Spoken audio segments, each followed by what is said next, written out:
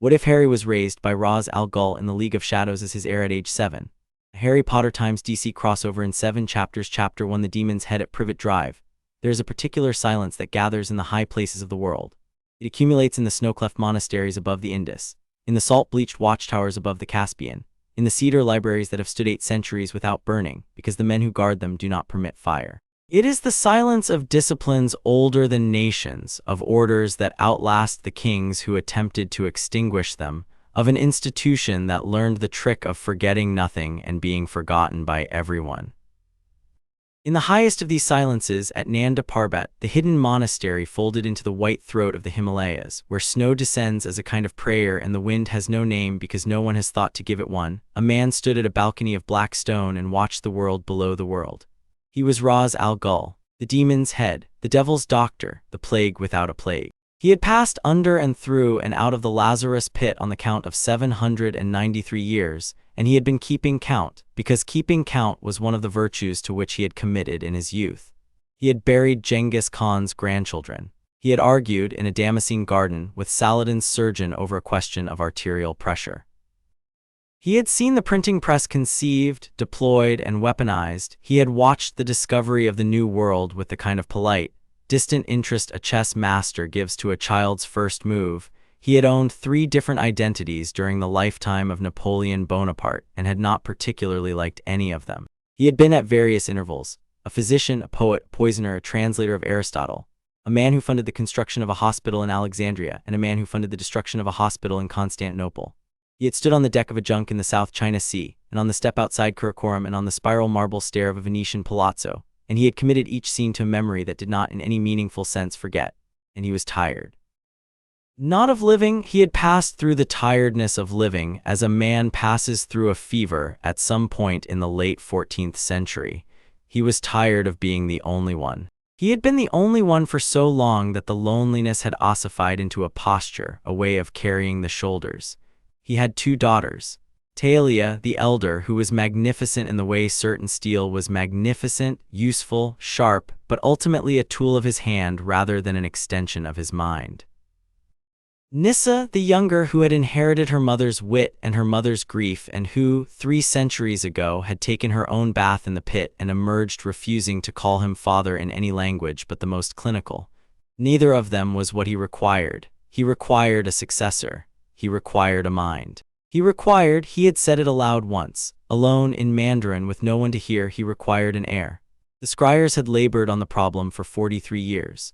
Western magic, the kind taught at the British and Continental academies with their wandwork and their incanatory Latin and their tedious adolescent rivalries, had in the 17th century made a strategic error. It had outsourced divination to certain forms of crystal gazing and tea-leaf reading and astrological dilettantism so dull that any serious occultist abandoned the field.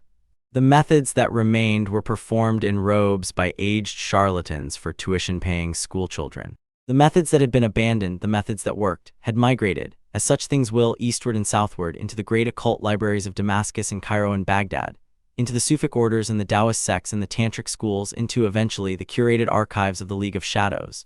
Ra's had funded the migration. He had paid for the camels. The scryers of the League read futures the way the scryers of Britain had forgotten how to. They used obsidian, basalt, mercury, blood, breath, the patterned weave of a particular Anatolian silk dyed with a particular Yemeni indigo.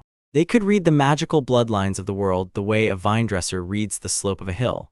They could find a single child with a particular signature anywhere on the surface of the earth, given enough time and enough thread. They had found him in late June of the year 1987, in a country Ra's privately considered a small, damp, post-imperial embarrassment.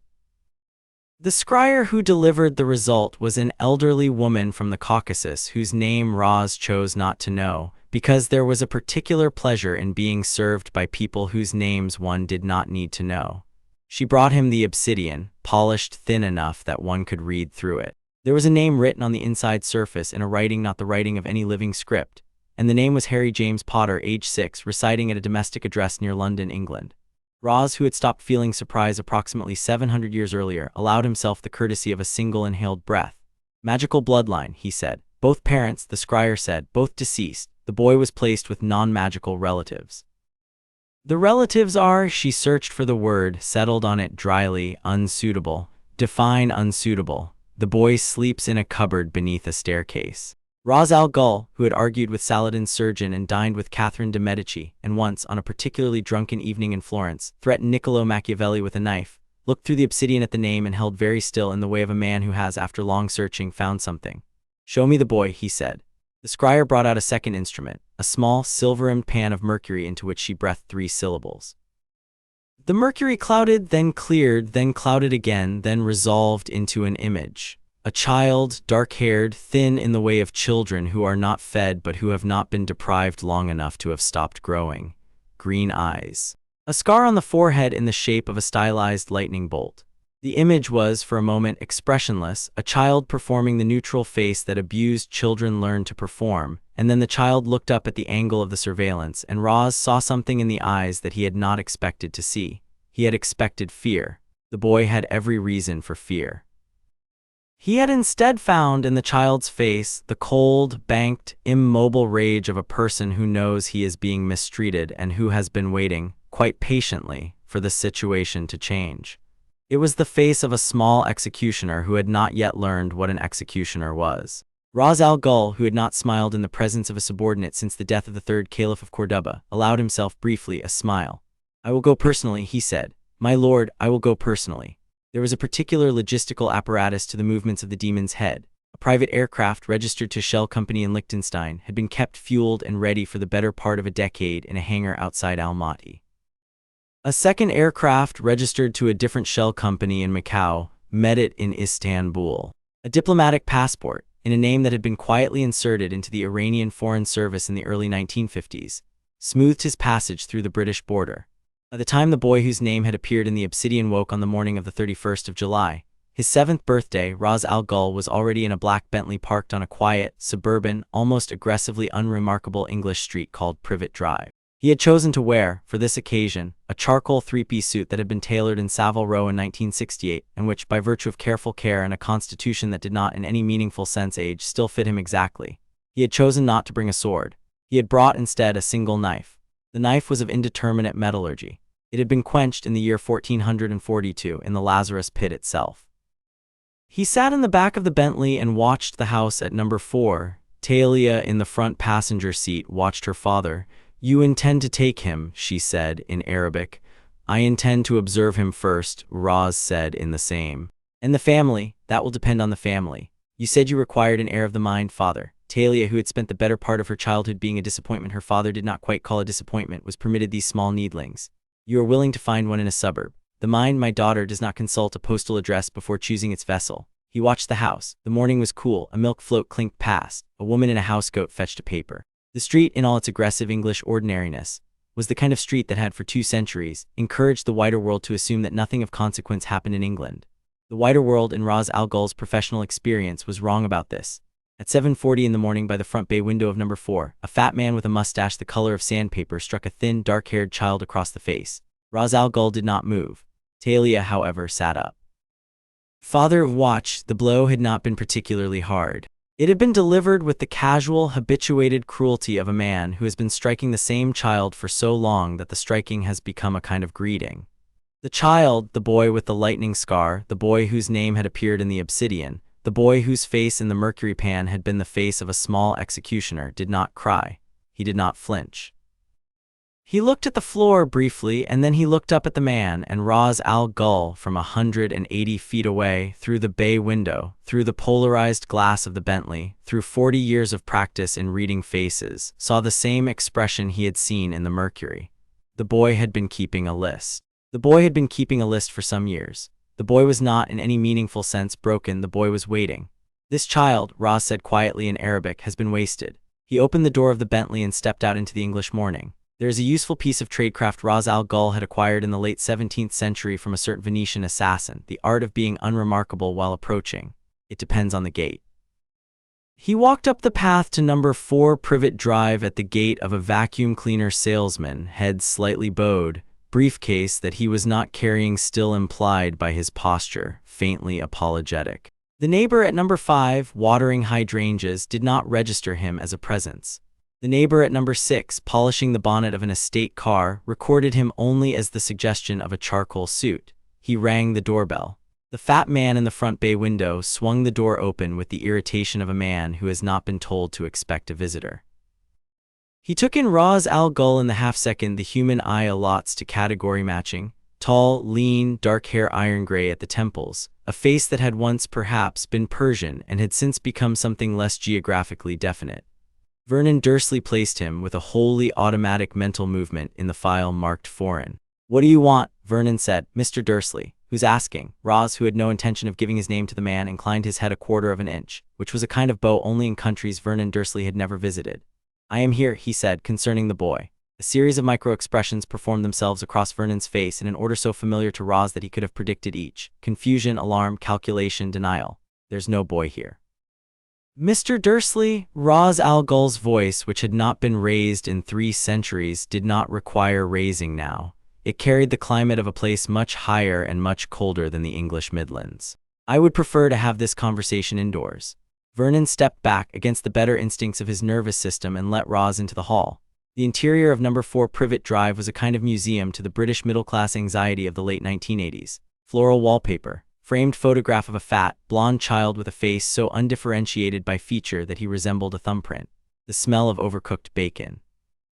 The cupboard beneath the staircase was at the end of the hall. It had a small barred grate. Behind the grate, a pair of green eyes in a small, watchful face watched. "Petunia," Vernon called into the kitchen. "Petunia, get out here." Petunia Dursley, who had spent her adult life refining the technique of not noticing what she did not wish to notice, emerged with the air of a woman who suspected she was about to be required to notice something. She took in the foreign stranger. She placed him with the same automatic movement her husband had performed in the file marked foreign. She added a subfile marked magical because she had been the sister of Lily Evans, and she had learned very young the particular bearing of magical persons. Ra's al Ghul was not technically a magical person in the British sense, but he had passed through enough enchanted libraries and enough Suffolk ceremonies and enough Lazarus immersions that he had, by ambient absorption, acquired the carriage. Petunia placed him in the file. She paled in the way a woman pales when her sister's world appears after 7 years of careful pretending on her doorstep. "You're one of them," she said. "I am not, in fact, one of yours," Roz said. "But I will accept the diagnosis as a courtesy. The boy, he's none of your business. He has become so. We took him in." We, Petunia, whose central operating principle had always been the maintenance of normalcy, gestured at the house with the helplessness of a woman trying to invoke a notion she suspected the foreigner did not respect. "We have done our duty." Ra looked at her, and Petunia Dursley, who had spent her life cultivating a thick, comforting myopia, was perhaps for the first time in her adult life seen. "Madam," Ra said quietly, "you have done a duty. You have done a duty so narrowly and so meanly defined that the boy at present sleeps in a cupboard. I have heard better arguments for the maintenance of slaves. Bring him out." "Now look here," Vernon began. Roz did not look at him. He continued, addressing Petunia. "You are aware of what he is. You were aware of what your sister was. You agreed in some private negotiation with yourself that you would diminish him because he was a reminder of her. I have, over the last 6 centuries, met perhaps 400 women who made similar arrangements with themselves. Each of them eventually was required to account for the arrangement. Madam," his voice, which had not climbed, became briefly almost gentle. "You will be required to account. Now look here," Vernon roared and lunged. Ra's al Ghul's left hand, which had not moved in 20 seconds, moved. There is a school of blade work, taught in the back rooms of certain Damascene caravanserais since the 13th century, in which the knife is held against the inside of the forearm with the cutting edge concealed along the radius. The motion required to deploy it is short, lateral, and approximately 1/5 of a second. There is in the same school a maxim: a man who has not seen the knife cannot be said to have died of the knife. The maxim is more philosophical than legal, but it has, in its way, comforted generations of students. Vernon Dursley did not, in any meaningful sense, see the knife. He had a moment of feeling rather hot, very suddenly, across the front of his shirt. He had a moment of confusion. He had a moment of looking down and finding, with mild bafflement, a pattern of red emerging across the broad, pale field of his belly. He had a moment of trying to say something to Petunia, who was screaming, although the screaming sounded very far away. He sat down on the carpet of his front hall in a way that suggested he was choosing to. Ra's al Ghul, whose suit had not been touched, turned toward Petunia. "You did not do this," he said to her. "Your husband did this. The boy will be told this when the boy is old enough to ask. Do you understand?" She was beyond understanding. She was past understanding into the country that lies beyond it. She was making a sound that was not, in any technical respect, a word. "Madam," Roz said with the regret of a tired physician, "I am sorry. You agreed in your private negotiation to be diminished alongside him. It was a mistake." The knife moved again. Petunia, who had spent so many years refusing to see, was permitted at last to see nothing very quickly. Roz lowered her with a small courtesy against the wall of the hall. There was, somewhere upstairs, a thumping. The fat blonde child who had been kept asleep beyond the normal hour because it was, after all, his school holidays, was descending in pajamas. Roz looked up at the head of the stairs. Dudley Dursley appeared, a small, blunt, sleep-stupid version of his father, and saw at the bottom of the stairs the foreign man. Ra's al Ghul, who had cared at various points in his career very deeply about the question of whether children inherit the sins of their parents, looked at Dudley Dursley for the length of one exhalation, and weighed, with a precision he had developed over many centuries, a single question. The question was, had this child, 11 months older than the boy in the cupboard, struck the boy in the cupboard? He had. Roz had observed it twice through the bay window over the course of 40 minutes. The question, more precisely, was, did the child at the present age have the moral capacity to be reformed? It was a question Roz had answered in many directions over the centuries, with many different children in many different countries. He had let some live, he had not let others. He had been, by his own assessment, correct about 3 children in 4. He looked at Dudley Dursley, whose small piggy eyes were the eyes of a small piggy father. He chose to let the child live. It was, in the end, the easier mercy. Ra's al Ghul disliked the easier mercy, but he also disliked, in his old age, the indulgence of refusing it. He gestured Talia from the car. She came up the path in 3 steps. She took in the front hall with the disciplined, neutral glance of a woman who had been brought up to take in front halls of that kind. "The other child," Roz said in Arabic, "he will be left with the appropriate authorities, anonymously." "Father, he will be left, Talia, you will see to it." "Yes, father." Ra walked down the hall, past the bodies of the Dursleys, past the floral wallpaper, past the framed thumbprint photograph, to the cupboard under the stairs. He unlatched the grate. The boy looked up at him. The boy had heard everything. The boy had not made a sound. The boy was sitting cross-legged on a mattress not quite long enough for him, with a book, a hideous, sweetly inappropriate primary school book about a smiling locomotive, open across his knees. He had been pretending, when the screaming started, to read. He had, in the interest of survival, perfected the appearance of not noticing what he could not afford to notice. He had, at the same time and without contradiction, perfected the appearance of noticing every detail of what he could not afford to notice. The 2 skills lived alongside each other in his small, very alert face. "Harry James Potter," Roz said. The boy did not nod, did not speak, did not move. The boy waited. "You will not, I think, be entirely surprised," Roz said, "to learn that I have come to take you away." The boy considered this. "Are you a wizard?" the boy said in a small, even voice. It was the first time in his life he had said the word wizard aloud. He had read it once in a book he had stolen from his cousin's broken toy pile, and had decided on the basis of certain peculiarities in his own experience that the word might apply to him.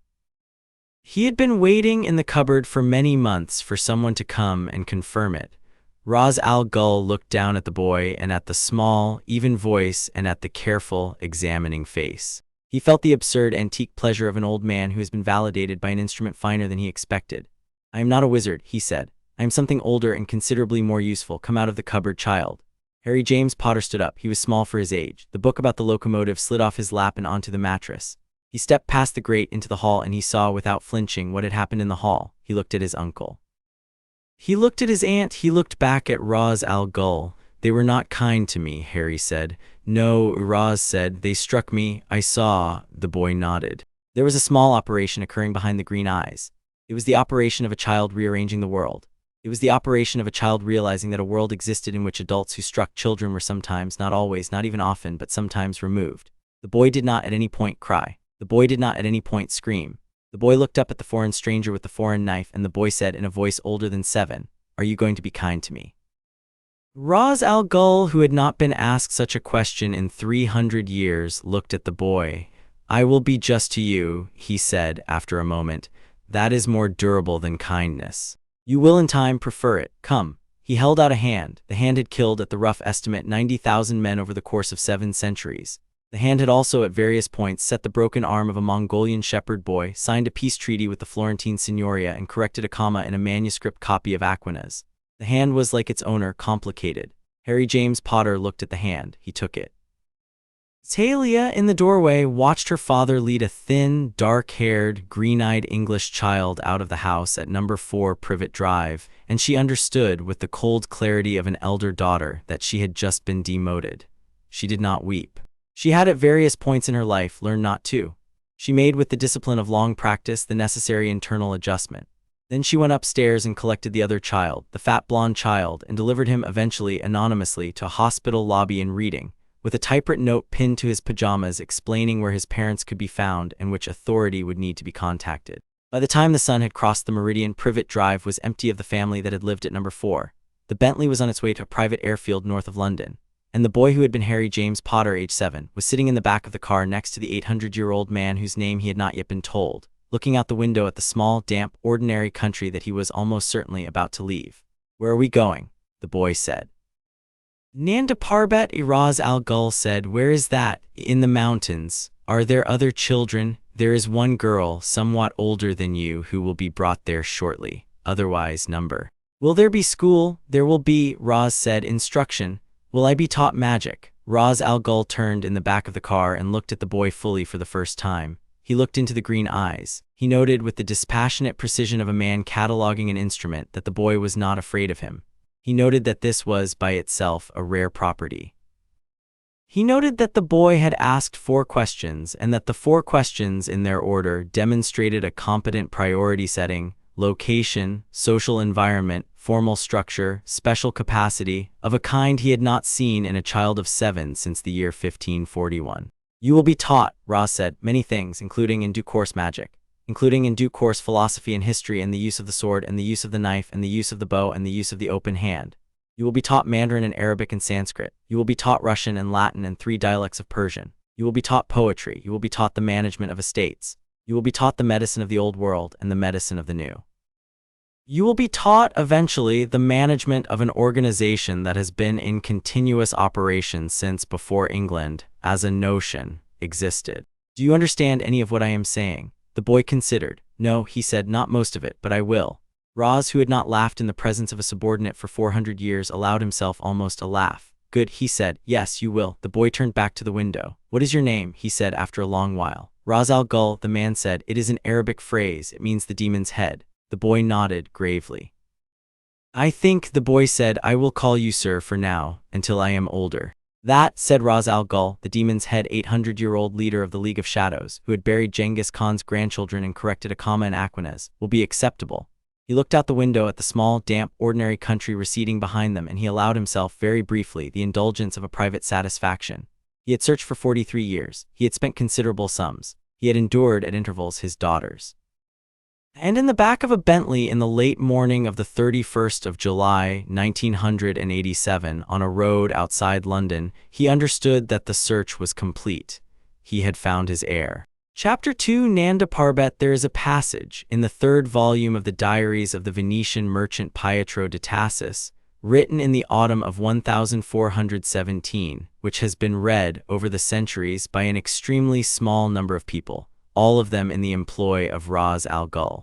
In the passage, de Tassis, a man who had crossed the Hindu Kush 4 times by mule and once by camel and once on a stretcher, attempts to describe the place where the road finally stops and only the path continues, where the path finally stops and only the stair continues, where the stair, having climbed for 2 days and 3 nights and 4 passes and 1 bridge of woven horsehair across a chasm that the local guides refuse to look at, comes at last to a gate of black wood iron-bound in the shape of a sun and a moon overlapping. De Tassis, who had walked his life into the gate so that he could deliver a manuscript to the master of the house, writes that he wept not because the journey had been hard, but because the gate, when it opened, had the smell of cedar that the gates of his childhood church in Murano had had.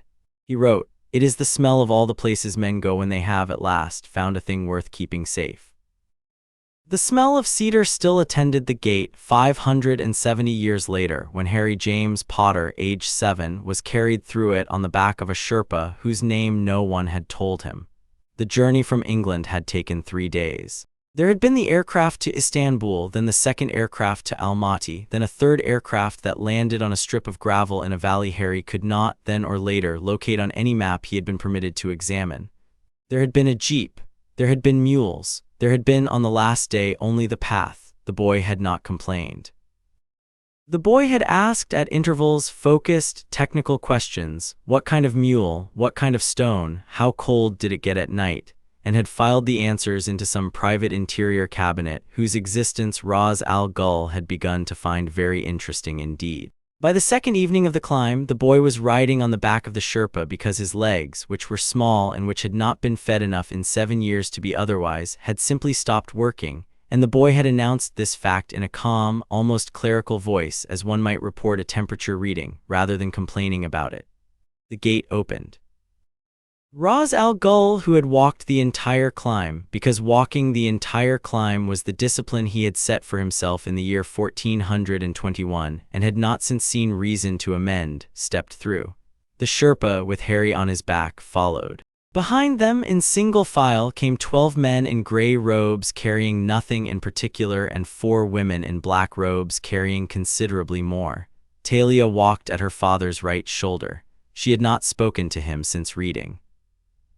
Inside the gate, the courtyard of Nanda Parbat unfolded with a kind of architectural patience that Harry, who had only ever seen the interiors of council houses and small village churches and a single boots chemist, in Surrey, did not have the vocabulary to describe. There was a great square of black flagstone. There was a fountain whose water came from no obvious source. There was a colonnade of cedar columns, each one of which had been carved, top and bottom, with a different geometric pattern: Persian, Tibetan, Chinese, Moorish, and 4 that the boy would later learn were unique to the League and copied from no living tradition. There was above the colonnade a single line of windows in which low oil lamps had been lit. There were people. Harry, from the back of the Sherpa, registered the people in a single sweep and, with the survival-trained part of his brain still active, classified them: dangerous, dangerous, dangerous, very dangerous, dangerous, watchful but inactive, indifferent, dangerous. He noticed that he was not afraid. He was very curious about the lack of fear. It was, in his small, internally organized way of accounting for himself, an anomaly. He had been afraid of his uncle, who had not, in the technical sense, been particularly dangerous. He was not afraid of these people, who clearly were. He filed the anomaly under things to think about later, and looked at the cedar columns and breathed in the cold mountain air and the cedar smell and the wood smoke and the snow. Ra's al Ghul turned to him. "Down, child," he said gently to the Sherpa, and the Sherpa knelt. Harry slid off his back and stood in the courtyard of Nanda Parbat on his own slightly trembling legs.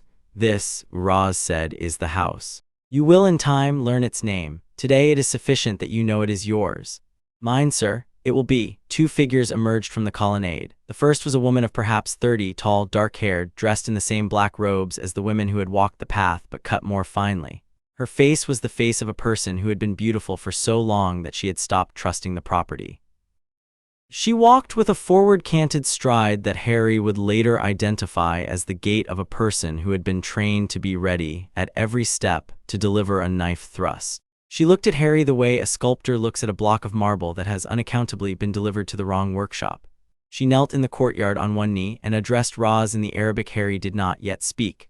"Father, Talia you have met. This is your sister Nissa."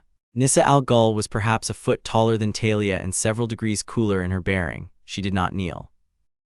She made instead a small bow which was, by the calibrations of the League, a more formal gesture than kneeling because it carried the suggestion of distance. "Father, daughters, this is Harry." There was a particular silence, which is the silence of 2 adult women being told that an arrangement they had not, in fact, ever fully accepted has just been formalized in front of them. Talia, who had already begun the necessary internal adjustment in reading, completed it. Nissa, who had been somewhat in the dark, executed hers more quickly. The 2 adjustments were, in their textures, different. Talia had decided to be useful. Nissa had decided to wait. "Welcome, little brother," said Talia in English, kneeling so that her face was level with his.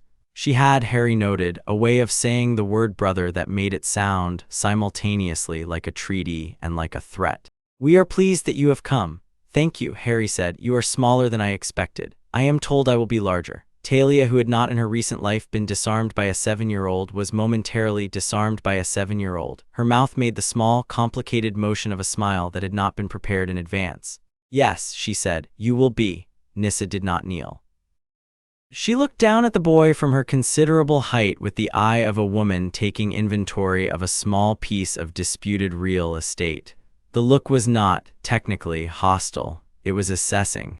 It was the look one of Ross's older Persian falconers had once given a particular hawk. on the day before the falconer had taught the hawk to fly. Harry, who had been looked at hostilely a great deal in his short life, registered the difference. He decided in the small private cabinet of his mind that Nyssa was probably more dangerous than Talia and considerably more interesting. "Sister," he said, looking up at her. Nyssa's eyebrow lifted a fraction of a millimeter. "You have not been adopted yet, child. You said yes when he said your name." "I bowed," Nyssa said in slow English. "I did not say yes." "You did not say number." There was a particular pause in the courtyard. A pause of a kind that in Nanda Parbat was usually followed by a sword being drawn. The 4 women in black robes behind Talia froze infinitesimally. The 12 men in gray robes who were, Harry would later learn, the captains of the League's 12 operational hands, in attendance because the appearance of an heir was the kind of event that required attendance, watched. Nyssa Ghul, who was 470 years old by some accountings, looked down at the 7-year-old who had just in the courtyard of Nanda Parbat in his second hour of acquaintance with her, deployed against her a piece of dialectical reasoning that her father himself would not have used in a public setting. And she did slowly, a thing she had not done in front of her father in 20 years. She smiled. "Father," she said, "where did you find him?" "A cupboard," Roz said. "There must then be other cupboards." "There are not," Roz said. "Other cupboards. I have looked." "Come, the captains are waiting." The captains were waiting. They formed against the colonnade, a single ragged line that was not properly a line. The League did not stand in lines, because the men trained in the League were not, except by accident, in the line of fire of anyone. Each of them stood as if he were the center of a private quarter-circle that he was, internally, calculating. Each of them had at his belt or in his sleeve or in his collar a different weapon. Each of them was, in the most precise sense of the word, a captain, that is, a man whose authority did not need to be raised in volume to be obeyed. The largest of them stepped forward. He was, by visible measure, 3 of Harry stacked. His shoulders were the shoulders of a man who had broken horses in the step and then broken step in the man. He wore, like the others, no insignia. He spoke first because by an old protocol the largest captain spoke first when the heir was introduced. His name was Ubu. Demon's Head. "Ubu, this is the boy. This is the boy." Ubu went down on one knee. The knee landed on the black flagstone like a millstone setting. He took, with the slow ceremony of an old retainer, Harry's small hand in his own enormous one, and he turned it over and he looked at the palm of it and he ran a thumb across the lines of it and he made a small sound that was in Ubu's language a sound of approval. "He has the line," Ubu said. "Yes, what line?" Harry asked. Ubu, who had not been addressed directly by anyone but Ra's al Ghul in 14 years, looked up. He saw in the 7-year-old's face no fear. He saw, with the calm satisfaction of an old craftsman, that he was going to be permitted to teach this child. "The line in your palm," Ubu said in a deep, careful English with a strong Anatolian curl in the vowels, "from the base of the wrist to the base of the second finger. It is in our tradition the line of one who survives. You have a long one." "Oh," Harry said. "Good." He withdrew the hand politely and looked up at the captain. "What do you teach?" "Many things, little master. Mostly I teach falling." "Falling. How to fall and not be hurt. How to fall and not be killed.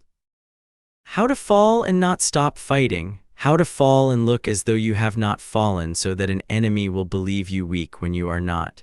"Oh," Harry said again. He filed all of this. He did not in any of his cabinets file it under play. He filed it with calm precision under skill. "I would like to learn that." Ubu rose. He turned to Roz. His face, which did not generally do expressive work, did the small lift of the upper lip on the left side that was in Ubu the equivalent of beaming.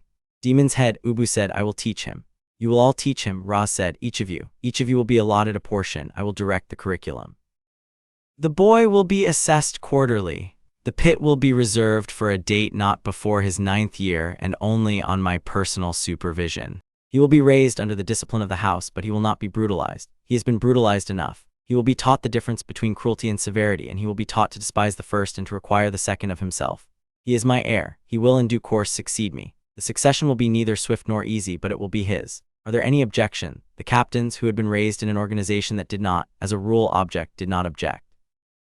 Ubu, who had a small private privilege as the largest captain, bowed his head a fraction more than the others. "Demon's Head. Ubu, what of the daughters?" Ra's al Ghul did not look at Talia. He did not look at Nyssa. He looked at the courtyard floor. "The daughters," he said, "will remain my daughters. They will not, however, be my heirs. Talia, who I love, has chosen interests outside this house. Nyssa, who I love, has chosen a posture I do not see her surrendering. The boy is the heir. Are there any objections?" There were not. There would not be. The captains had been waiting in some cases for 2 centuries for the question of succession to be resolved. They had each privately preferred, for various reasons, not to receive Talia or Nyssa as the new Demon's Head. The arrival of a third candidate, a candidate who did not yet threaten any of them and who could be shaped, was internally an enormous relief. They did not show the relief. They were not by training the kind of men who showed relief. The boy, very small in the center of the courtyard, looked from face to face. He had registered with the survival-trained portion of his brain that something irrevocable had just been done in front of him. He had registered that he had been the object of it. He did not, however, feel afraid. He filed the lack of fear again with the previous filing, and he turned to Roz. "Sir," he said, "I am tired." "You will be fed," Roz said, "and bathed and put to bed. Tomorrow you will begin to learn. Today you will eat and rest." Talia. "Father, the boy is yours for tonight. Tomorrow morning at the 5th bell he is mine. Until then you may make his acquaintance." Talia, who had been demoted in the courtyard of Privet Drive and demoted again in the courtyard of Nanda Parbat, accepted with the grace of a woman who had at length decided to be useful the small assignment her father had given her. She inclined her head. She walked over to Harry. She, who had once been thought of as the most dangerous woman in the Western Hemisphere, knelt again and took his hand.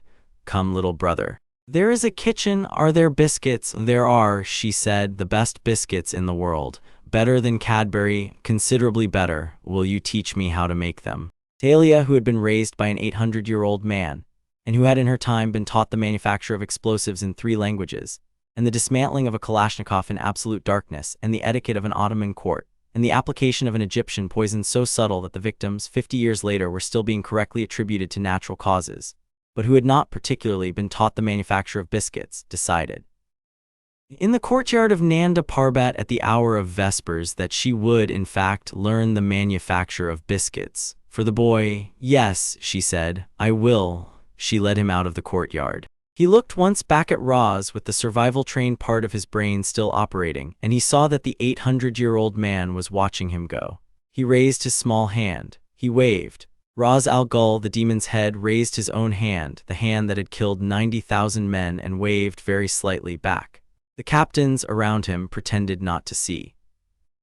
It is in the nature of buildings of a certain age and a certain purpose that they accumulate, over the centuries, small interior systems for handling the small interior business of life. The library at Nanda Parbat had at last count 370,000 volumes divided across 9 collections, each maintained by its own pair of monks.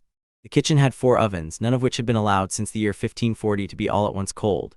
The infirmary had a particular small white-tiled room set aside for the treatment of children, although for centuries, by the simple absence of children, the room had been used for nothing in particular. The dormitories had a particular small east-facing room set aside for the heir, which had been, since the death of Ross's most recent heir in the year 1673, a son dead of fever in Krakow, whose name was no longer to be said inside the gate by Ross's standing order empty.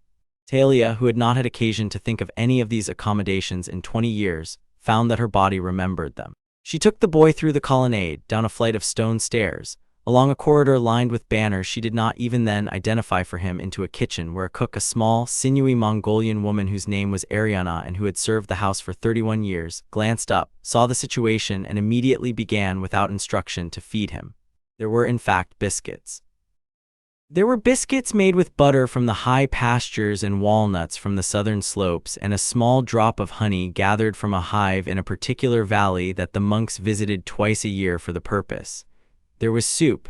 There was a small dish of pomegranate seeds. There was, in a thick blue bowl, a serving of the spiced lamb that the kitchen prepared in some form every evening, because the cook had decided in 1956 that the spiced lamb was the dish by which the kitchen of Nanda Parbat would be remembered, and she did not intend to retire from the kitchen until the dish was, in her estimation, perfect.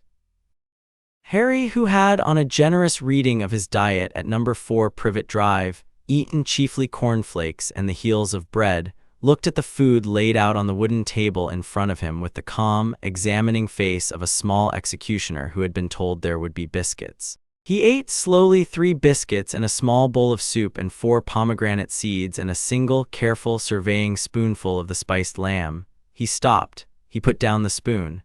"I cannot," he said apologetically to the cook, "eat any more. I do not want to be sick. I have not eaten this much in a long time." The cook, Ariana, who had spent 31 years feeding hard men who were paid not to discuss the food, set down the ladle, and crossed herself in a private gesture that was a holdover from a Christian grandmother she had had as a child in the Altai, and went into the pantry and did not come out for several minutes. Talia, who had been watching from a stool, said quietly, "You did very well." "Thank you," Harry said. "Tomorrow you will be able to eat a little more." "I would like that. In a week you will be able to eat a full meal." I would like that very much. In a year, little brother, you will eat as much as Ubu and the cook will weep with joy. Harry considered the size of Ubu. That seems a great deal of food. It is, you will need it. He looked up at her. Her face in the kitchen lamplight had softened by a degree he did not think she knew about. Sister, he said in his even small voice, may I ask you a question? Yes. Are you sad that I was brought here? There was a moment in which Talia al Ghul, the elder daughter of the demon's head, did a small private negotiation with herself of the kind that her Aunt Petunia had once been told she would have to do. Talia, however, had been raised by a different teacher. I was sad for a while this morning, she said in the car in England. I was sad because I had thought for many years that I would be my father's heir. I was not, as it turns out. He was right not to make me his heir. I had not, you understand, asked him to. I had only been waiting, and being his heir is not a thing one waits to be. I was sad for that. I am not sad anymore. I am pleased to have a brother. I have not had one before. Is your sister sad? Nissa is not sad. Nissa is watchful. She is, you will find, often watchful. She is not unkind. She is more dangerous than you. Talia laughed briefly before she had decided whether to laugh. You should not say such things aloud, little brother, even when they are true. I will remember. Good. Will you teach me Arabic? Yes. And the small bow that your sister did? Yes. And the falling that Ubu spoke of? That is for Ubu to teach, not for me. What will you teach? Talia considered the question. She had in her life taught very little. She had been primarily taught. She had been a student until her teachers had stopped teaching her and had begun instead sending her on assignments, which was a kind of teaching by other means. She had not before this evening been a teacher in the formal sense. I will teach you, she said slowly, the languages of women, the languages that men in this house do not learn, the reading of rooms, the diplomacy of small gestures, the hidden weapons that are not iron, the poisons that are not in cups. The art of being underestimated by people who think themselves cleverer than you. I would like that very much, Harry said. Good, then I will. And the biscuits, he nodded, satisfied. Ate one more pomegranate seed. He looked up at the rough cedar beams of the kitchen and at the hanging copper pots and at the small high window through which the snow could be seen falling, and he said, Sister, my name was Harry. It still is. They called me boy or freak. Sometimes they called me boy. They did not often use my name. I would like it if you used my name. Talia, who had not in 12 years done anything she would have called crying, blinked. Harry, she said, yes, it is a small name. It was my mother's choice. Then it will be honored. You will keep it. We will, in time, add other names to it. The house has a custom. The heir takes a second name from each captain who teaches him, and a third from each member of the family who acknowledges him. You will, by the time you are grown, have a very long name, of which Harry will be the first. He considered this with the gravity of a small accountant. How long? 40 or 50 syllables, probably. We are practical only when we choose to be. That is too long for every day. Then for every day we will use Harry. Good. He was, by this point, leaning his small dark head against the side of the soup bowl. The day, which had been long, had crested. Sister, yes, I am very tired. Yes, will you stay with me tonight? It was a small question. She did not look at the cook, who was in the pantry very deliberately not coming out. She did not look at the cedar beams. She looked at the boy. Yes, Harry, Talia al Ghul said. Tonight I will stay with you. Tomorrow you sleep in the heir's room alone, but tonight. Thank you. She carried him out of the kitchen, up 2 flights of stairs, along a corridor whose banners she still did not name for him, to the room at the end. The room was small and east-facing. It had a single window with old glass. It had a small bed which had been made that afternoon on her father's order, with a wool blanket from the high pastures and a coverlet of saffron-dyed silk that had not been used in 3 centuries. She put him down on the bed in his clothes. She pulled the coverlet up to his chin. She sat on the floor beside the bed with her back against the wall, and she watched him fall asleep, which took, by the high stone count of Nanda Parbat, very little time. The boy slept the sleep of a small executioner who had not, in 7 years, been able to sleep without listening for a footstep on a stair. In the doorway, at midnight, Nissa al Ghul appeared. She had not knocked. She did not in the house knock. She stood in the doorway and looked at her sister and the sleeping boy with the long, evaluative look of an elder. Talia, she said quietly in Arabic, Sister, you will not, of course, be his mother. I have not pretended to. Father is using him. Father uses everything. He may break the child. He will not. He has this once chosen carefully. Nissa watched the boy a long time. He has he? Yes, I would like to think so. Nissa came on quiet feet into the room. She knelt at the foot of the bed. She looked at the small face. She who had not been touched by anything in 2 centuries was in some interior chamber of her chest touched. He looks like a wizard's son. He is one, and he is not afraid. That is the part, Nissa said slowly, that I cannot at present account for. Children are afraid of houses, of strangers, of cold, of new languages. He has been brought to a house of strangers in a cold country in which no language he speaks is spoken, and he is not afraid. Why is that? Talia considered. He has all his life lived in fear, she said. He has, in 7 years, used up the supply. He has nothing left to be afraid with. Or he is something else. Something he does not himself yet know. Talia looked at her sister. You have read his name in the Obsidian Sister. I have not, Nissa said. I will tomorrow perhaps, but I think when I do I will find that our father has this once found exactly what he was looking for. And I think when I find it I will be as I have not been in many years, frightened of him, of what he will become. The two sisters watched the 7-year-old sleep. The snow continued to fall against the old window. Somewhere in the house, a bell rang the half-hour. Somewhere in the courtyard, Ubu, whose particular duty it was on the nights when the demon's head returned home, walked the watch. Somewhere in the highest tower of the house, Ra's al Ghul stood at his black stone balcony and looked out over the white throat of the Himalayas and counted, with the slow patience of a man who had been counting things for 7 centuries, what he intended to teach the boy in the morning. He intended to start with breathing. He had decided that he would, after 50 years of considered planning, finally have a son. The wind, which had no name, blew snow across the slate roofs of Nanda Parbat. The house, which had stood 800 years and would stand longer, took a breath, as old houses do at midnight, and held it. Inside, in the small east-facing room, beneath the saffron coverlet, the heir of the League of Shadows slept and did not dream, and was, for the first night in his 7 years of life, safe. In the courtyard the next morning, at the 5th bell, Ra's al Ghul stood in his charcoal robes of office beside a small chalked circle on the black flagstones. The boy, in a smaller set of robes which had been altered in the night by 3 of the older monks who had not done such tailoring in 40 years, stood in the chalked circle. The morning was bright. The cedar columns held their shadows in cold, exact lines.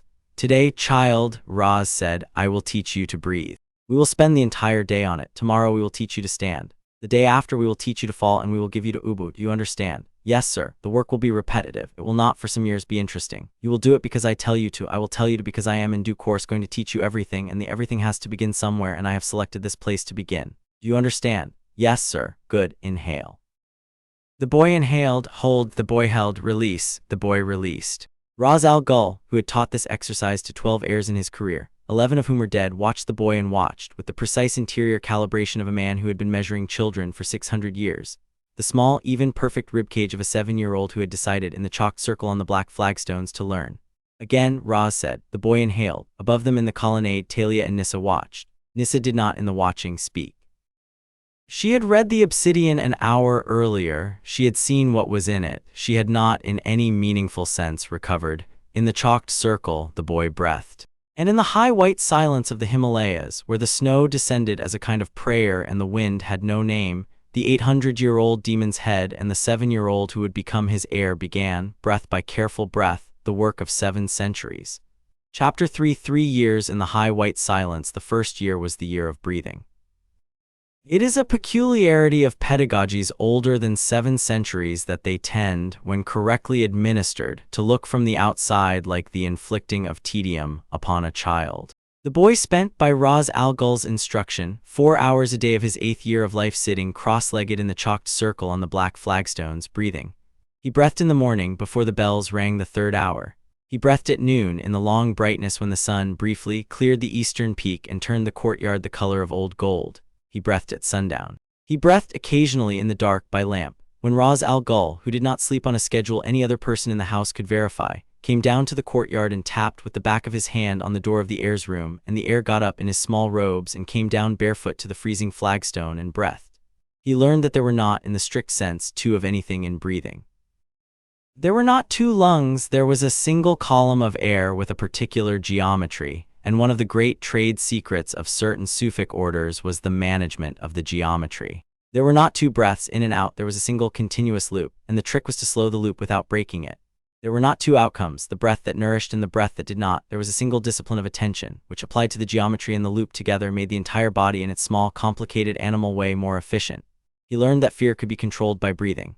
He learned that fatigue could be moved, briefly, somewhere else by breathing. He learned that the heart, which beats by the autonomic nervous system, and which is therefore supposed to be inaccessible to volition, can be persuaded, by careful breathing over a long enough period, to slow down by approximately 12%. He learned in the 3rd month of the 1st year to breathe in such a way that his pulse, when measured by the Mongolian cook with a finger on his wrist after the noon practice, was reliably 48 beats to the minute. You are well bred, the cook said. I am breathing carefully, Harry said. That is what well bred is, the cook said. He did not, in the first year, ask many questions. He had decided in the third week that questions could be saved up. He kept them in his head in a small list, ordered by importance, and at the end of each week he selected the 3 best and brought them to Ra's al Ghul, who on the day after the 6th bell on the 7th day sat with him in the small library of the Heir's wing and answered them. "Sir," Harry said in week 6, "what is the Lazarus Pit?" "It is a chemical solution," Ra's said, "of considerable antiquity, the formula for which I have refined 18 times in the course of my life. It restores tissue. It restores, in some cases, life. It has, however, side effects. It causes, in those not properly prepared for it, a temporary madness. Improperly dosed, it does worse. It is the principal reason I have lived as long as I have. Will I take it, in time, carefully, at a dose I will calculate myself? You are too small now. Sir, when does a person take it for the first time? That depends on the person. In your case, when you are 9. Sir, what is the side effect if I am properly prepared? You will be brilliant for a week. You will be intermittently angry, you will sleep poorly, you will recover, your tissue will be marginally improved. Your longevity by the 3rd immersion will be enhanced by some unknown but substantial factor. Your reflexes will sharpen by a measurable percentage." Harry considered this. "Sir," he said, "thank you for telling me the side effects."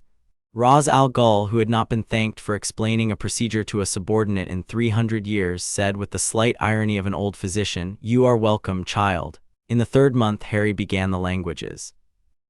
There was a teacher of Mandarin who was a small bald monk named Liu, who had come to Nanda Parbat from a Taoist hermitage outside Chengdu in the year 1948 after the communists, in their early administrative enthusiasm, had attempted to convert his teacher's library to pulp.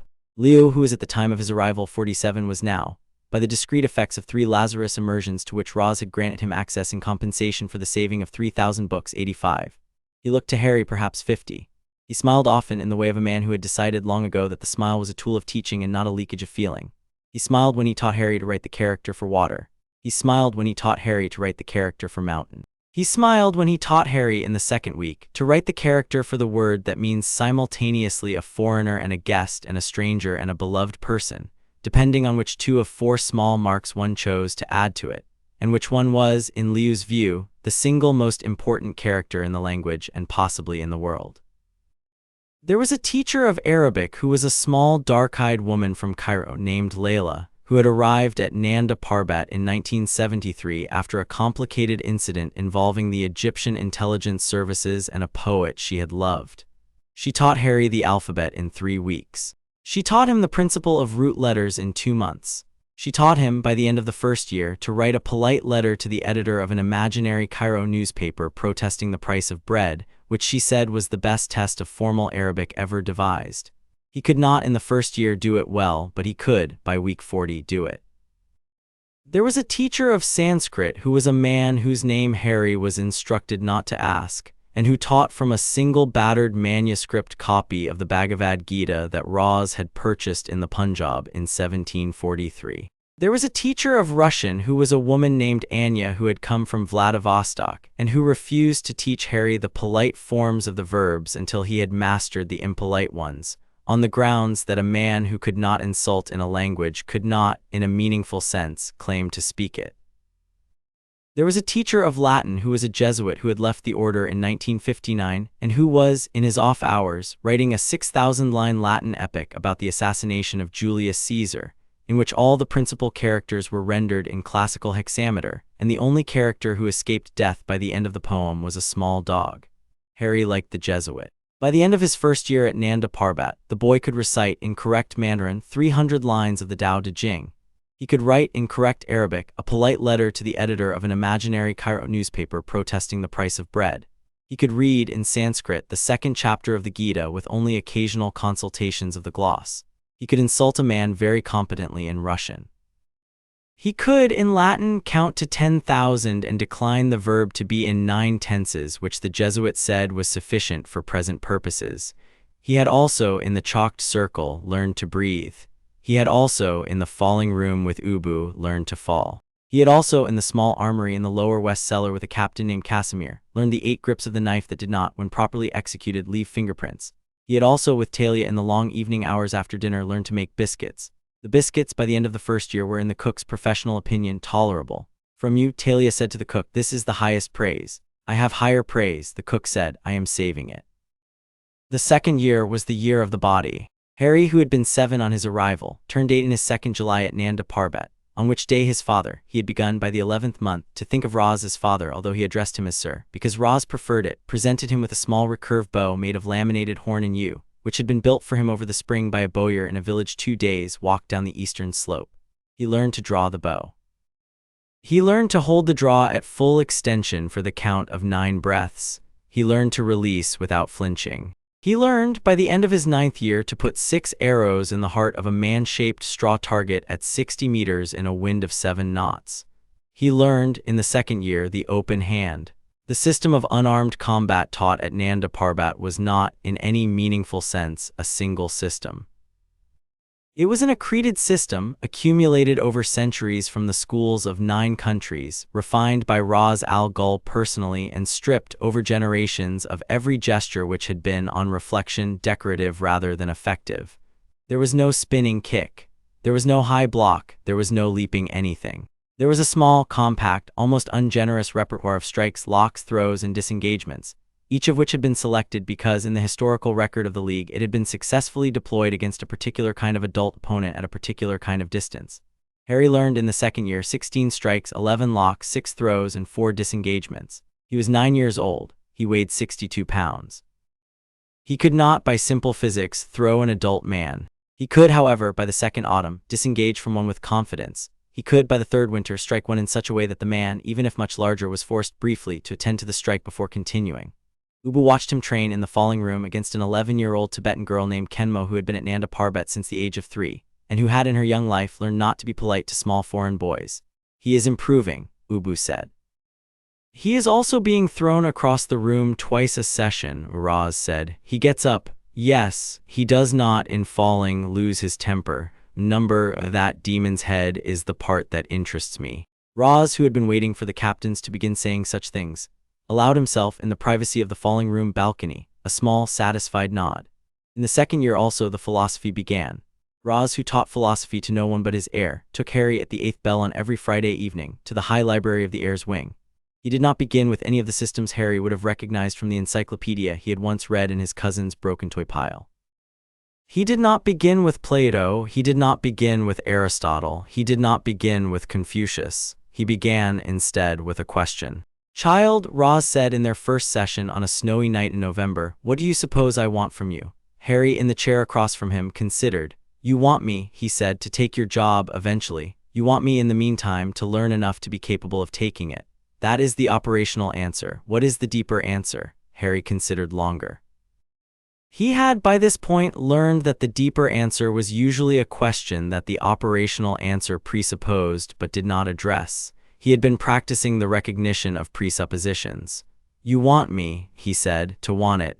You want me to want to take the job eventually. Because if I do not want to, I will do it badly and the institution will fail and you will have failed too." Raz, who had not been answered in this way in 12 centuries, inclined his head a quarter of an inch. "Better, what then is the deepest answer?" The boy looked at his father. He thought very carefully. He understood with the cold, clear part of his brain that the breathing exercises had been training in him, that the deepest answer was the one that was hardest for the questioner, and not for the answerer to hear. "You want me," he said quietly, "to want what you want, even after you are gone. You want me to be, when you are no longer here, the part of you that wants what you wanted. You want a continuation. You are afraid that without one, the work of your life will, in the end, be without continuation. You are afraid of nothing else. This is the only thing of which you are still afraid." There was a particular kind of silence in the library. It was the silence of cedar and wool and snow falling outside on slate. It was also, very briefly, the silence of an 800-year-old man being seen. "Child," Raz said after a long while, "that is approximately correct." "I am sorry, sir. Do not apologize for accuracy." "Yes, sir." "We will then, in our philosophical sessions, do 2 things. First, we will examine the question of what I have wanted over the past 8 centuries and why. Second, we will examine, as you grow, the question of what you separately want and whether what you want and what I want are compatible. If they are, you will succeed me.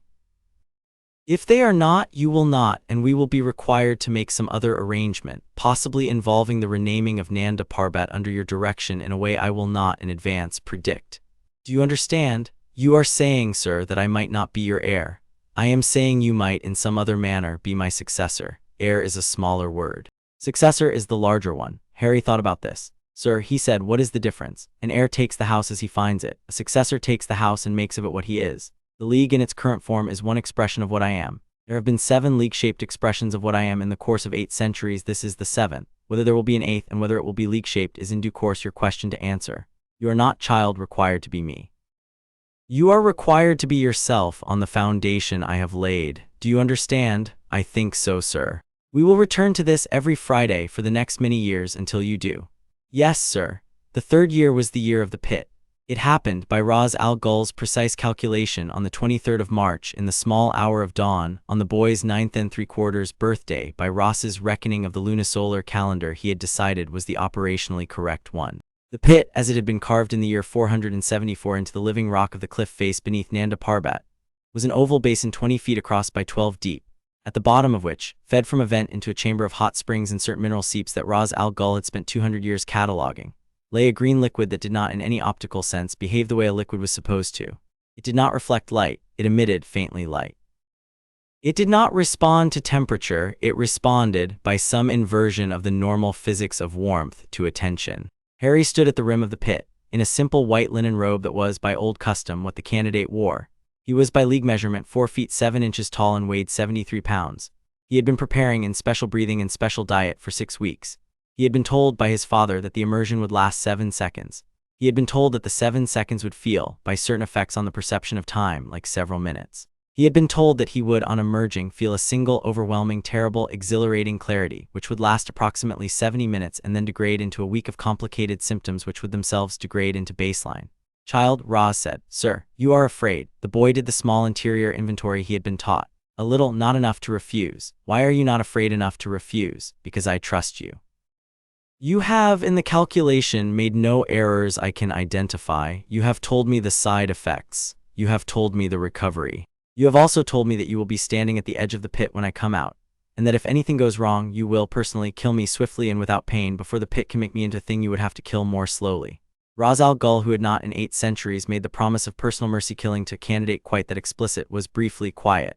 Yes, he said, I will, although I do not anticipate the need. I did not either, sir.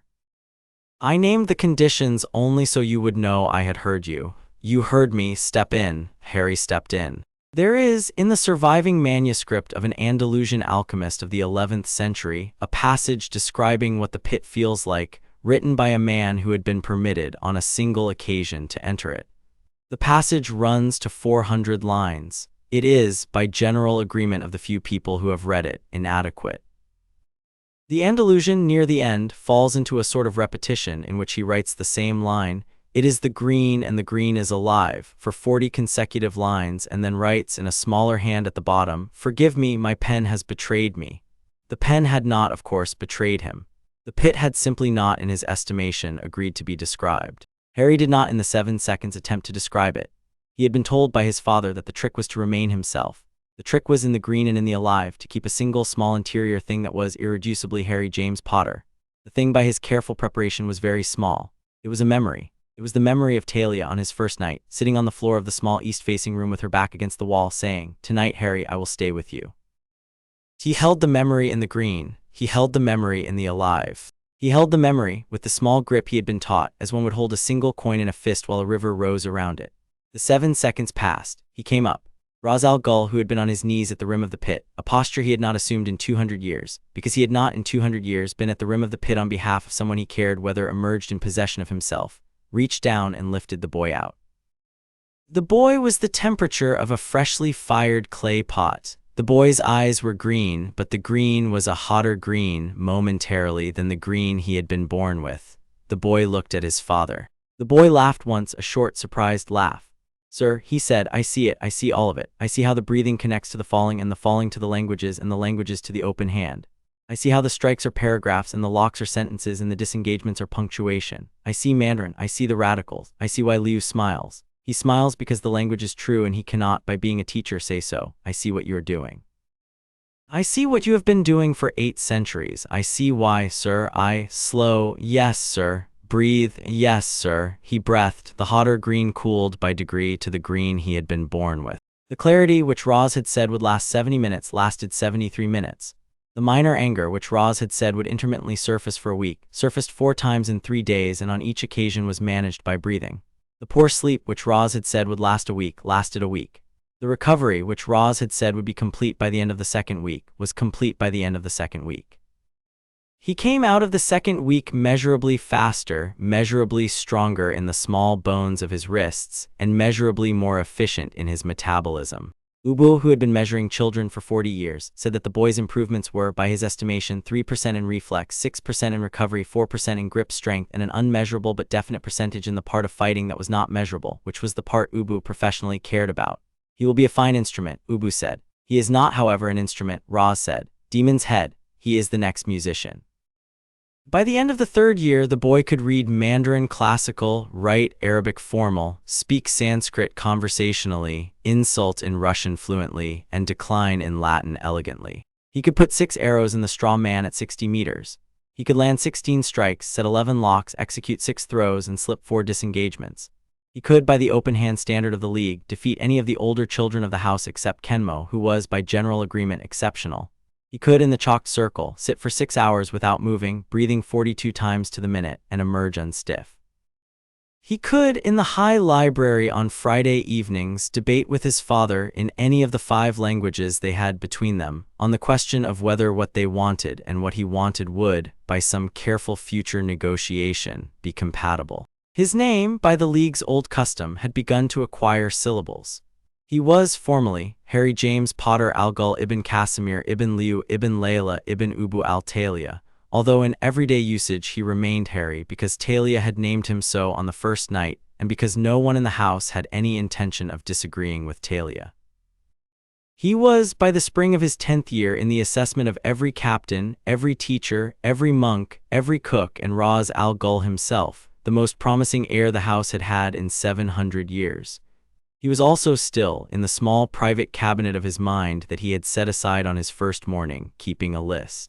The list on a fresh page he had begun in the 3rd year was not the list he had kept at Privet Drive. It was a different kind of list. It was the list of the things he had been taught, the people who had taught them, and the small, careful gratitude he intended by some private accounting to pay back to each of them in the course of his life. The list by the end of the 3rd year was long. He had begun to suspect it would, by the time he was 20, be very long. He intended to keep paying. On the first morning of the 4th year, an owl arrived at the gate of Nanda Parbat. The owl was a tawny English barn owl, small and bedraggled by the long flight, carrying an envelope of cream-colored parchment addressed, in green ink, in a hand the boy had never seen, to Master Harry James Potter, the east-facing room, the heir's wing, the monastery at Nanda Parbat, the Himalayas. The undermonk who received it at the gate, who had been instructed for 11 years to admit no birds without verification, took the owl into the small mews and verified it. The owl was a real owl. The envelope was a real envelope, the hand was a real hand. The undermonk, on his own initiative, gave the owl a strip of dried lamb and a small dish of water, on the grounds that the owl had clearly come a long way and was, whatever its origin, a hard worker. He then brought the envelope to Raz Al-Ghul, who was, at the 3rd bell of the morning, instructing the boy in the courtyard on the 2nd variation of the 7th disengagement. "Sir," the undermonk said, "a letter, by owl." Raz Al-Ghul, who had been expecting for 4 years the arrival of this particular owl, took the envelope. He looked at the seal. The seal was a coat of arms divided into 4 quarters, a lion, an eagle, a badger, and a snake, surmounted by a large Gothic H. He showed it to the boy. "Harry, sir, this is the letter from the British Wizarding School. I have been expecting it. You may in due course attend. You will attend, however, on my terms. Read the letter." The boy took the envelope. He broke the seal. He read. He looked up at his father and at the cedar columns of the courtyard and at the slate roofs of Nanda Parbat and at the white throat of the Himalayas and at the country he had, almost certainly, by some agreement he had not yet negotiated with himself, never intended to leave. "Sir," he said, "I would like very much to go." Raz Al-Ghul, who had been, for 4 years, preparing the boy precisely so that the boy could go, allowed himself the small interior amusement of a teacher whose student had not, on the occasion in question, surprised him. "Yes," he said, "of course you would. We will leave in 3 weeks. Sir, will you accompany me? To the school, number to the city for the supplies, yes. I have not been in Diagon Alley in 87 years. They are, I am told, much improved." I will wear for the occasion the formal robes. The Persian, sir, the Persian, we will both, you are old enough. The boy bowed in the small clean way that Layla had taught him in the 3rd month of his first year, and then he laughed once very quietly in the courtyard of Nanda Parbat, because he was 10 years old and he had been in the high white silence of the Himalayas, raised to be exactly the kind of person who would, in the courtyard of his father's house on the morning the letter from Hogwarts arrived, allow himself precisely one quiet laugh and no more. Yes, sir, he said. The Persian. In the colonnade, Talia and Nissa, who had been watching the morning practice, exchanged a look. The look was not, in any meaningful sense, a worried look. It was a look of 2 adult women who had been watching the slow assembly of an instrument for 4 years and who understood with the precision of musicians that the instrument was, at long last, about to be played in public. He is ready, Talia said. He is, perhaps, more than ready, Nissa said. It is the wizarding world that is, perhaps not. In the courtyard, 10-year-old Harry James Potter Ghul, heir of the League of Shadows, holder of 1 Lazarus immersion and the prospect of 4 more, raised the recurved bow from the wall by the door and put 6 arrows in the heart of the straw man at 60 meters in a morning wind of 7 knots, and then with the small careful courtesy he had been taught by every one of his teachers, put the bow back. He was, by the standards of the wizarding world he was about to enter, an anomaly. He was, by the standards of Nanda Parbat, exactly what he had been raised to be. It was, as the second daughter said, the wizarding world that was not ready. Chapter 4. The demon's heir goes to Diagon Alley. There is, beneath London, in a vault carved out of the chalk of the South Bank by certain hands in the year 1442, a single rectangular room whose existence is known to perhaps 11 persons living. The room is 40 feet by 20 feet by 10. It is paneled in cedar. It is lit by oil. It contains, along the north wall, a rack of formal robes belonging to Ras al Ghul, and along the south wall, a smaller rack of formal robes, recently tailored, belonging to his heir. It is reached from the surface by a stair goblin engineers had built into the foundations of the Goblin Bank, and Ras al Ghul, who had financed the foundations of the Goblin Bank in the year 1441 for reasons that had, in the end, mostly been about the room, paid an annuity for the maintenance of the stair, which the goblins, by treaty, dutifully and quietly performed. It was in this room that Ras al Ghul and Harry James Potter Ghul changed, on the morning of the 23rd of August, 1991, for their visit to Diagon Alley. The robes were Persian. They had been cut in the late 19th century, by a tailor in Isfahan whose great-grandson was, at the time of the visit, still in business and who had, the previous April, delivered to Nanda Parbat by special courier a complete duplicate set size for a 10-year-old. The robes were of a black wool so fine it shed snow, hemmed in a deep iron gray, and embroidered around the cuffs in a small silver pattern that was, by appearance, decorative, and by certain occult traditions, a warding. The underrobe was charcoal, the sash was a dark plum. The boots were Persian also, with a small turned-up toe that Harry had been instructed not, by any temptation, to find amusing. Ras, when he had finished dressing, looked at himself in the long bronze mirror on the east wall and considered, with the patience of a man choosing a single instrument from a wide collection of instruments he had spent his life curating, whether the moment required a turban. It did. He chose one, black silk, with a single silver pin in the front in the shape of a stylized crescent. "You will not, child, wear a turban," he said. "No, sir, you are too young." "Yes, sir. When you are 20, you may begin to wear one. I will, on that occasion, present you with a pin of your own." "Thank you, sir." He looked at the boy. The boy was, by 10-and-a-half-year-old standards, small. He was, however, by the strange optical effect of the formal robes and the high boots and the absent fear, considerably larger in presence than he was in volume. He had a small dark dagger at his right hip, of which the existence was not, technically, visible to anyone. The Persian robes had not been designed for. The robes had been designed for the carrying of small dark daggers at the right hip, and for the perfect non-visibility of the same. He had in his sleeve a second knife of a kind even smaller. He had, beneath his underrobe, a thin chain mail vest, woven from a steel alloy the League had developed in the late 19th century, which weighed less than half a kilogram and was rated against any blade up to crease.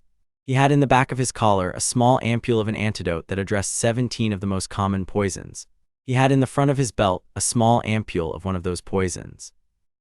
He had in his head 11 words of Sanskrit and 8 words of Mandarin and 6 words of Arabic that, under certain very specific circumstances and in certain very specific tones of voice, did certain very specific things to a small portion of the air immediately around him. He looked in every meaningful sense ready. Sir, he said. Yes. Will I be permitted to spend money? You will be permitted to spend whatever money you require for the school's listed supplies. You will not, in addition, be permitted to acquire any item I have not approved. You may, however, in the course of the day, identify items you wish me to approve. We will discuss them at lunch. Yes, sir. What item is it, child, that you intend to identify? A book, sir, on wandwork. I am told there are books one is not required to buy as a first year on the history of wand making that are nevertheless considered by experts to be excellent for a beginner. I would like one.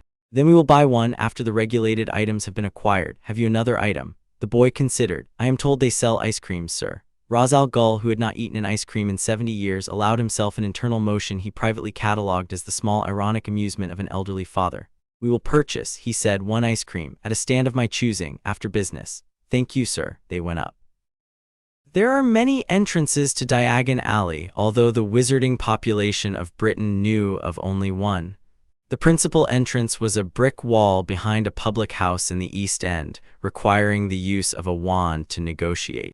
The League's entrance was a small private door, on the side of a building that did not advertise itself, 3 streets north, through which one passed by means of a wooden token Ra's had been issued in 1798 by a then goblin who, although that particular goblin had been dead for 140 years, the token still operated. The token, when Ra's tapped it 3 times on the door, did not in any visible sense do anything. The door, however, considered the tap and opened. They stepped through. They stood at the head of Diagon Alley on the broad cobbled street beneath a sky that had been, since the late 17th century, magic to display whatever the sky over Dover was doing that morning. It was, that morning, partly cloudy. The alley in 1991 was a slightly tarnished version of the alley as it had been in 1904, which was a slightly bloomed version of the alley as it had been in 1876, which was, by every measure Ra's still cared about, a thoroughly diminished version of the alley as it had been in 1763, which was the year he had last attended in the formal robes. It was, in his professional view, a provincial market. He walked into it with his air. There is, in the social geometry of wizarding shopping streets, a single small phenomenon which Ra's al Ghul had been observing in many cities of many centuries and which he had come, by long observation, to enjoy.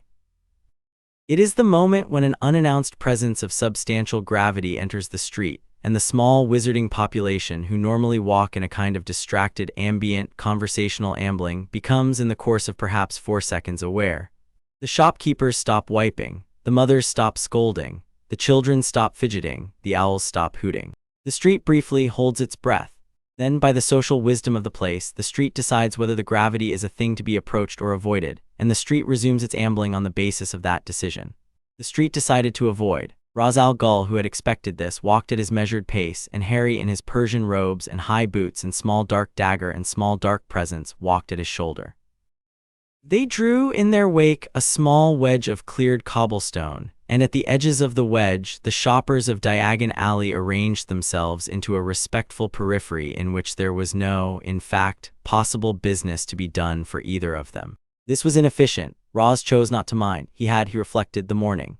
Madame Malkin's first, he said to the boy. Yes, sir. They entered the robe shop. Madame Malkin, who had been the proprietor since 1963 and who had in her time dressed 3 ministers for magic and 1 international Quidditch champion and a great many anxious 11-year-olds, looked up from her counter and assessed, in the trained half-second of her trade, the 2 persons who had entered. She placed Ra-S on instinct in a file marked Important Foreign Wizard, and added an annotation she did not normally add, which was an interior question mark concerning whether Important and Wizard belonged in the same file at all.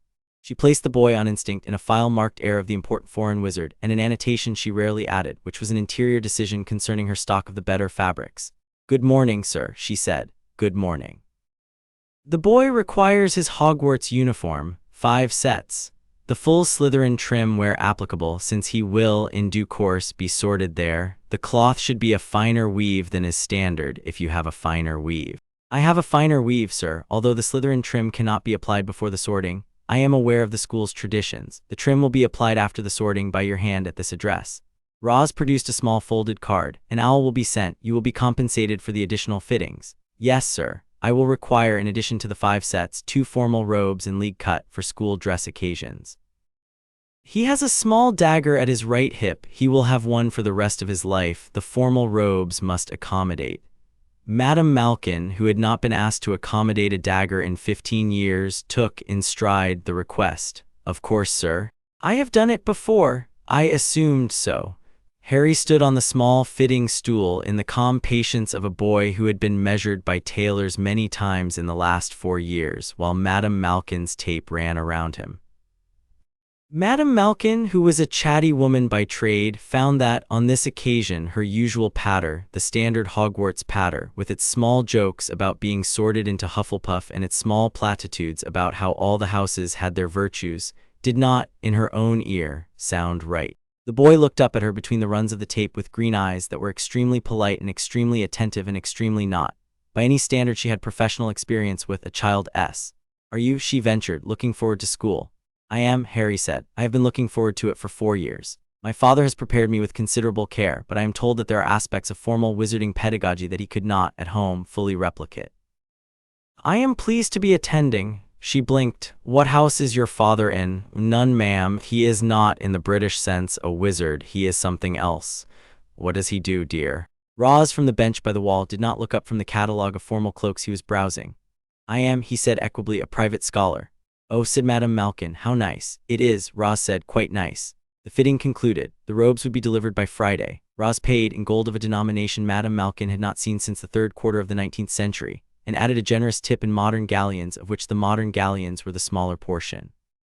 Madame Malkin, when they had left, sat down on her counter-stool and considered, for several minutes, the question of whether she had just dressed someone significant. She decided in the end that she had. The apothecary was next.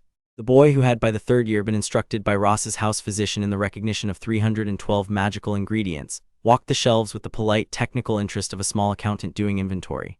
He identified, for the proprietor's benefit, a bin of mandrake roots as the second-rate harvest of the previous July, on the grounds that the skin tone was wrong. The proprietor, a woman of 70 who had run the shop for 40 years, looked at the 10-year-old with the slow, examining respect of a craftsman recognizing an unexpected colleague, and discounted the bin in question by 15% on the spot. You have a good eye, child. Thank you, ma'am. Who taught you? A physician in the Himalaya. He learned from a teacher in Damascus. Oh, said the proprietor. She too had not heard such a sentence in some years. They proceeded, cauldrons, scales, parchment, quills. The bookshop where they bought the school's prescribed books, and by Ross's nod, 3 additional volumes, Ollivander's own monograph on the basilisk fang as a wand core, an obscure French treatise from 1883 on the comparative properties of yew and ebony, and the boy's requested beginner's history of wand-making. They paid. They walked. It was at the apothecary's that Harry, in passing, identified a woman in a corner who had been, in the course of his progress down the alley, his shadow for 19 minutes. He did not mention her to his father immediately. He waited. He waited until they had passed the apothecary's window twice, and the woman, who had been pretending to read the bulletin board outside, was on the second passage again behind them by exactly the same distance. He noted that her wand hand was the left, not the right. He noted that her cloak, although cut to look like the cloak of a ministry secretary, had a hem that had been weighted with thin lead. He noted that her left boot scraped a 1/4 inch when she stepped on stone, which was the specific small footfall of a person who had once broken her left foot and not quite reset it correctly. He noted, by careful peripheral analysis, that there were 2 other persons of similar bearing at the 2 other ends of the street. Sir, Harry said quietly in Mandarin, I have seen them. 3. Ministry, or office, I believe. They will have been notified of our arrival by an owl from the Gringotts foyer, where a small enchantment notifies the ministry when persons of certain registered status enter the country. I am one such person, although they would not be told my name, only my status. They will be following us to ascertain identity. They will not, however, interrupt. Why not? Because if I had wished to be invisible, they would not have spotted me, and they know it. They have been deployed to perform the formality of observation. The ministry, child, is a great producer of formalities. We will, in turn, perform our formality of being observed. Look at things, take your time, acquire your books. We will eat at noon. Yes, sir, they proceeded. Ollivander's was at the curve of the street, beneath a sign that had been faded since the 1690s, and which Mr. Ollivander, on principle, had refused to refresh. Ra's al Ghul, who had stood under that sign in the year 1803, and in the year 1904 opened the door for his heir and let the boy go in alone. The boy stepped over the threshold of the dim, narrow, dust-smelling shop. The shop was, as it had been for centuries, lined floor to ceiling with the narrow rectangular boxes that contained wands. The shop was silent. The shop was the silent it always was on the days when Mr. Ollivander was waiting for a customer. Mr. Ollivander emerged from the back on his small, soft feet. Mr. Potter, Mr. Ollivander, you have been expected. Although not perhaps in this attire, step in, step in. He stepped in. Mr. Ollivander, who had known the boy's parents and grandparents and great-grandparents and a respectable selection of great-great-grandparents, looked at the boy with the careful sideways look of an artisan, recognizing that the latest piece of work to enter his shop was not, in any of the obvious senses, like the previous pieces. You have not, child, been raised in Britain? No, sir. Where have you been? In a school in the Himalayas, kept by my father. Your father? Yes, sir.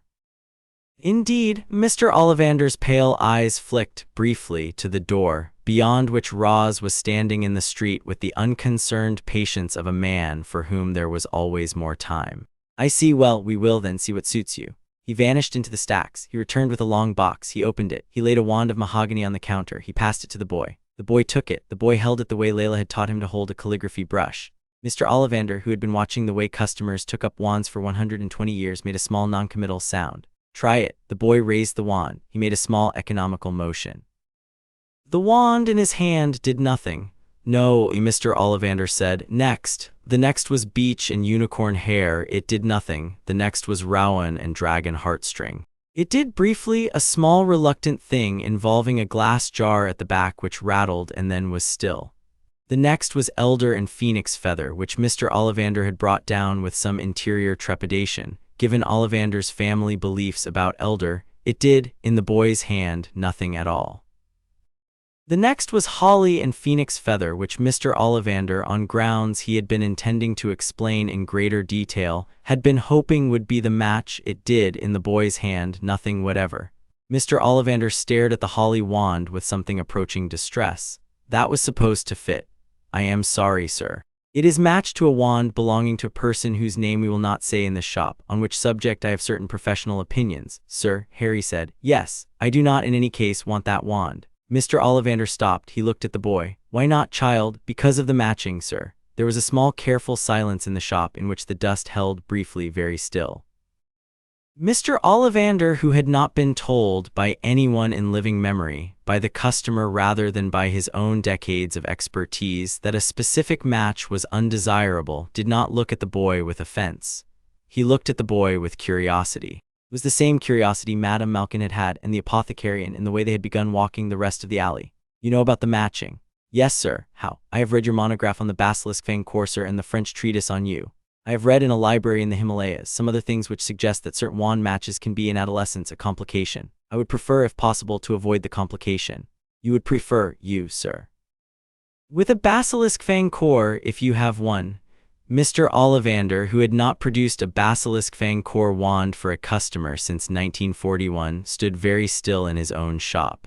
Where, he said, did you read about that core? In the monograph, sir, yours, the one with the green cover from 1893. My father has a copy. It has been in our library since the year of its printing. Your father has a copy? Yes, sir. Of my monograph? Yes, sir. From 1893. He has had it, you say, since the year of its printing? Yes, sir. Mr. Ollivander, who was 87 years old and who had not, in the course of his career, sold a wand to anyone older than himself, considered for the first time the proposition that the gentleman standing in the street outside his shop in the formal Persian robes had been a customer of his father. Excuse me, child, one moment. He went into the back. He climbed a ladder.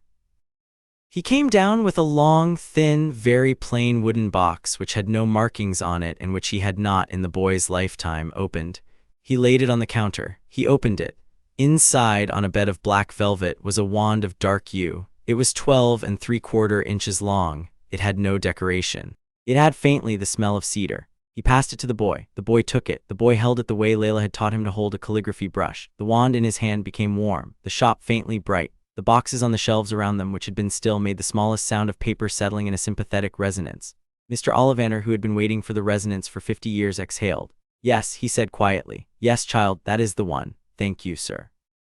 The core is basilisk fang. The yew is from a tree in northern Persia, planted by a man whose name was, when he planted it, the same as the name your father currently bears. The wand was made by my grandfather. It has been in this shop in that box for 112 years. It was made on commission. The commission was, in due course, never claimed. I had begun to think in my last decade that it would never, in fact, be claimed. The boy looked at the wand. He looked at the old wand maker. He understood by the trained pattern recognition of the chalked circle and the high library and the small Friday evening philosophical sessions that he was holding an object his father had ordered for him by some careful far-sighted arrangement 112 years before he had been born. "Sir," he said, "the commission, whose was it?" "It was placed in 1879 by a customer who came in here in formal Persian robes. He paid in gold, and he said to my grandfather that he was, by his calculation, 15 years premature, but that wand cores of the requisite caliber were becoming difficult to procure, and that he preferred not to risk a future shortage. He said the wand would, in due course, be required for his heir. He left no name. He said the heir, when he arrived, would also be wearing formal Persian robes and would prefer you. He was correct. He was correct, child, yes." There was a small, careful pause. The wand-maker considered the boy considered the wand-maker. "Sir, what do I owe you?" "For a commission paid in advance in 1879, nothing. The price was settled at the time of the order." "Thank you, sir. You will, child, be careful with that wand." "Yes, sir. It will, you understand, do many things, some of them perhaps more easily than you might wish. You and Basilisk Fang is not a light combination. It is, however, a good combination for the right hand. I believe it is in the right hand." "Yes, sir." "Tell your father," Mr. Ollivander said, and he hesitated, and then he said it. "Tell your father he was, on the matter of the wand, correct." The boy nodded. He bowed in the small, clean Persian way. He stepped out of the shop into the daylight of Diagon Alley, where his father was standing in the cobbled street with his arms folded and the look of a man who had been waiting for many years for the present small moment and had been, by some piece of careful timing, neither earlier nor later than required. "Sir, you have it." "I have it. Show me." Harry showed him the wand. Roz looked at it. He did not, in any visible sense, touch it. One did not, in the traditions Roz had been taught by his own old master in the year 1421, touch another's wand. He inclined his head. "Yes," he said. "Good, the yew is from the tree." Mr. Ollivander said so. "I planted the tree." "Yes, sir. It was on a hillside in the Khorasan in the spring of 1541. The earth was dry. I had had a dream. I do not ordinarily have dreams, but on that occasion I had had one. It involved a small dark-haired boy in a foreign country in some future year holding a wand of yew. I have been planting trees, child, against the dreams I have for some centuries. I do not in any technical sense know in advance that they will be required. I plant them anyway. Once in 300 or 400 years one becomes required."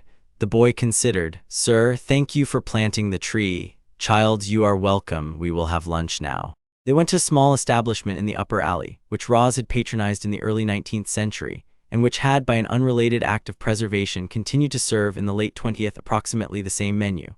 They sat in the corner. They ate between them a small roasted chicken and a dish of greens. Roz had a glass of a wine. The boy was not, on principle, served. The boy had a glass of mineral water. The Auror, who had been following them, having been joined now by her two colleagues, sat at a discreet distance and pretended to be invited to a luncheon that had not, in fact, been arranged. Roz, throughout the meal, did not look at her. He did not need to. It was at the end of the meal, when the small plate of dates had arrived and the boy was, in his careful way, picking at one, that the third Auror, who had not been present in the alley until this point, came in through the front and made his way with the slightly affected gait of a man pretending he was not on duty to their table. He stopped a polite distance from it. He cleared his throat. "Sir," the Auror said. Ra's al Ghul looked up.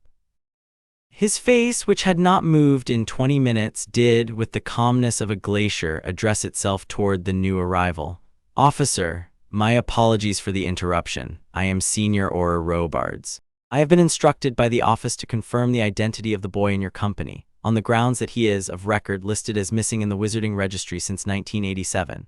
Confirm it." "Pardon, sir? You said you were here to confirm it." "Confirm it. The boy is Harry James Potter, the only son of James and Lily Potter of Godric's Hollow. He was orphaned on the 31st of October, 1981. He was placed, against the better judgment of certain persons, with his Muggle relatives on Privet Drive.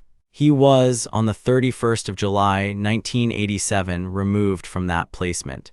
He has been, since that date, in my custody. He is, by the documents I am about to permit you to see, my legal ward under Iranian, Swiss, and Indian law, in addition to the customary law of the International Wizarding Compact of 1903, to which Britain is a signatory, and which provides for the foreign placement of orphaned magical minors in the absence of an objection by the surviving guardian. The surviving guardian in his case was a Muggle aunt named Petunia Dursley. She is no longer in a position to object. The boy is, at present, in my custody by his consent, and he is here today to acquire his school supplies, in compliance with the educational requirement of the British Wizarding Registry. Are there, Officer Robards, any further questions? Senior Auror Robards, who was a competent man with 11 years on the job, performed the small calculation Aurors performed when they were addressed in a public place by a person whose answer to their first question included the words consent, custody, law, and signatory in the same paragraph. He calculated that he was, on the balance of probabilities, not at present in a position to apprehend. Sir, he said, may I see the documents? You may. Roz drew from the inside of his robes a folio of cream parchment bound in dark leather. He laid it on the table. He did not open it. The Auror who took the cue opened it himself. He read in silence for several minutes. The documents, which had been prepared with the careful diligence of an institution that did not in any of its dealings ever produce documents which would not on inspection hold held. Sir, Robards said when he had read them, these are in order. Yes, my office will of course retain a copy. Of course the folio is in fact your copy. I have others. Sir, the office will also wish to interview the boy briefly to confirm consent. I would expect nothing less. I will, however, decline to leave the table. The boy will answer your questions in my presence. He is a minor. Robards looked at the boy.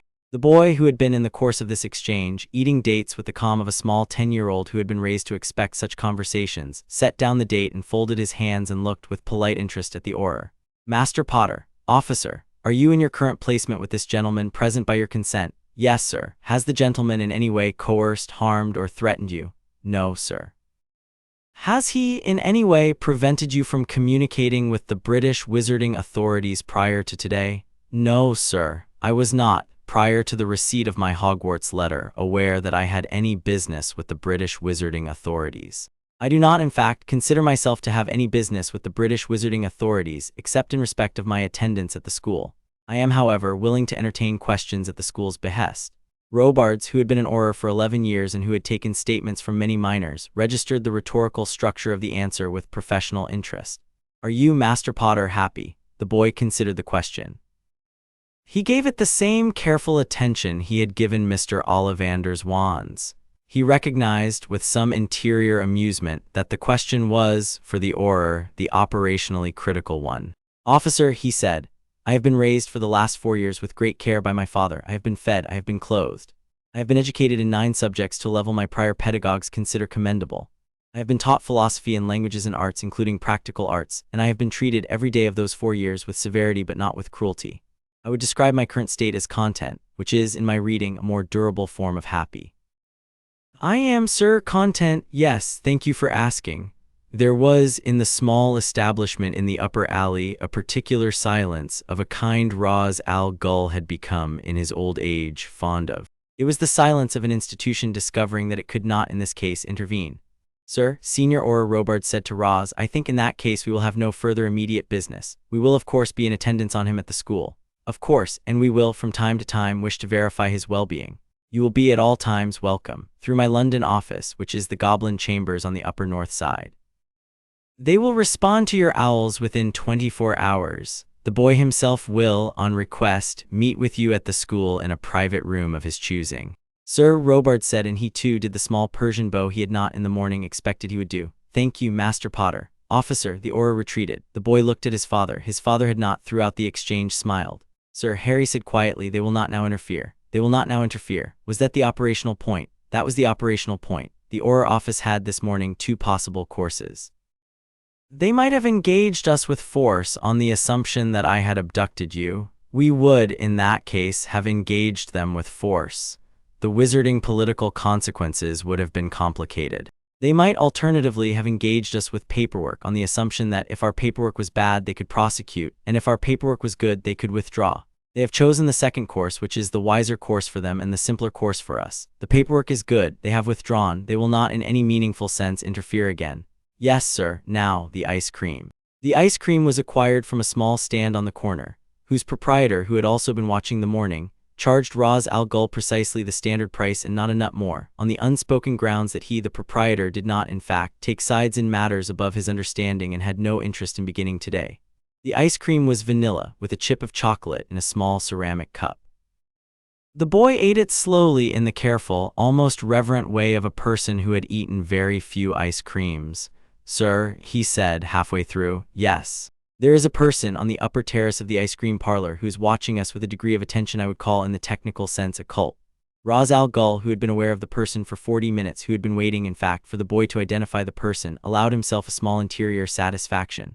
What does occult mean in your technical sense, child? He is reading us, sir, not with his eyes. With what then? With something behind his eyes. He has on his forehead beneath his turban a presence. The presence is not his. The presence is on him. He is too. You can perceive this? Yes, sir, I have been practicing. With which exercise? The exercise in the High Library, sir, on the third Friday of every month, of looking at the captains and identifying, by the small motions of their face, what they are about to say. I have extended the exercise. You have extended the exercise to looking at the small motions of a face that is not, in the strict sense, only one face. Ra's al Ghul, who had taught the exercise himself, who had not in his teaching thought to extend it in this direction, but who saw, on hearing the extension, that it was, in fact, a sound extension, looked across the upper terrace at the man in the lavender turban who was eating very slowly an ice cream of strawberry, and who was, with the smaller of his two faces, reading them. The smaller face was, by Ross's diagnostic vocabulary, a possessing spirit. By Western wizarding diagnostic vocabulary, it was a wraith. By the diagnostic vocabulary of certain Tibetan exorcists of the 7th century, with whose archives Roz was familiar, it was the second of 3 stages of a particular kind of soul anchor. It was in any vocabulary a problem. He is the defense against the dark arts professor, Roz said. I have read the school's list. His name is Quirinus Quirrell. He is 2 persons, sir. The other person is not technically present in the strict locative sense. He is anchored. The anchor is on the forehead. The anchored person is, almost certainly, a wizard of recent infamy in this country. The boy you may have heard rumors about. Voldemort, sir. Yes, we will not call him so. The name is a working name. He chose it himself. Using it gives him a small ambient power that is unnecessary to grant him. We will call him in our private speech the anchored one. In English, when others are listening, we will call him by the ministry's polite phrase, you know who. Yes, sir. He is, child, going to attempt to harm you during the school year. He believes he has reason. The reason is largely his own narcissism, but it has a small operational logic. We will not, however, permit him to attempt it. He is, in his current diminished form, weak. He is, in his current diminished form, in our reach. We are going, by league custom, to remove him. Today, not today. Today is the day for purchases and ice creams and the meeting with the Auror. We will perform the removal by careful planning at the school. I will, however, arrange the details. You will be the instrument. The instrument will not, in this case, be a wand. It will be a knife. The knife will be the small one in your sleeve. The blade has, like the one in my belt, been quenched in the pit. It will sever the anchor cleanly. Sir, the boy said, if I kill him, the host will die. The host, child, has been a co-conspirator. The host accepted the possession. The host knew what he was doing. He is, in the canon of our tradition, condemned by his own consent. The Lazarus blade will in any case dissolve the anchor and the host together. It is the cleanest method. I would not, in my own preference, conduct the operation with any other tool. The blade is not used out of vengeance, it is used out of efficiency. Do you understand? Yes, sir. You will not, in the operation, feel pleasure. You may, in the operation, feel a certain technical satisfaction. The satisfaction will dissipate by morning. You will, in the morning following, not regret it. We have, by long practice, calibrated this. The blade is, in its own way, kind. Yes, sir. Finish your ice cream. The boy finished his ice cream. The man in the lavender turban, who had been reading them with the smaller of his 2 faces, finished his ice cream of strawberry. The street, in the late afternoon, began to dim. Ra's al Ghul rose, paid, and left a generous tip on the small ceramic plate. The boy rose. They walked, side by side, in their formal Persian robes, down the cobbled length of Diagon Alley, and the wedge of cleared cobblestone that the wizarding shoppers had given them in the morning reformed around them in the evening, and accompanied them, in respectful periphery, to the door through which they had come.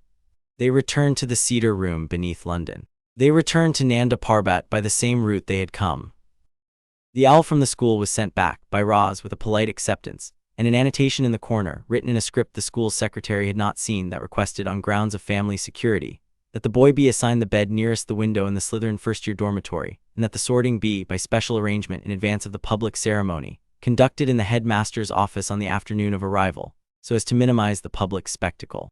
The school's secretary brought the request to the headmaster, who was a tall, thin man with a long silver beard and a habit, when faced with an unusual letter, of looking at the letter, then looking out the window, then looking at the letter again. He looked, in this case, at the letter for some time. He looked out the window for some time. He looked at the letter once more. He sent, by return owl, his agreement. In the chalked circle on the black flagstones of Nanda Parbat, in the second week of September, Harry James Potter Algol stood in his Persian robes, and his father stood opposite him, and they exchanged, for the last time before his departure, the bow of a teacher and a student. Sir, child, I will write, you will write. Often is excessive, once a week is sufficient, you will not in any case omit a Friday. Yes, sir, good fortune, my heir. The boy bowed, he turned, he walked out of the courtyard, he went to school. He arrived at Hogwarts by a private carriage Roz had arranged from the small station at Hogsmeade. He did not, by Ross's instruction, take the Hogwarts Express. He arrived instead at the headmaster's office at 3 o'clock on the afternoon of the 1st of September, in his Persian robes, with his small dark dagger at his right hip, where the headmaster on his headmaster's chair looked at the boy across the desk with the patience of a man who had been waiting 4 years to see him, and beside whom on a stool the school sorting hat, an ancient battered piece of frayed wool, sat in expectant readiness. Mr. Potter, headmaster, welcome to Hogwarts, my boy. I confess I had hoped to meet you earlier in a more ordinary manner. I am, however, pleased to meet you now, sir. The arrangements your guardian has requested are broadly acceptable to me. The sorting will, however, be a public ceremony. Even if announced, I have on consideration retained the public part of the tradition. You will go down to the Great Hall at 6 with the hat already on your head in your house's colors. The school will see you arrive in the house. The house will see you arrive in the house. The political effect, you understand, is necessary, and I cannot accommodate the full request. The boy, who had been instructed by his father to expect a compromise of this kind, inclined his head. That is acceptable, headmaster. Good. The headmaster lifted the sorting hat from its stool. Then let us begin. He placed the hat on the boy's head. The hat, which was older than every adult in the room except perhaps in some technical sense the boy who had been raised by Ra's al Ghul, settled over his ears. The hat said in the boy's head, "Well, sir, you are not by my standards a child of any of my 4 founders. You are by my standards a fifth thing. We do not in the modern era have a house for the fifth thing. No, sir, I will, by the rules of my present office, place you in the closest available. Which is by the dispositions in your head, by your training, by your father, by your priorities, and by your patience. Slytherin, you will not, I think, mind. I do not mind. You will, in fact, find it useful. The Slytherin common room has a particular bedroom in a wing the others do not know, in which an item of considerable mischief has been left in a desk drawer for some decades. You will, I think, wish to find it. What item, sir? Find it. The hat opened its brim. Slytherin, it said loudly into the empty office. The headmaster lifted the hat off. The hat looked, in passing, at the headmaster. Albus, the hat said, yes, he is something other, I know. Be careful with him, I shall. He set the hat back on its stool. He looked at the boy. At 6, he said. At 6, the boy said. The boy walked out of the office with the small Persian bow, took the moving stair down, and waited in the small antechamber the deputy headmistress had prepared for him until at 5 minutes to 6. The doors of the great hall opened and the boy in the formal Persian robes, with the small dark dagger at his right hip, walked into the hall of Hogwarts, past every Gryffindor and every Ravenclaw and every Hufflepuff who had ridden the express and arrived ordinarily, to the Slytherin table where his house, which had, by an enchantment of the headmaster in his honor, been notified, stood and bowed, and gave him a seat at the head of the first years. He sat down. The hall briefly was silent. Then it was not. In the corridor outside the hall, 6 weeks later on the 11th of October at the 8th bell of the evening, when the corridor was empty because the prefects had just driven the students to the dormitories, a man in a lavender turban walked alone toward the defense classroom in which he had been preparing, that afternoon, a particular spell that required certain unpleasant ingredients. He did not see in the shadow of the recessed alcove beside the door a small dark-haired boy in formal Persian robes who had been waiting in the alcove for some minutes.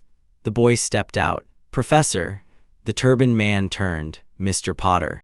Professor, may I speak with you? You should, child, be in your common room. I will be there in a moment. I have a question.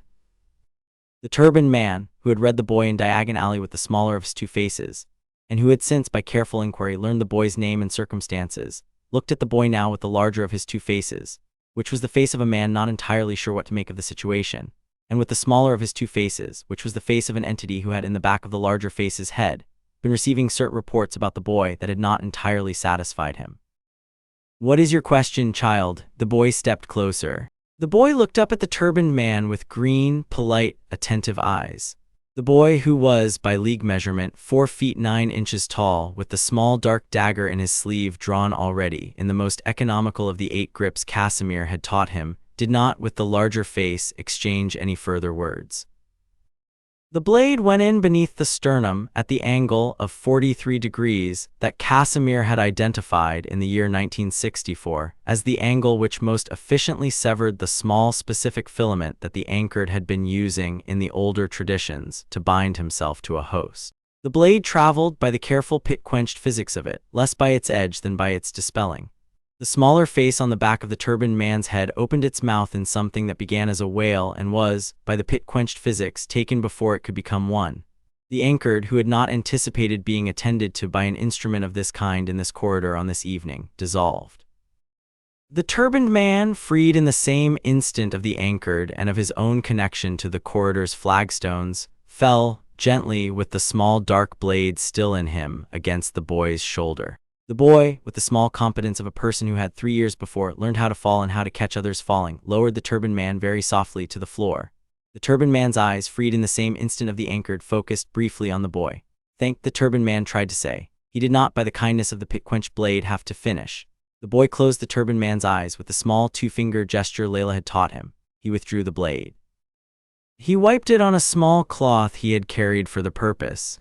He folded the cloth. He put the blade back into the sleeve sheath. He stepped away from the body. He walked in his Persian robes down the corridor, past the suit of armor at the end, past the staircase that moved by its own inclination, past the portrait of a sleeping man in a small frame, to the Slytherin common room, where, when he entered, his house looked up briefly from their books and homework and chess and their soft conversations, and saw by some long instinct that the house of Salazar Slytherin had always had for the small dark things of the world, that something had been done in the corridor. The seventh-year prefect, a girl named Gemma Farley, looked at him for a long moment, then looked back at her book. The other prefect, a boy named Marcus Higgs, did the same. No one in the common room said anything. The boy sat down in his usual chair by the green-glassed lamp. He took out his charms homework. He completed it in his careful small hand in the next 40 minutes. When the body of Professor Quirrell was found by the Night Patrol Ravenclaw prefect at 9:30, the headmaster, who had been informed by the school's enchantments in advance, was already in the corridor. He looked for a long minute at the body. He looked for a long minute at the corridor. He did not, on the matter of the Sorting Hat's earlier observation, surprise himself. He looked up at the high vaulted ceiling of the corridor, in the direction, by some triangulation, of a small east-facing room in the Slytherin dormitory, in which a small dark-haired boy in Persian robes had just put his charms homework into his bag, and was, with the small 10-year-old courtesy of a child who had been raised in the high white silence of the Himalayas by an 800-year-old man, going at the proper hour to sleep. The headmaster sighed.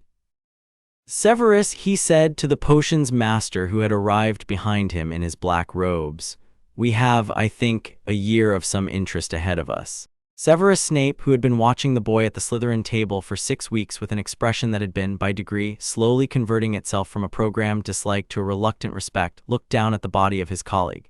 "Headmaster," he said. "Yes, it was very tidy." "It was. He is, then, in your view, as the rumors said?" "He is," the headmaster said, "his guardian's son, yes." The Night Patrol Ravenclaw prefect, who had been waiting at the end of the corridor with an expression of growing alarm, was sent quietly to bed. The body was, by careful staff arrangements, removed. The corridor, by morning, was clean. In a small east-facing room in the Slytherin dormitory, the boy slept the sleep of the just, which is, by a specific Persian definition Layla had taught him, the sleep of a person who has, by his action that evening, made the world slightly safer for the people he intends in his life to protect. He dreamed, briefly, of biscuits. Chapter 5: The Diary, the Chamber, and the Petitioning of the Wisengamot. There is a particular Friday evening practice, in the High Library of the Heirs wing at Nanda Parbat, in which the master and the student review, by long-standing custom, the master's correspondence of the week. The student reads each letter aloud. The master, in his chair by the fireplace, in the robe of an old physician at the end of a long round, listens. The student, having read each letter, offers, by his own developing judgment, a reply. The master, having heard the reply, corrects it. The student, having been corrected, writes the corrected reply in his own hand on the special paper Roz reserved for outgoing correspondence, and signs it on behalf of the house. It was, by Ra's al Ghul's intentional design, the gentlest of all his pedagogical exercises, and the one in which the boy was, by his own assessment, learning the most. It had been suspended for 10 months while the boy was at Hogwarts. It resumed on the second Friday after his return to Nanda Parbat in the late June of 1992, with a stack of correspondence Talia had been holding for him through the spring. The stack was not large. It contained, among other items, a letter from the Iranian Foreign Service requesting clarification on a small matter of consular privilege at the Damascus Chancery, a letter from a Florentine antiquarian whose name was no longer permitted within the gate, but who by long habit continued to write, a letter from a colleague in Lhasa concerning the proposed expansion of a particular monastery's water cisterns, and dated the 14th of June on slightly inferior paper in green ink. In a hand the boy now recognized, a personal letter from the headmaster of Hogwarts, addressed not to Harry but to Roz, with which the headmaster had, by his own delicate phrasing, taken the unusual liberty of opening correspondence with the boy's guardian on the grounds of certain emerging matters of mutual concern. "Read it, child," the boy read. The letter was in its essentials a request for assistance. Albus Dumbledore, who had been the headmaster of Hogwarts in 1991 as he had been the headmaster of Hogwarts in 1973 and in 1956, was a man who by long observation had developed certain habits. He preferred not to ask for assistance. He preferred instead to maneuver other persons into volunteering it. He had, throughout the spring term, attempted to maneuver the demon's head into volunteering assistance with a small matter pertaining to the school's lower dungeons, by various small letters of polite inquiry concerning unrelated topics. The maneuvering had not in the event taken. Ra's al Ghul had responded to each letter with a brief, formal, polite, and entirely unhelpful courtesy. He had not in any of the responses volunteered anything. The headmaster in the second week of June had concluded that maneuvering was not in this case going to suffice, and had, with the small dignity of a man choosing the smaller of two losses, sat down and written the explicit letter. The letter, in summary, said, "There is, in the school, a particular cursed object whose disposal exceeds my current institutional means, and which is, by patient action over the course of the year, attempting to corrupt a child. I have, you understand, certain professional reservations about the methodologies your house employs. I have on consideration reservations about my own methodologies which are, in this instance, demonstrably insufficient. I am writing to inquire whether the methodologies of your house might, in the present matter, be of use. I am willing, in exchange, to undertake certain reciprocal favors of an institutional nature which I shall, at your convenience, enumerate. I am sincerely, etc." The boy read it through twice. He set it on the small mahogany side table by the fireplace. He looked at his father. "Sir, yes. He is asking us to handle the Horcrux. He is asking us to handle the Horcrux. He does not, however, name it. He does not. He names it by convention a cursed object. He is, as it happens, perfectly aware that we know what it is. He is also perfectly aware that we know that he knows. He is, by a complicated diplomatic convention, allowing me the courtesy of pretending not to know in case I prefer to. I have, in fact, the same preference. We will reply in kind. Yes, sir. What is your reply, child?" The boy considered for several minutes. He had been considering for some weeks the question of the diary. He had identified in the course of the spring term the existence of a peculiar second consciousness moving through a particular 11-year-old Gryffindor girl in a way that was, by his diagonally diagnostic vocabulary, recognizably an anchor. He had, however, by careful inquiry, established that the second consciousness was not in this case the anchored. It was a different one.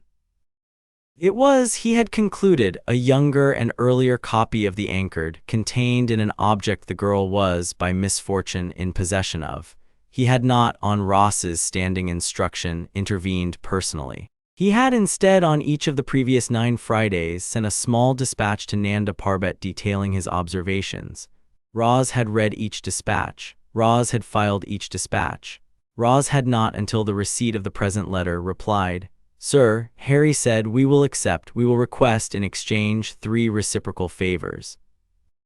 First, the immediate convening by the headmaster's authority as chief warlock of a closed session of the Wisengamot for the consideration of the case of Sirius Black, of which I have been reading and which is, by every available evidence, a miscarriage of justice. Second, the appointment, by the headmaster's recommendation, of a new defense against the dark arts professor of our choice, who will be one of our own captains seconded to the school for a year, formally credentialed by a foreign university we will arrange.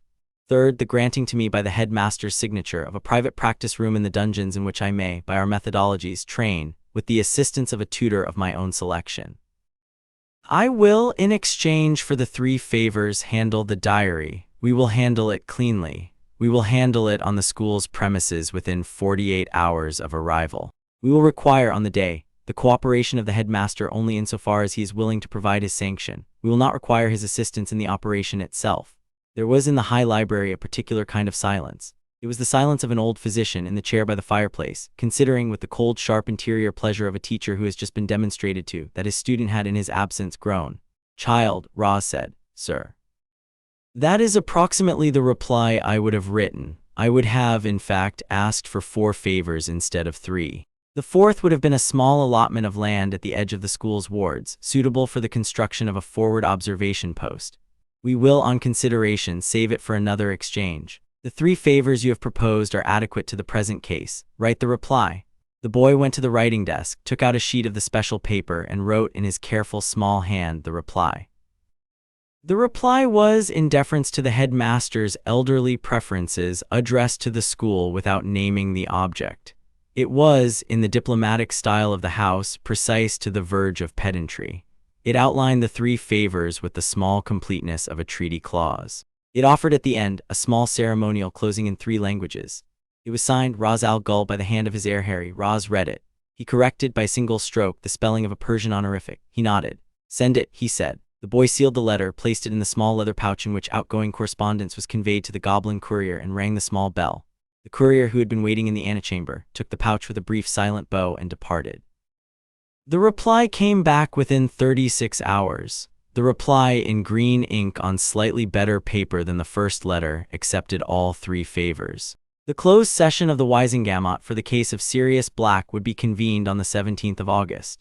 The appointment of a new defense against the dark arts professor of the boys' house's selection would be processed, on the school's recommendation, in the 2nd week of August. The private practice room in the dungeons, with the access wards and the tutorial concession, was granted forthwith. The headmaster added in his own hand at the bottom of the letter a small, slightly apologetic, slightly amused postscript. "I am pleased that we have come to this arrangement. I confess, my boy, that I had not anticipated negotiating with an 11-year-old over the disposition of an object I had hoped, until your father's letter of last September, to handle personally. I am, however, rapidly becoming accustomed to it."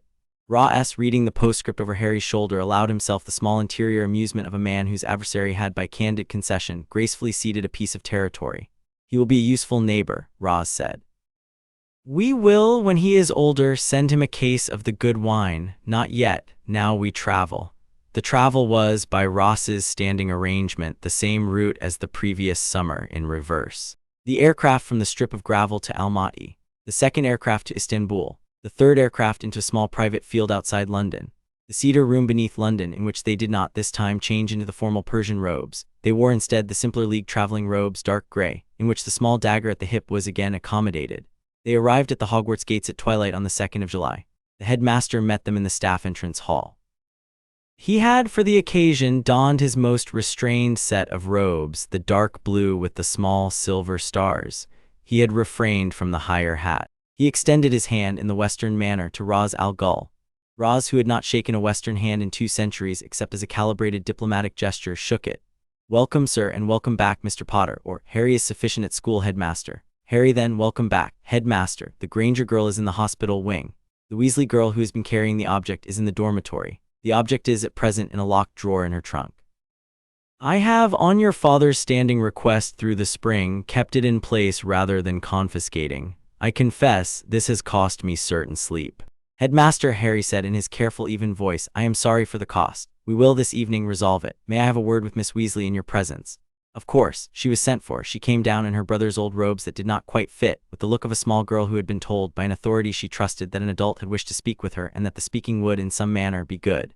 She had no idea in any detail what was about to happen. She had been, for the previous 9 months, in the slow custody of a presence she had not known how to name. She had, at intervals, lost time. She had, at intervals, written things she did not, on reading them again, recognize. She had been told, by the headmaster in a long, quiet conversation that morning, that there had been an object affecting her and that the object would, this evening, be removed. She had said, in her small Weasley voice, "Yes, please." She had not, in fact, cried. She had come down the stair with the dignity of a small girl who had been afraid for a long time and was now, by professional adult intervention, going to be permitted to stop. "Miss Weasley, Mr. Potter," Miss Weasley, my name is Harry. We have not spoken before. I am sorry. I should have spoken to you earlier. I did not, in part because I did not, until February, know with certainty that you were the one carrying the diary, and in part because I had been instructed by my father not to act without his arrival. He is here now. We are going to take the diary out of your trunk in a moment. We will do it in a careful way that will not in any sense hurt you. You will, when it is done, feel a small kind of empty briefly where the diary was. The emptiness will pass within a week. You will sleep, I expect, very well tonight. You will not, by the end of the week, miss it. Do you have any questions? The girl, who had been told her age was 11, but who had been by the diary made temporarily older, looked at him with the steady, very tired eyes of a small girl who had been waiting for some months for someone to talk to her like that. It told me things, she said. Yes, it told me you were dangerous. It was correct by its measure. I am not, however, dangerous to you. I am dangerous to it. It told me I was the only person who would understand it. It told you that, Miss Weasley, because diaries who are pieces of a man's soul are sold, by their nature, on the lie that they are the only person who understands you. Yours did not, in any genuine sense, understand you. It was, in the technical sense, eating you. I am sorry, it will this evening stop. The girl nodded slowly. She had the dignity not to ask the next question, which was, will it eat anyone else? Harry, who had been raised to recognize the questions a person had the dignity not to ask, answered it anyway. It will not, after this evening, eat anyone ever again anywhere, I promise. She nodded again. She took very small his hand. He looked briefly at his father, who had been standing throughout the exchange by the window with his hands folded behind him. Ra's al Ghul, by the smallest motion of the eyes, signified his approval. They went together to the Gryffindor dormitory. The fat lady, who had been informed by the headmaster, opened her portrait without the usual demanded password. They went up the stair into the first-year girl's room, which was empty because it was the holidays. They came to her trunk. She unlocked it. The diary was beneath 2 changes of robes and a small box of biscuits she had not been able since February to eat. The diary was a small black thing with no writing on its cover. The diary, the moment the trunk was opened, knew, in the small obscene way it had of knowing, that adults had come. Ra's al Ghul, who had read in his time 14 separate occult manuals on the subject of soul anchors, looked at the diary with the focus of a surgeon assessing an operable mass. Set up the circle, he said. The boy had been carrying in a satchel at his shoulder the materials. He laid them out on the dormitory floor. There was a roll of the special silk, woven by certain hands in Anatolia in 1946, with the threads arranged in a pattern that had been transmitted by an order of nuns who were, technically, not nuns of any religion still extant. There was a small box of powdered carbon and a small bottle of an oil whose ingredients Harry had been taught but did not, in conversation, name. There was a small short knife of the pit-quenched metal. There were 3 white candles. There was, in a tiny vial, a single tear of Ra's al Ghul's, which had been collected, on Ross's own instruction, on the 11th of October 1991, on receipt of the boy's first letter from school, and which had been waiting since for the operation in which a single tear would be precisely the right component. Harry, with the calm efficiency of a child who had been practicing for some weeks, laid the silk in the pattern. He drew, with the carbon and the oil, the 7 small subsidiary marks at the appropriate intersections. He set the candles. He lit them by the small flame he had been taught to summon with the wand of yew and basilisk fang in the 3rd week of his first year. He placed the diary in the center of the silk. He stepped back. Sir, he said, the tear. Ra's al Ghul opened the small vial. He poured the single tear onto the central knot of the silk. The tear, which by ordinary physics ought to have absorbed into the silk, did not absorb. The tear sat very small, very still in the center of the knot. Speak the binding. Harry spoke the binding. It was in a language not one of the 5 he had learned in his first year, nor one of the 4 he had added in his subsequent 2. It was in the older liturgical language of the order whose nuns had woven the silk, of which the entire surviving lexicon consisted of 11 words, of which the binding required 9, and which Ra's had taught him over the course of a single morning the previous Thursday. He spoke each of the 9 words with care. He did not, in his own ear, mispronounce any of them. The diary in the center of the silk began to scream. It was not a sound that the room, in the strict acoustic sense, could be said to contain. It was a scream of the kind that a soul anchor, when correctly bound, made by the principle of its construction. The diary fought briefly with the 11-year-old voice it had been wearing in the dormitory all year, and then with a deeper voice that was the voice of a young Tom Riddle, and then with a third voice that was no longer the voice of any human person but the voice of a thing that had, by his own decision, made itself other than human. The 3 voices in chorus said many things. Harry, who had been instructed not to listen, did not listen.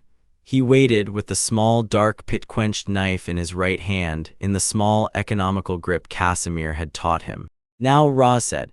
He brought the knife down on the diary at the angle of 43 degrees that Casimir had refined in the year 1964.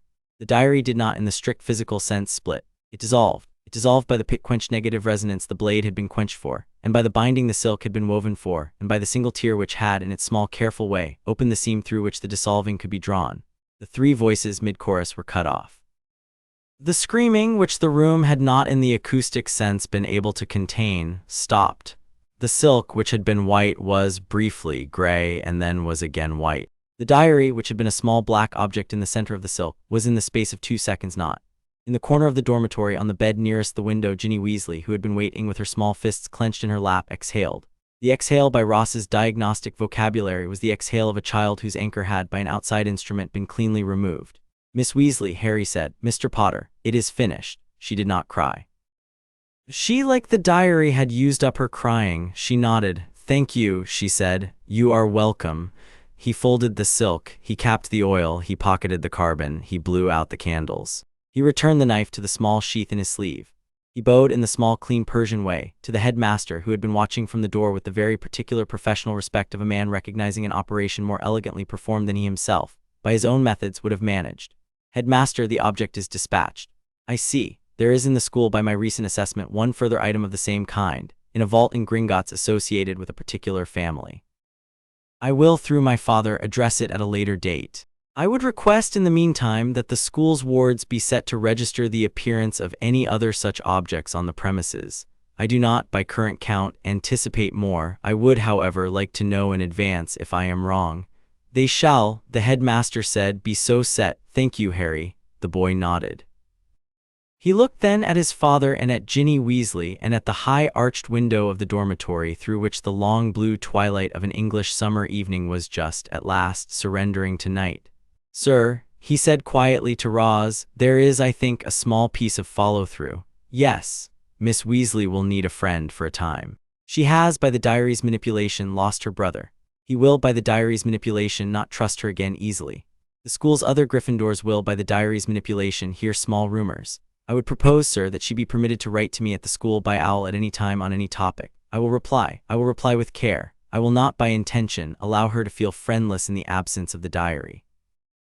I am, sir, requesting permission to commit, on behalf of the house, to a correspondence with a Gryffindor first year, on grounds of follow-through to an operation we have just performed in her room. Ra's al Ghul, who had not in 12 centuries had a member of the house request permission to befriend a child, considered the request with the gravity of a man considering a question the answer to which he had not in advance anticipated requiring. Permission granted, child. Thank you, sir. He turned to the girl. Miss Weasley, you may write to me at the school. I will reply in a careful hand.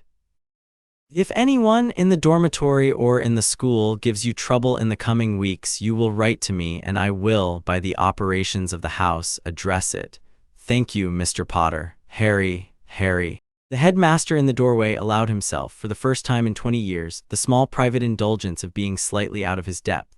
Sir, he said to Ra, would you care to take dinner with me in the Great Hall? I would, Roz said. They went down. They ate at the high table in a great hall that was, by the season, otherwise empty, the small, careful meal the elves had been instructed to prepare. They spoke, in the long Greek tradition of dinners between adversaries who have, for the moment, agreed not to be, about wines and about libraries and about a particular small town in the Caucasus the headmaster had once visited in 1947 and about a particular small alchemist whose work Roz had once supervised in 1598. They did not on this occasion agree on every topic. They did, however, on many.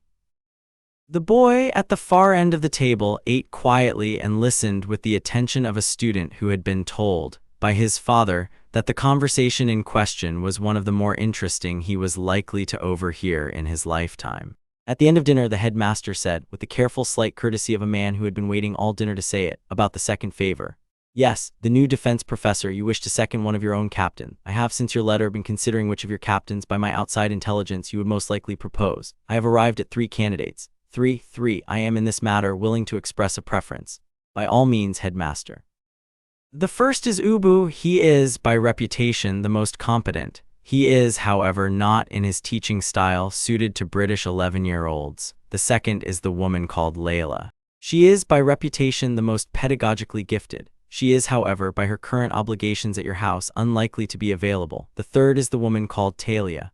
Ra's al Ghul in his chair did not allow himself by any visible motion the small interior amusement. Talia, he said, yes, you have, headmaster, made an unusual selection. I have made a deliberate selection. Your elder daughter is, by my outside intelligence, the most likely of your captains to manage the political dimension of the role. She will, in the British ministry's perception, be more legible than the others. She is also, by my outside intelligence, your heir's elder sister, and his presence in the school will be, by her appointment, simultaneously less and more dangerous. I propose that this is an interesting balance, suited to the year ahead. I propose, in addition, that her presence will permit your house to maintain a closer reading of the political situation in this country than it has had, by my outside intelligence, in some decades. I propose, finally, that she has been, by my outside intelligence, looking for an occupation suited to her capacities that does not require her to compete in your house with your heir, and that this appointment will, by removing her from Nanda Parbat for the academic year, ease the small private tension your house has been carrying for some time. Am I, sir, in any of my outside intelligence, mistaken? Ra's al Ghul, who had not in 2 centuries been addressed quite so accurately by an adversary on a domestic matter, sipped, with great calm, his glass of the red wine the headmaster had ordered from his private cellar. You are not, headmaster, mistaken. Then I propose Talia. Then I accept she will arrive with credentials by the 1st of August. Good. The headmaster, in the small headmasterish way he had, allowed himself a small headmasterish smile. The boy at the far end of the table said nothing. He had, however, his green eyes on his father, and his father knew that his son had, in the course of the exchange, registered with great precision the small piece of paternal manipulation his father had just executed, by which his sister had been simultaneously removed from his vicinity at the house and embedded in his vicinity at the school, and by which his sister's training to be his sister had been, by clever delegation, partly resolved in his favor. The boy did not, in the carriage on the way back to the gates that evening, mention it. He said instead, Sir, yes, the Wisengamot hearing, yes, I will not, I think, be allowed to attend. You will not, you are 11 and a foreign minor. You will be, however, kept informed. Talia will attend on your behalf in her new credentialed role as a ministry-vetted educator. I will attend in my own capacity. You will be at the house. You will receive the report by owl within 12 hours of the conclusion. Yes, sir. Will the Wisengamot release Black? They will. How can you be certain? Because I have, over the last 20 years, by the patient distribution of small favors and small loans and small interventions, acquired, by the count of last spring, the indirect support of 19 of the Wisengamot's 41 current members. We will, on the day, require the support of 21. We will, on the day, have it.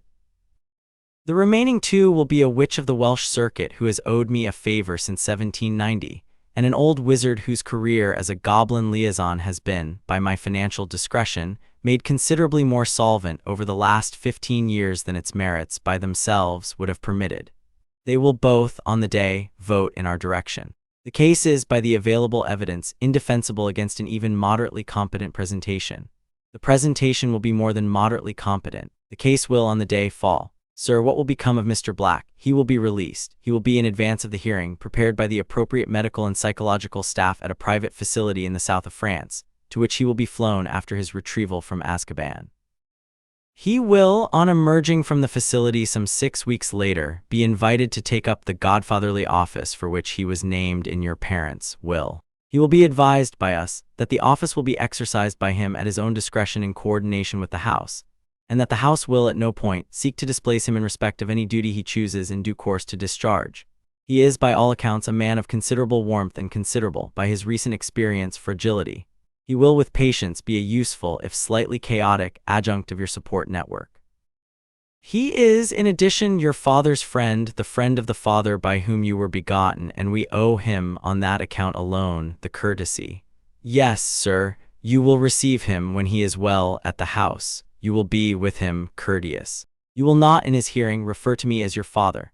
You will, in his hearing, refer to me as your guardian, or in the more relaxed registers as sir. Yes, sir. Good. The hearing was convened, as the headmaster had arranged, on the 17th of August. It was conducted in the central courtroom of the Wisengamot, beneath the high vault on whose ceiling the various seals of the crown and the ministry had been frescoed in 1823. It was presided over by the chief warlock, Albus Dumbledore, in his most formal robes. It was attended by 41 of the 41 sitting members of the Wizengamot, which was the highest single attendance recorded since the war. Ra's al Ghul, in his Persian formal robes and his black silk turban with the silver crescent, sat in the witness section. Talia al Ghul, in robes of academic gray cut in a manner which combined, by careful tailoring, an Iranian university's regalia and a London barrister's gown, sat at the second witness chair. The headmaster from the dais presided. The prosecution, who had not in fact been prepared for the day, because the case had been listed by Ross's careful arrangement as a closed motion of clarification, and had only, at the last instant, by procedural surprise, been promoted to an open hearing on a question of habeas, did not have its principal witness. The defense, which had been quietly prepared by a barrister of Ross's selection in the small chambers of an inn of court in central London over the preceding 3 weeks, the defense called Talia al Ghul. She testified in calm, clear English about the production, by the House's investigators over a 6-month operation, of a series of documents and depositions and material analyses bearing on the central evidentiary claim of the case, namely that Sirius Black in 1981 had been the secret keeper of the Potter family. The documents and depositions and analyses indicated, with the small irrefutable accumulation of careful evidence, that he had not. Another person had been, the other person by name was named. The other person, by current location, was unknown but suspected to be in the form of a rat in or near the Burrow, the home of the Weasley family in Devon. The other person, when found, would be available for cross-examination at a future hearing. The defense called Ra's al Ghul. He testified in the calm, careful voice of a man who had been testifying in courtrooms since 1441, that he was in this matter an interested party in his capacity as guardian of Harry James Potter, the orphan son of the Potters, that his ward had requested at the age of 11 of his own initiative the consideration of this case, that the consideration had revealed the case to be, on the available evidence, indefensible, and that the case, on his ward's behalf, was being brought before the court to correct, after 11 years, an institutional misfortune. He spoke for 15 minutes. He did not, in any sentence, raise his voice. The Wizengamot voted. The vote was 29-12 in favor of release. The 2 members of whom Ra's had been certain in advance voted in his direction. The further 7, whom Ra's had not in advance included in his calculation, voted in his direction because the case, on the public floor, had been demonstrated more decisively than the prosecution had been able to defend against. The chief warlock pronounced the verdict. Sirius Black, who had been in Azkaban for 11 years and 3 months, was released into the protective custody of the Demon's Head. He was taken, by careful arrangement, to the private facility in the south of France. He was, on emerging some 6 weeks later, met by a representative of the House and offered the godfatherly office. He accepted with the cracked dignity of a man who had not been spoken to in a respectful voice in 11 years. He was flown to Nanda Parbat. He was given a room. He was given a glass of the good wine. He met at the appointed dinner his godson. The godson, in the small, careful Persian way of a child who had been raised to receive an old friend of the father, bowed. The godson said, "Mr. Black, Sirius, please, Sirius, Harry, Sirius." The man, who was thin and gray and whose eyes had not, since 1981, by any account of those who had loved him, looked, for the first time in 11 years, like the eyes of the man he had been, looked at the boy, and his eyes worked for several seconds in the way that the eyes of men recently freed from Dementor custody work when they are about to remember that they are still capable of weeping. The boy, who had been instructed by his father, did the small, kind 2-finger gesture Layla had taught him, and he gave the man, with the small, clean courtesy of the heir of the house, his arm. Sirius Black took it. They walked into the dining room of Nanda Parbat, in which Ra's al Ghul, the Demon's Head 800-year-old leader of the League of Shadows, had risen to receive him. "Mr. Black, sir, you will, I think, find dinner adequate." "I will, sir, I am sure, find dinner more than adequate. Thank you," for he made a small motion with his hand in lieu of words. "Thank you. You are welcome, Mr. Black. The boy was your friend's son. I have, in such circumstances, certain durable opinions about the proper management of obligations of friendship." They sat, they ate. In the long Friday evening of late August, in the high library of the heir's wing, Harry James Potter al Ghul wrote, by his careful small hand, the week's reports to Ginny Weasley, to Hermione Granger, who had in the spring made the small assumption that Harry was not, despite his sorting, an enemy, on grounds that her assumptions about the Sorting Hat's deliberations had been, by his careful conversational corrections, gradually adjusted, and to a third correspondent, a Slytherin third year named Daphne Greengrass, who had, by her own evidence, decided in the spring to be his ally, and who had been, in the summer, expecting to be replied to. He completed each letter. He sealed each letter, he sent each letter. He took down from the high shelf the second volume of the Bhagavad Gita in the gloss Roz had instructed him to begin in the summer of his second year. He turned to chapter 4. He read in Sanskrit the first 6 stanzas.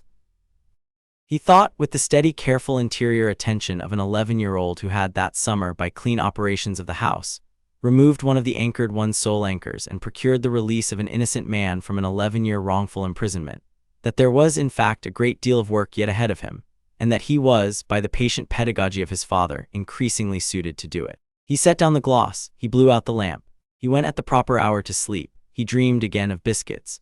The third year of his Hogwarts education began in due course with Talia al Ghul on the staff. The school discovered in October that the new defense against the dark arts professor was, by her own quiet methods, more terrifying than any of her predecessors, and by her own quiet methods considerably more effective. The boy, in his Slytherin robes, attended her lectures with the small, composed expression of an 11-year-old who had been receiving the same lectures, in greater detail, in the courtyard of his father's house since the age of 7. He earned from her an outstanding on every assessment. She marked each outstanding in her gradebook with the small private satisfaction of an elder sister who had, in the course of the year, decided that the assignment her father had given her was in fact the most interesting one he had given her in 20 years. The boy in the carriage on the way home for the winter holidays said to her, "You like the school." "I like the school. Will you stay another year?" "I will," father said. "1 year. I have, by my own diplomatic pressure on the headmaster, extended it to 2. "Good. You will not, child, become dependent on my presence." "I will not." "You will, however, be permitted to be pleased by it, in the small careful way the house permits us to be pleased by such things." "I will." She put in the carriage, her hand on his small shoulder. The carriage rolled in the soft snow to the gates of Nanda Parbat. In the high library on the first Friday after their return, Ra's al Ghul, in the chair by the fireplace, listened as the boy read again, by the long-established custom, his week's correspondence aloud.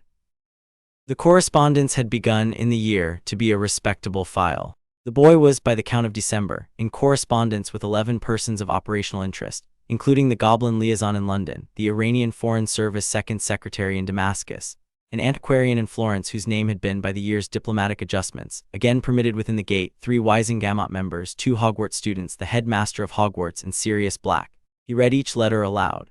He proposed each reply. His father, with patience, corrected when necessary the smallest pieces of the diplomatic style.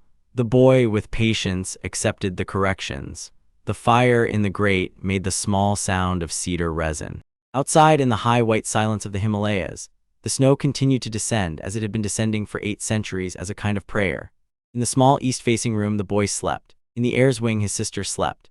In the godfather's quarters the man who had in the late summer been pulled out of the worst place in Britain slept the careful sleep of a man who, by patient outside intervention, had been returned with grace to the lighted part of the world. In the high tower his father stood at the black stone balcony and watched the snow, and counted with the patience of an 800-year-old man the operations of the year, and was, in the small way he was capable of being, satisfied. There was, however, a 4th year ahead. There was ahead of that 4th year a Triwizard tournament. There were, ahead of the tournament, certain other anchored objects.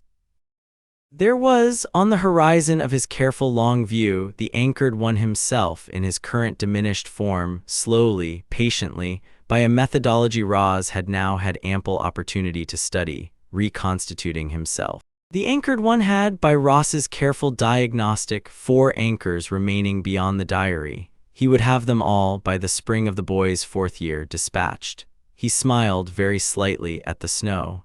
There was, indeed, much work ahead. Chapter 6: The Triwizard, the Graveyard, and the Rat. There is, in the manuscript records of certain Florentine notaries of the late 15th century, a careful inventory of the formal honorifics by which Ra's al Ghul, at that period of his career, had styled himself in diplomatic correspondence. He was, in his Italian dispatches of 1479, his most exalted cousin, the physician of the Caliph of Cordoba and the Sultan of Granada, etc. In his Arabic correspondence with the Mamluks, he was the Doctor of the 2 Cs. In a single, badly preserved Latin letter to the Vatican he was, briefly and amusingly, Dominus Doctor Ignatus. The notaries had carefully transcribed each title with the small, fastidious patience of clerks who understood that titles were, in the diplomatic apparatus, a load-bearing element of the architecture. It was then, by historical precedent and by the careful pedagogical apparatus of the house, well established that when an honorific was required for a particular operation, Ras Al Ghul would produce it. He produced, for the Triwizard Tournament, the honorific by which, in the headmaster of Hogwarts's October letter inviting him to the school as a visiting dignitary, he had been politely addressed. His Excellency the great-grandfather of Mr. Harry James Potter, in his capacity as the senior patron of the foreign educational foundation that has, by the long-standing arrangements of the Hogwarts International Office, sustained the boy's tuition. The honorific was, by polite legal fiction, accurate. It was, by the deeper genealogical question of whether Ras Al Ghul could, by any biological route, be a great-grandfather of Harry James Potter, plainly inaccurate. It was, however, in the diplomatic apparatus, the right shape for the year ahead. The boy in the carriage in late August on the way to the school for his 4th year said, "Sir, yes, great-grandfather is in the strict sense a lie. It is. It is the smallest lie that, on the available evidence, the school's apparatus is willing to enter into its records, on the question of why a man older than the school's foundation will be in attendance on certain days as a relative of yours. We will preserve in our private correspondence the proper relations. In their records we will lie. The lie is the cost of admission. The cost of admission, by the year's accounting, is acceptable. Yes, sir. You will, in addressing me in school documents and in school conversations, use the term honored elder. It is more accurate than great-grandfather. It does not, however, require the apparatus to amend its forms. The apparatus is, in such matters, conservative." "Yes, sir. Good. Now the tournament, let us review." The review in the carriage on the slow road from the gates of Hogsmeade was conducted in the boy's careful Latin. The boy had been reading all summer the surviving records of the Triwizard since its founding in 1243. He had compiled in a small leather notebook a table of the principal kinds of tasks that had been included in each of the surviving tournaments. He had identified in the table a recurrent pattern. The first task involved a magical creature, the second task involved a body of water, the third task involved a maze or labyrinth. He had identified further a less recurrent but still notable pattern. In a small but statistically interesting number of the historically recorded tournaments, a fourth participant was, by some piece of foul play, smuggled into the goblet of fire selection by an interested party. He had identified, finally, a still less recurrent but historically remarkable pattern. When the tournament had been hosted by Hogwarts in particular, it had, on 3 of the previous 5 occasions, been the cover for a major political operation by an outside power. "Sir," he said in Latin, "the smuggling this year is operationally probable." Yes. The anchored one by his current arrangements has chosen the Triwizard as the cover for his attempted reconstitution. He has. "I will, sir, be the smuggled fourth." "You will." He believes, by his current intelligence, that he can use me, by some piece of foul play in the third task, as a component in his ritual of reconstitution. The component he requires is blood. It is.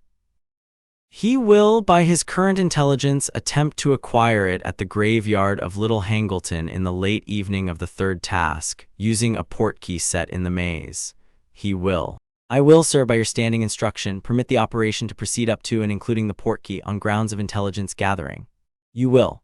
"I will, at the graveyard conduct, with the assistance of the League agents you will have by the day deployed to the perimeter, a controlled engagement in which we will extract the rat alive, dispatch any auxiliary combatants who are not central to our intelligence needs, and depart by League portkey."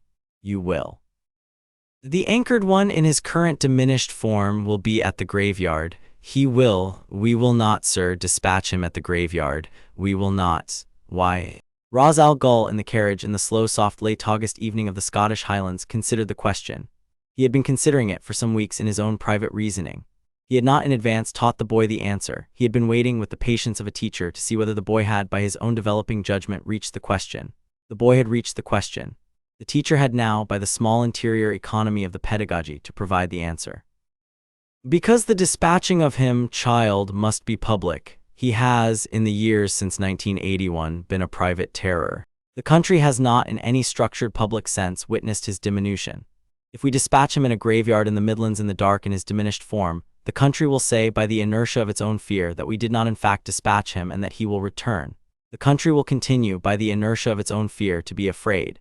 The fear, by its long influence, will continue to corrupt the institutions of the country. The institutions of the country, by their continued corruption, will become, by some succession of years, unable to host the school. The school, by the loss of its institutional sustenance, will close. We do not, on this matter, prefer the school to close. Therefore the dispatching must be public. The anchored one in his current diminished form at the graveyard will be permitted to escape. We will on our return to the school allow him a small additional window of reconstitution, in his fuller form, sufficient to ensure that when we dispatch him at the height of his fully reconstituted ambition, in front of as many witnesses as can be assembled.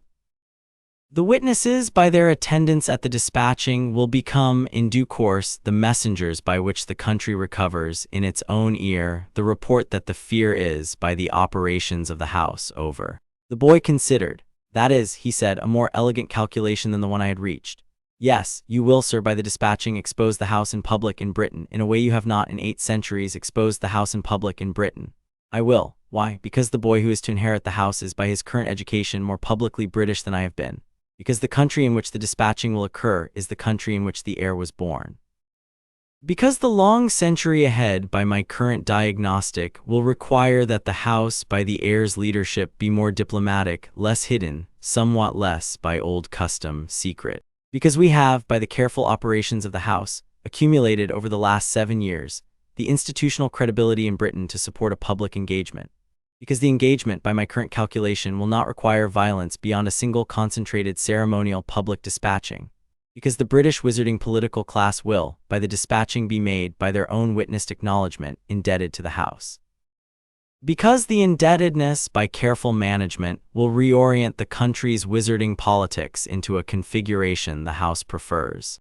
Because the alternative, child, is a slower, less elegant operation in which the anchored one is permitted to reconstitute, conduct a war, and be dispatched after some years of unnecessary suffering, in a forest by an inexperienced version of you, in a manner that will neither be public nor satisfying nor educationally instructive for the country, and which will leave the institutional debt unresolved in the country's politics, by another decade in the same configuration as before. The slower operation has, by my current calculation, a measurable, unappealing inferiority to the operation I have selected. We will, on this account, perform the operation I have selected. The boy nodded. Yes, sir, you have, however, a residual reservation. I have. What is it? Cedric Diggory. Ra's al Ghul looked at his heir. Yes, he will, by current arrangements, take the portkey with me. He will, by current arrangements, in the historical inertia of the operation, be killed in the graveyard. He will, in the absence of our intervention, be killed at the graveyard. Yes. We will, sir, by our intervention, prevent it. We will. How? Talia, on the day of the third task, will be in attendance as the Hogwarts defense professor in the small judge's enclosure. She will, by her position, have visual access to the entrance and the exit of the maze. She will be on the day, equipped with a league portkey of the 2nd class, set to a single anchor in the small valley below Nanda Parbat. She will, the moment you and Diggory take the cup, follow you by the portkey she has prepared. She will arrive in the graveyard within 4 seconds of your arrival. She will deploy in the 4 seconds to a position from which she can, by her own assessment, extract Diggory before the curse that will, by the historical inertia, be cast at him. She will, by league portkey, remove him to a holding facility in the south of France in which he will be kept in some comfort for a period of 72 hours, in which we will, by careful management, fabricate a public story for him that he was injured in the maze and removed to a private medical facility for the duration of the engagement. He will, on returning to the school, be unharmed, lightly briefed, and willing to support the public version of events. We have, by our intelligence on him, established that he is a boy of considerable personal integrity. We will, by our briefing, give him no reason to compromise the integrity. Yes, sir, you are reassured. I am, sir, in fact, reassured. Good, sir. Yes, what of the rat? The rat child will be acquired alive by you in the 4 seconds before Talia's arrival. He will be the principal piece of intelligence we extract from the operation. He will be brought to Nanda Parbat. He will be, by careful method, interrogated. He will not, in the interrogation, suffer beyond what his information requires. He will, in due course, be tried by the Wisengamot for the betrayal of your parents. He will, by the Wisengamot's careful verdict, be sentenced. He will not, by my arrangement, be sentenced to death. We have in this matter the standing instruction of the British wizarding government, which has not in living memory used capital punishment, and we will not in the operation override their custom. He will be sentenced to life imprisonment in a particular Azkaban cell. He will live in the cell. He will not, by our arrangement, be permitted to escape. We will, by quiet annual subsidy, ensure that the cell is supplied with fresh straw. Yes, sir, the first task, Roz said, is a dragon. Yes, sir, the Hungarian horntail. You will manage it with the conjunctivitis spell I have shown you in March. Yes, sir. You will not use the broom. The broom is, by my current assessment, the suggestion of the foreign body in the school whom we will in due course identify as the smuggler. We will, by not using the broom, deny him the spectacle he hopes to instigate. What will I use, sir? Your feet, the conjunctivitis, a small careful diagonal, a small careful retrieval. The egg, you will be in and out in less than 2 minutes. The judges will award you the high marks. The smuggler will be, by your performance, disquieted. He will, by your performance, increase his vigilance in subsequent weeks. We will, by his increased vigilance, identify him with greater certainty. Yes, sir. The second task is the lake. Yes, sir, hostages. You will identify your hostage on receipt of the riddle in advance by the small consultation with the headmaster I have arranged for the evening before. You will not, on receipt of the riddle in the public ceremony, be required to spend the night decoding it. You will, by my prior arrangement, have decoded it already. You will use, on the morning, the gillyweed I will have given you the previous week. You will not, in the lake, save any hostages other than your own. The hostages are, by the school's standing arrangement, in no danger. The standing arrangement is, by my outside intelligence, not a deception. You will retrieve your hostage in return. The judges will award you the high marks. The smuggler will be, by your performance, further disquieted. We will, by the second task, have completed our case file on him. Who is the smuggler, sir? The defense against the dark arts professor. Sir, the defense professor is this year, by your sister's tactful withdrawal at the end of last term, an auror named Mad-Eye Moody. It is not Mad-Eye Moody, sir. It is, by his current arrangements, a man impersonating Mad-Eye Moody by the use of a substance called Polyjuice Potion. The actual Mad-Eye Moody is, at present, in a trunk in the professor's office. We have, by careful intelligence, located the trunk. He is in the trunk, alive but uncomfortable. We will, by the day of the third task, by careful operation, retrieve him. The impostor is a man named Barty Crouch Jr. He is, in his current condition, a fanatical adherent of the Anchored One. He is the smuggler. He will, by the operations of the day, be apprehended. By me, sir. By Talia, who will, on the morning, apprehend him in his office while we are at the third task. He will, on apprehension, be delivered to the auror office of his own father, who will, by the procedural irony, have the small institutional satisfaction of being able to present his son to the proper authorities. The boy considered.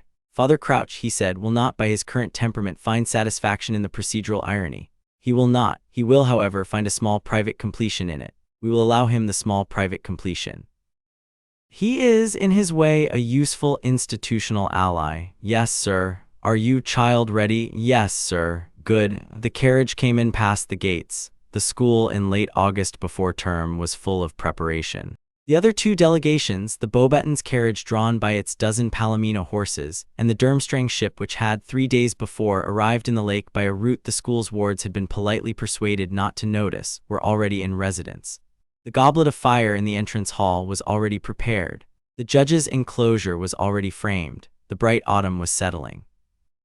The boy, in his small Persian robes, descended from the carriage with the small, careful air of a child returning to a school in which he had become, by the patient operation of his house, a quiet, slightly anomalous but generally respected fixture. He went to his dormitory. He unpacked. He attended at the appointed hour the welcome feast. The goblet of fire spat out 4 names on the appointed night: Cedric Diggory of Hufflepuff, Fleur Delacour of Beauxbatons, Victor Crumb of Durmstrang, and Harry Potter of Slytherin. The hall, on the announcement of the 4th name, behaved, by the careful preparation of the boy's house in the preceding weeks, exactly as the boy had been told to expect. There was a small ripple of consternation. There was a small competing ripple of unsurprise. The Slytherin table, who had been told, by the boy's own careful private briefings the previous spring, that this might occur and that the proper response was the small composed expression of an unsurprised house, produced the small composed expression. The Hufflepuff table, who had been quietly briefed by Talia, in her last act before her tactful withdrawal from the staff in June, that the boy was not, by training, a fraud, produced a small reserved welcome. The Gryffindor table, which had become in the previous 2 years, by the gentle persistent diplomacy of Ginny Weasley and Hermione Granger and several others, the most enthusiastic of the boys' auxiliary support networks in the school, stood very small but very firm and clapped. The Ravenclaw table, who took these things on the strict evidence, suspended judgment. Beauxbatons, by Madame Maxim's careful judgment, applauded. Durmstrang, by Karkaroff's calculation, did not. The headmaster did not, in his public face, register surprise. He had been in his private face 12 hours earlier, informed by Ra's al Ghul in a brief polite owl, that the smuggling would in this year on this tournament on this particular Friday evening, by the operations of an outside party, occur. He had been further informed that the smuggling was, by the house's arrangement, going to be permitted. He had been informed that this was, by the house's calculation, the conservative choice. He had agreed with the long, careful patience of a man who had been agreeing with Ra's al Ghul on most matters for some years that the conservative choice was, on the available evidence, the right choice. He had stood by the goblet. He had pronounced the fourth name. He had not in his pronouncement registered surprise. The boy stood, the boy walked to the small antechamber. The boy entered the antechamber in the small, careful Persian manner. The three older champions who had been waiting in the antechamber in three different postures of irritation and confusion looked up at him. Harry, Cedric said after a moment. Cedric, you did not by all accounts put your name in. I did not. Someone by all accounts put your name in for you. They did. That is by all accounts foul play. It is. Why did you not, on its announcement, refuse? Because the magic of the goblet, when accepted by the candidate's tacit non-refusal in the moment of pronouncement, becomes binding by a contract I cannot in this antechamber void. I have by my own briefing established this. The binding is in force. I am in legal effect the fourth champion. Forgive me. I would not have on free choice intruded on your tournament. I intend in the events to come to make as small a nuisance of myself as the binding permits. Cedric looked at him. Cedric was a kind boy. Cedric had been raised by a kind father whose only fault in the assessment of the kind boy was a tendency to overpraise his own son. Cedric had not in the previous 3 years been told, by Hufflepuff custom, to dislike Slytherins, and he had in the previous 3 years, by the steady reports of his own quiet observation, come to consider the small dark-haired Slytherin boy who had been raised in the Himalayas as someone he was, in fact, slightly intrigued by. He took in the antechamber a small interior decision, of the kind by which Hufflepuff boys had distinguished themselves for centuries. I will, he said, accept your apology in advance and on the assumption that you mean it, ally with you in the tournament if you will reciprocate. I will. Good. Then we are, by mutual agreement, allies. Good. Crumb and Delacour, who had been watching with the small careful interest of older students who had heard, in their respective schools, rumors about the small dark-haired Slytherin boy in the Himalayas, did not on this evening commit themselves either way. They withdrew with the small formal nod by which competitive 17-year-olds withdraw from a conversation they have not yet decided about to the further chairs. The boy in the small antechamber accepted by handshake the alliance of Cedric Diggory. The defense professor, the man who was not Mad-Eye Moody, the impostor who had been waiting in the antechamber under the small false cover of being a judge's delegate, looked at the small dark-haired Slytherin boy with the larger, more obviously false of his two faces, and registered in the smaller and more secret of his two minds that the operation was, by the boy's calm public composure, going to be more troublesome than he had been led to believe. He filed the trouble. He went, after the small antechamber's formalities, back to the office in which the actual Mad-Eye Moody was, by his own careful incompetence, still alive in a trunk. He did not, in any of his subsequent 4 months of impersonation, know that the trunk had, by Talia's careful arrangement, been moved, by a substitution he had not noticed, to a different position in the office, in which a small detection charm had been installed that would, on the day of the third task, by the careful operation of the house, alert Talia to his presence in the office and permit his apprehension. The first task arrived. The Hungarian horntail behaved, by the careful breeding of the Romanian dragon keepers, exactly as had been advertised. It was angry, large, and territorial. The first 3 champions in turn performed their assignments with the operational competence of 17-year-olds. Crumb used the conjunctivitis on his dragon, although by a flawed angle, and damaged most of the eggs in the nest. Delacour put her dragon, by a fine song charm, briefly to sleep, although it set fire to her skirt. Diggory, by a transfiguration of a nearby stone into a dog, succeeded in distracting the dragon long enough to recover the golden egg, though he was, in the operation, lightly burned along the cheek. The boy stepped out into the stadium. He did not, in the stadium, raise his wand. He kept the wand, in fact, in the sheath at his belt. He raised, instead, his left hand. He made the small economical gesture Liu had taught him in the 8th year of his training, which was, in the Mandarin Classical, the gesture by which a person of small physical means signaled to a larger entity that he was, by his own particular methods, of larger means than appearance suggested. The horntail, by some reptilian intelligence in the small chamber of its brain that processed such gestures, registered, with the slow, steady curiosity of an animal that had been around the world before it had been brought to this stadium, the gesture. It did not immediately attack. The boy stepped forward. He spoke in clear Parseltongue, a language he had not, until his 2nd year at the school, known he could speak, and which he had since, in the careful collaboration with Layla and an old Indian healer who had visited Nanda Parbat in the summer of his 13th year, refined into a competent dialect, into the horntail's ear at the distance of perhaps 20 feet, the small careful sentence. I am here for the egg, mother. I am not here for the nest. I will not harm any other of your eggs. I will leave by the way I came. May I pass? The horntail considered. She was, by ordinary measure, not a Parselmouth species. She was, however, by the broader ancestry of the dragons, distantly related to them. She had in her small fierce intelligence recognized the structure of the speech if not the individual words. She had recognized further in the small dark-haired person before her the absence of the usual fear. She had recognized that the small dark-haired person was, by some careful arrangement, telling her the truth. She lowered her head a fraction. She moved by perhaps a foot to one side. The boy walked carefully around her flank. He took the golden egg from the nest. He did not, in the operation, touch any other egg. He stepped back by the same careful path in front of her again. He bowed in the small, clean Persian way. "Thank you, mother." The horntail, by some small fierce intelligence, snorted. He returned to the stadium gate.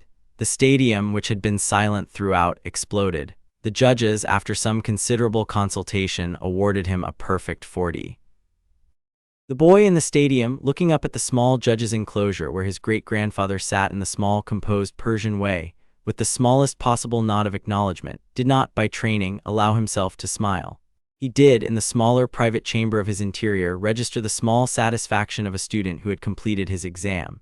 The second task proceeded by the same pattern. He took the gillyweed his father had given him the previous week.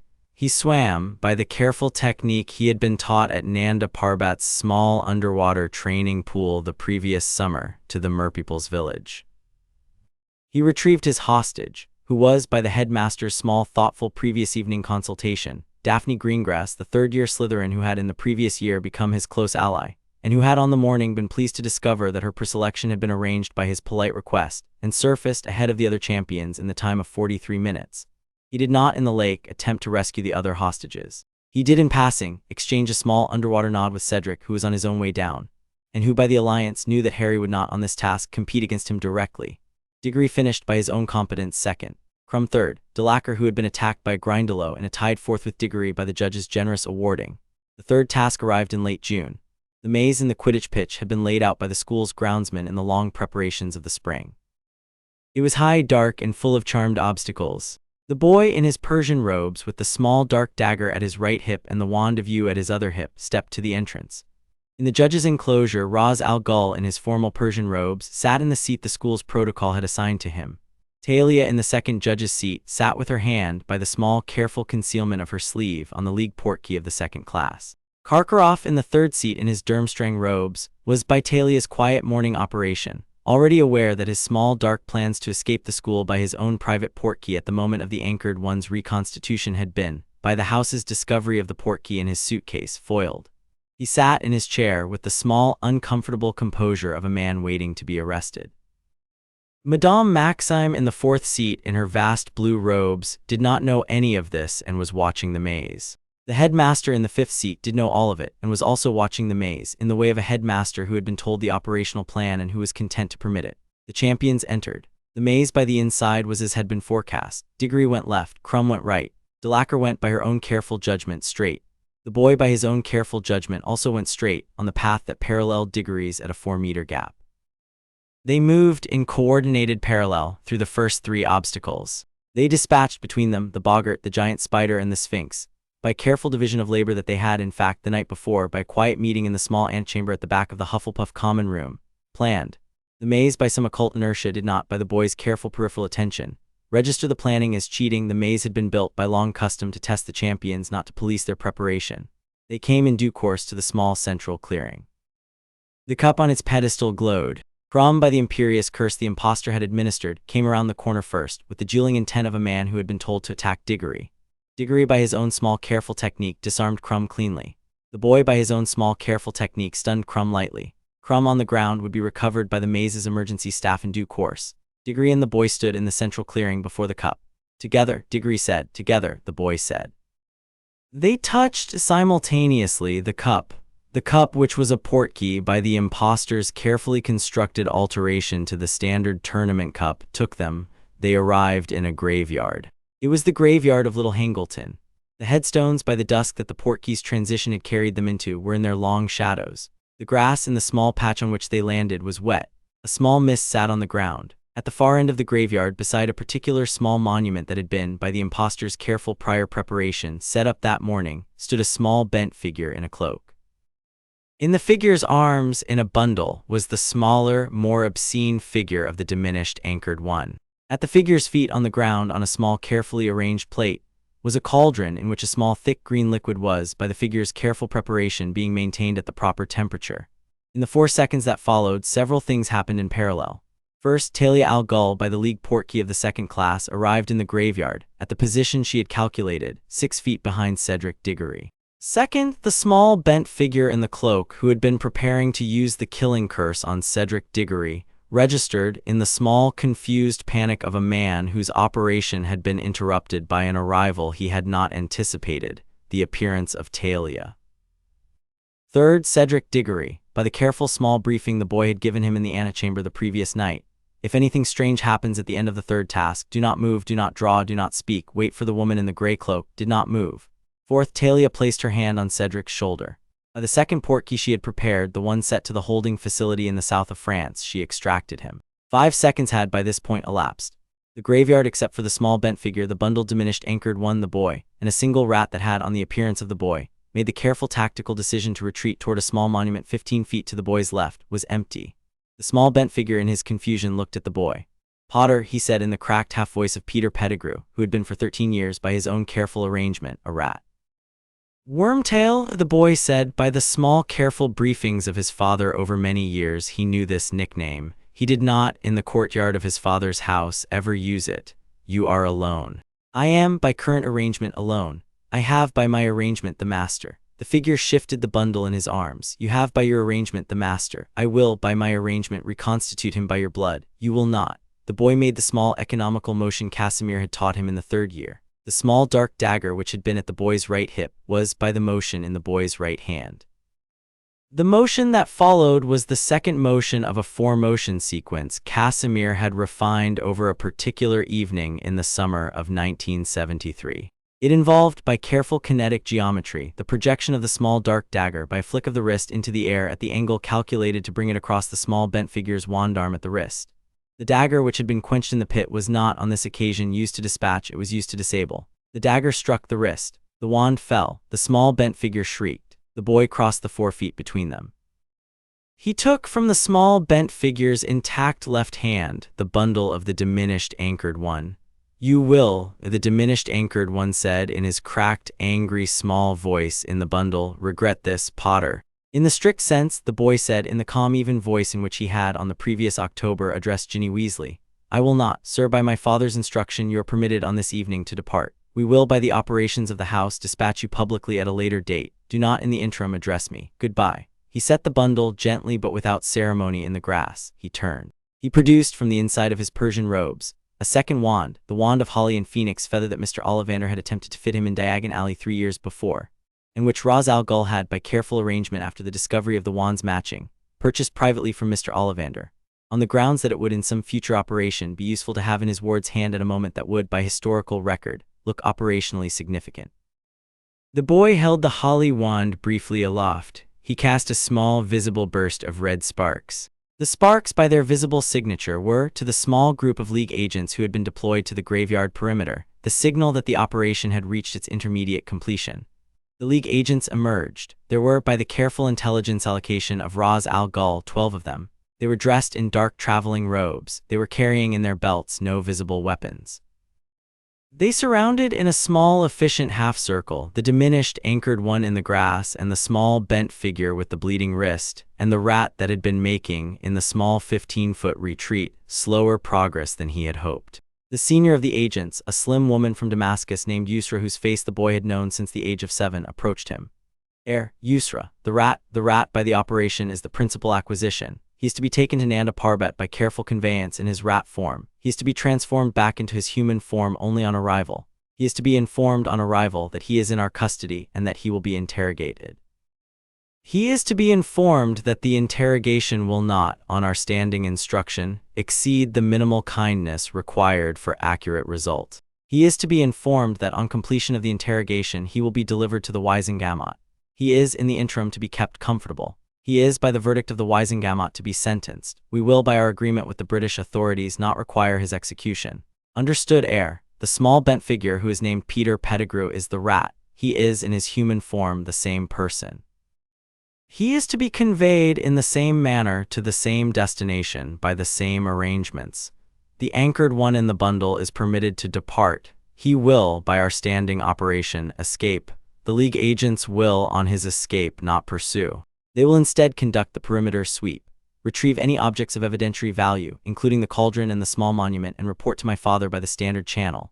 They will, on completion, withdraw to the secondary rendezvous, which is the small barn 3 miles east, and proceed to the school by the conveyance Yusra has, by prior arrangement, organized. Are there in this operation any further clarifications required? No, Heir. Good, Wormtail. The small bent figure on the grass, holding his bleeding wrist, looked up. You will, by our operations, suffer in the next several months considerably less than you fear and considerably more than you would wish. You will, in the operation, be permitted to live. You will, by the Wisengamot, be sentenced to imprisonment, not death. You may on this evening consider the news by your own balance mixed. Yusra, take him. Yusra, with the calm of an experienced agent, took the small bent figure into a small careful hold which was not by League custom brutal, but which was by League custom very effective. The small bent figure did not, on the operation, resist. He had not, by his own private experience over 13 years, been spoken to by an 11-year-old in this manner before, and he had, on his own confused interior accounting, made the calculation that he was, in the present situation, by some considerable margin outmatched.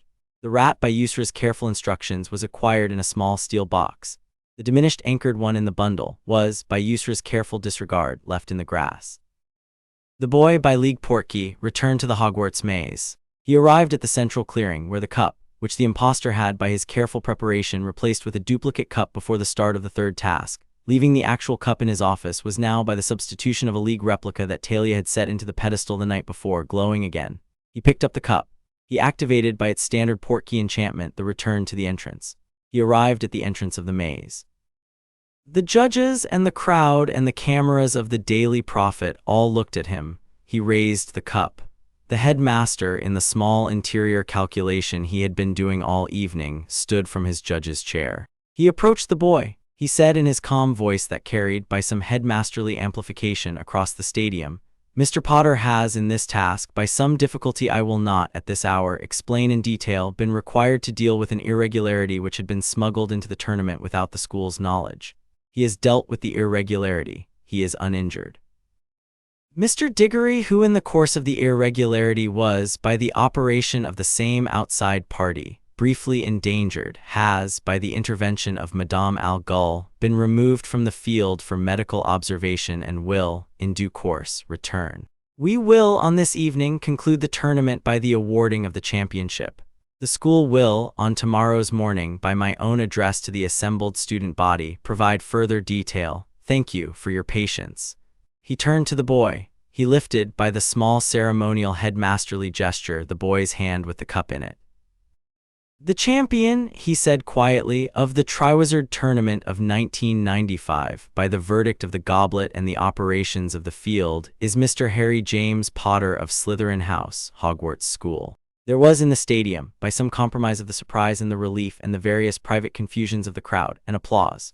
It was not in the early part a unanimous applause. It became, in the course of about 30 seconds, by the small leadership of certain members of the Slytherin and Gryffindor and Hufflepuff tables, increasingly unanimous. By the end of the minute, the applause was as loud in the stadium as the applause that had attended any champion of any preceding tournament. The boy, in the small composed Persian way, bowed. He went, in the small composed Persian way, to the small antechamber at the rear of the judge's enclosure. There, by the small careful arrangement, his great-grandfather was waiting. Sir, child, Wormtail is in transit. The diminished anchored one has, by our arrangement, escaped. Cedric is at the facility. Talia is, by her secondary movement, at the impostor's office. The impostor is, by Talia's likely current activity, in some careful restraint. The Mad-Eye is, by her likely current activity, in the process of being recovered from the trunk. Good. Sir, the maze does not, by my arrival, recognize that the cup is no longer the portkey we substituted. It will, on the next group's investigation, be discovered. It will not. Yusra, on her secondary sweep, has already replaced our replica with the original. The maze will not, on investigation, register a discrepancy. The minor falsification by the small careful operation is not, in this case, durable. It is required only for the next 16 hours in which the school's apparatus will be doing other things. Yes, sir. You did well, child. Thank you, sir. You will not, in the days to come, allow the small private satisfaction of a job well done to occupy too large a portion of your interior. No, sir, You will, in the days to come, allow it precisely the portion that the work merits. Yes, sir, which is, in your present case, some portion. Yes, sir. Ra's al Ghul, who had not in many years expressed an emotional gradient quite as openly as this, did in the small antechamber place for a single brief moment, his right hand on the small Persian-robed shoulder of his 11-year-old heir. Some portion, he said, yes.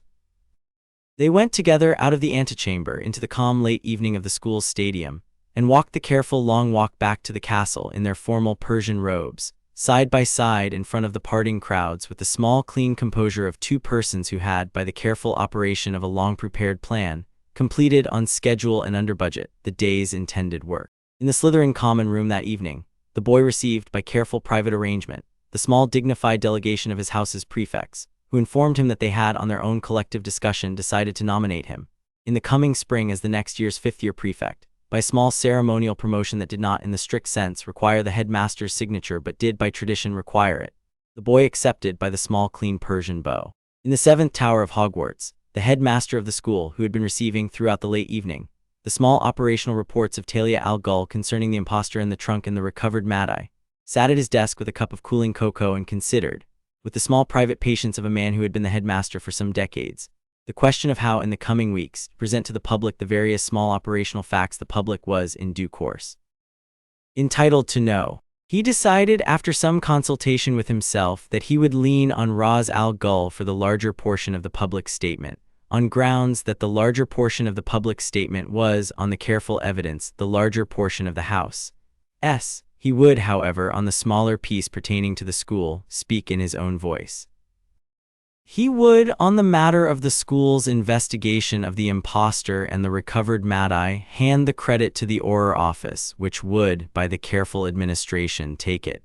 He sipped his cocoa. He, who had been the institutional adult in the room of British wizarding politics for a very long time, allowed himself, for a moment, the small interior amusement of an adult who had, after some years of patient diplomacy, finally been permitted to share the institutional adult role with another adult of approximately his weight class. In a small east-facing room in the Slytherin dormitory, the heir of the Demon's Head, who had returned by the day's operation to his ordinary academic routine without any visible disturbance of his ordinary academic affect, set his charms homework on his bedside table, blew out his small candle, and slept in the careful even way that the breathing exercises in the chalked circle on the black flagstones had been training in him since the age of 7, the sleep again of the just. He dreamed, this time, not of biscuits but of his small careful inheritance in due course of an institution that had, on the evening of the third task, by his own small careful operation, very nearly grown to include him. In a particular cell of Nanda Parbat's discreet northern wing,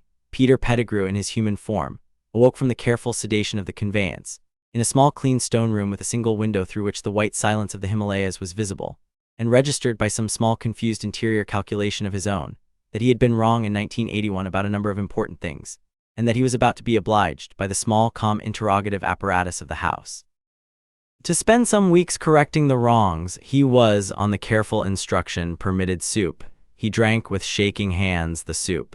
In a particular cell of the south of France, Cedric Diggory, in his Hogwarts robes, awoke from the careful sedation of his own conveyance, in a small clean room with a single window through which the lavender fields of Provence were visible, and registered by some small clear interior calculation of his own, that he had been told by Harry Potter the previous evening to wait, and that he had, by his own careful waiting, in fact survived an operation in which the absence of his waiting would have had, by his own subsequent careful imagining, a substantially worse outcome. He was given, on the careful instruction, breakfast. He ate. He composed, in the small careful Hufflepuff hand his father had taught him, a brief polite letter of thanks to the Slytherin boy.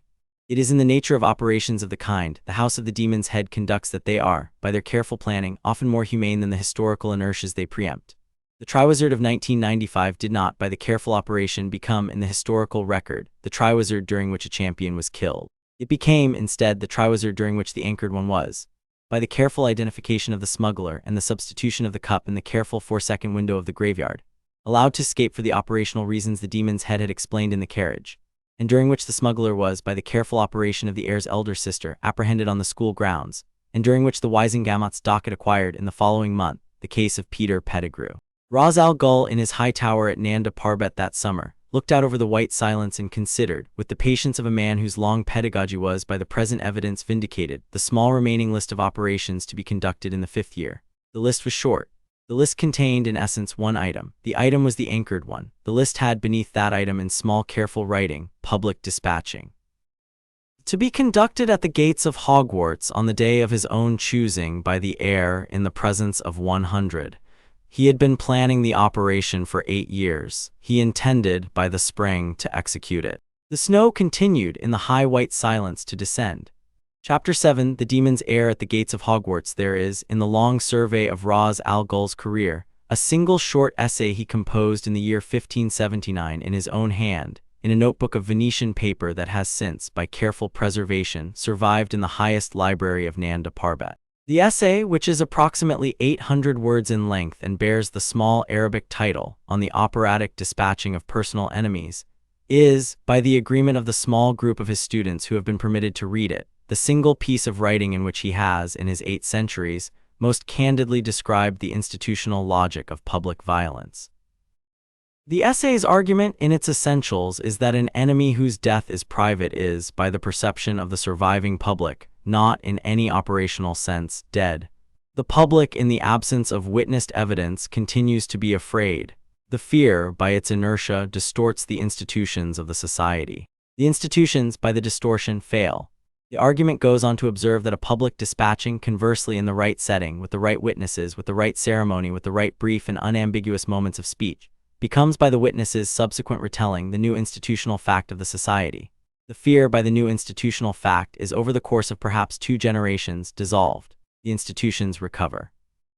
The society, by some careful management, is restored to a configuration in which work may, again, be done. The essay concludes in a single careful Arabic sentence. Therefore, the dispatching of a public enemy must be conducted in front of the public with whatever ceremony is required, and not by the operational laziness of preferring privacy in the dark.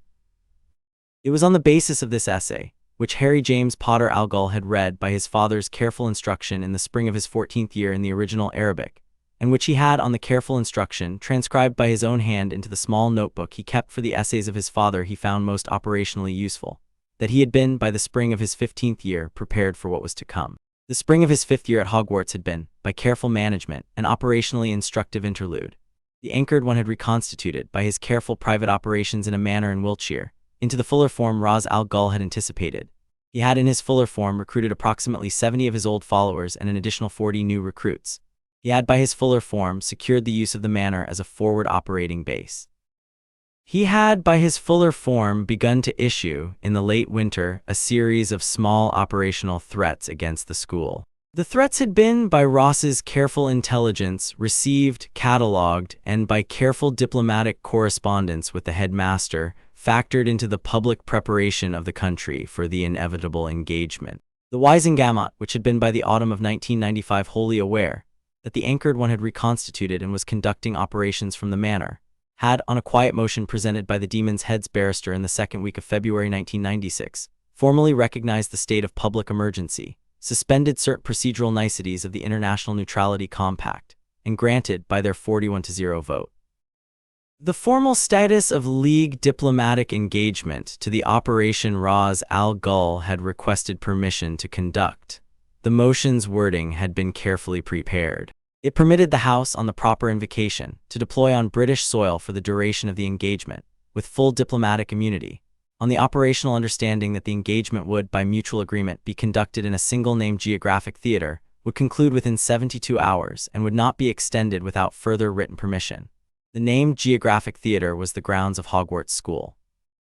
The duration was the day of the anchored one's choosing, on which day, by Ra's al Ghul's careful preparation, the anchored one would, by his own narcissistic calculation, choose to confront the heir of the house at the school's gates. The day of the anchored one's choosing was, by his own announcement, on the late evening of the 2nd of May, 1997, on the morning of the 3rd of May, at the gates of Hogwarts.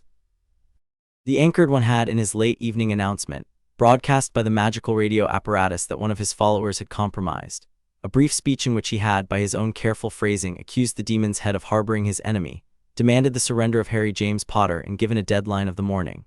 The speech had, by careful magical radio amplification, been heard in every household in the British wizarding population. The wizarding population, on hearing it, had, by some careful prior arrangement of the Wisengamot, not panicked. It had instead, by the careful prior briefing, gone to bed.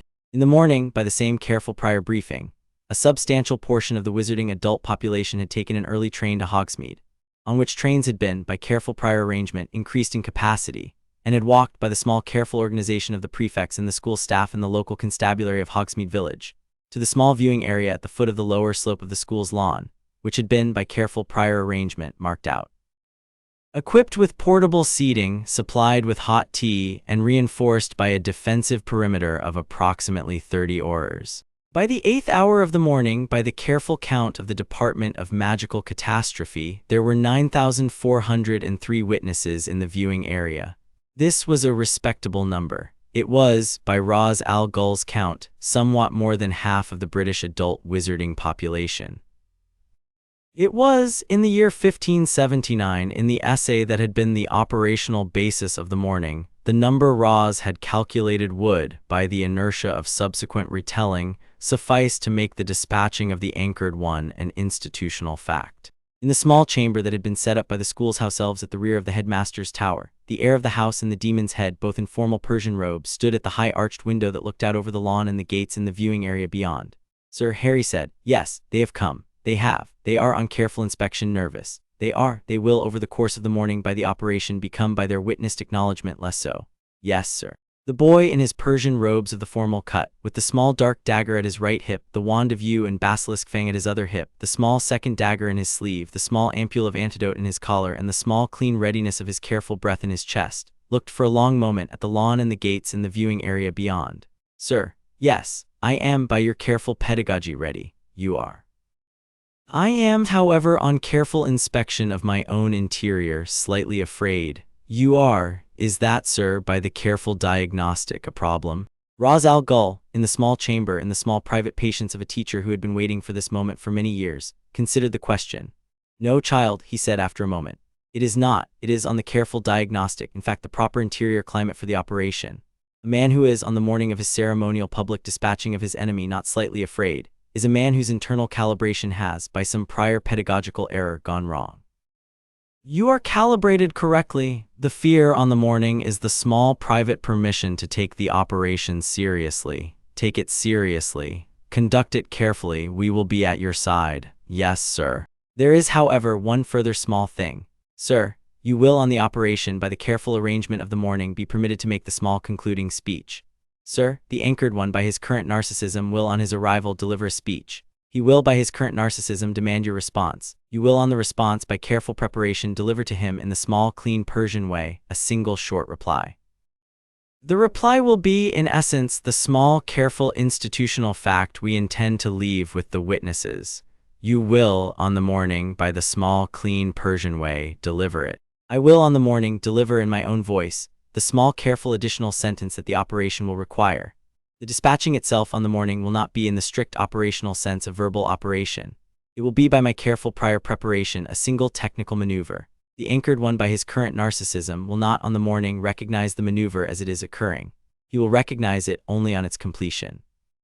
The recognition on completion will be, by the small operational mercy brief. Yes, sir, what is the maneuver? The maneuver, child, is the negative resonance of the Lazarus pit, applied at the scale of the anchored one's full reconstituted form, conducted by my own personal occult physical exertion, with the assistance of the small careful array of 7 of our oldest captains. The anchored one has, by his current state, made himself, by his various horcruxes, into a being whose existence is anchored in part to the 7 small private compartments of his soul. We have, by the careful operations of the last 4 years, dispatched 5 of those compartments. The remaining 2, the snake which travels with him and the small final fragment which is in his head, will be dispatched on the morning in the same operation. The negative resonance, when applied to all 3 at once, will, by the careful arithmetic of the pit, dissolve him entire. He will, on the dissolution, not be available for return. Yes, sir. Sir, the boy said after a moment. Yes, the small fragment in his head. Yes. It is, by the careful prior reading of the obsidian, of the same kind as the small fragment that was, until my 4th year, attached to my own scar. It was. The fragment in your scar was dispatched. by the careful operation of the second Lazarus immersion you took in your 11th year without your then knowledge. I had calculated in your 7th year that this would, by the third immersion, be the safest method. It was. The fragment in your scar dissolved by the pit's careful negative resonance on the 11th of January 1993 in the small dawn after your immersion. It did not, by any clinical evidence, leave damage. You are, in the strict sense, not, by the dissolution, in possession of any of its faculties. You are, by your own careful training, in possession of certain of the faculties that the fragment, by long contact, had unconsciously taught you, the parcel-tongue chief among them. You have, however, no debt to it. You are, by my careful calibration, clean. Thank you, sir. You are welcome. The boy looked for a moment at the high arched window. He looked at the lawn and the gates and the small, careful viewing area beyond. He looked, by some peripheral careful diagnostic of the breath, at his own small Persian-robed self in the reflection of the window glass. He saw, by the diagnostic, that he was, by careful breathing, in the proper interior calibration. He was slightly afraid. He was, by the small careful Persian way, ready. He turned to his father. Sir, yes, I am ready. Then we will, by the small careful Persian way, go down. They went by the moving stair down. In the small antechamber at the foot of the stair, the 7 captains of the operation were waiting. They were Ubu in his largest formal robes. They were Casimir, with the small, clean fastidiousness of a man who had been preparing for this morning for many years. They were Layla in her dark green Cairo robes. They were Leo in his soft mandarin gray. They were Yusra in her Damascus traveling cloak. They were a man named Alexei, whom Harry had only met twice in his life, and who was, by league ranking, the demon's head's 3rd deputy. They were a woman named Sangai, whom Harry had not met previously but who had, by Ross's careful previous correspondence, been brought from her own work in the southern Caucasus for the operation. They were, all 7, standing in the small antechamber in the small, clean ceremonial posture by which the senior captains of the house on operations of importance signaled their readiness.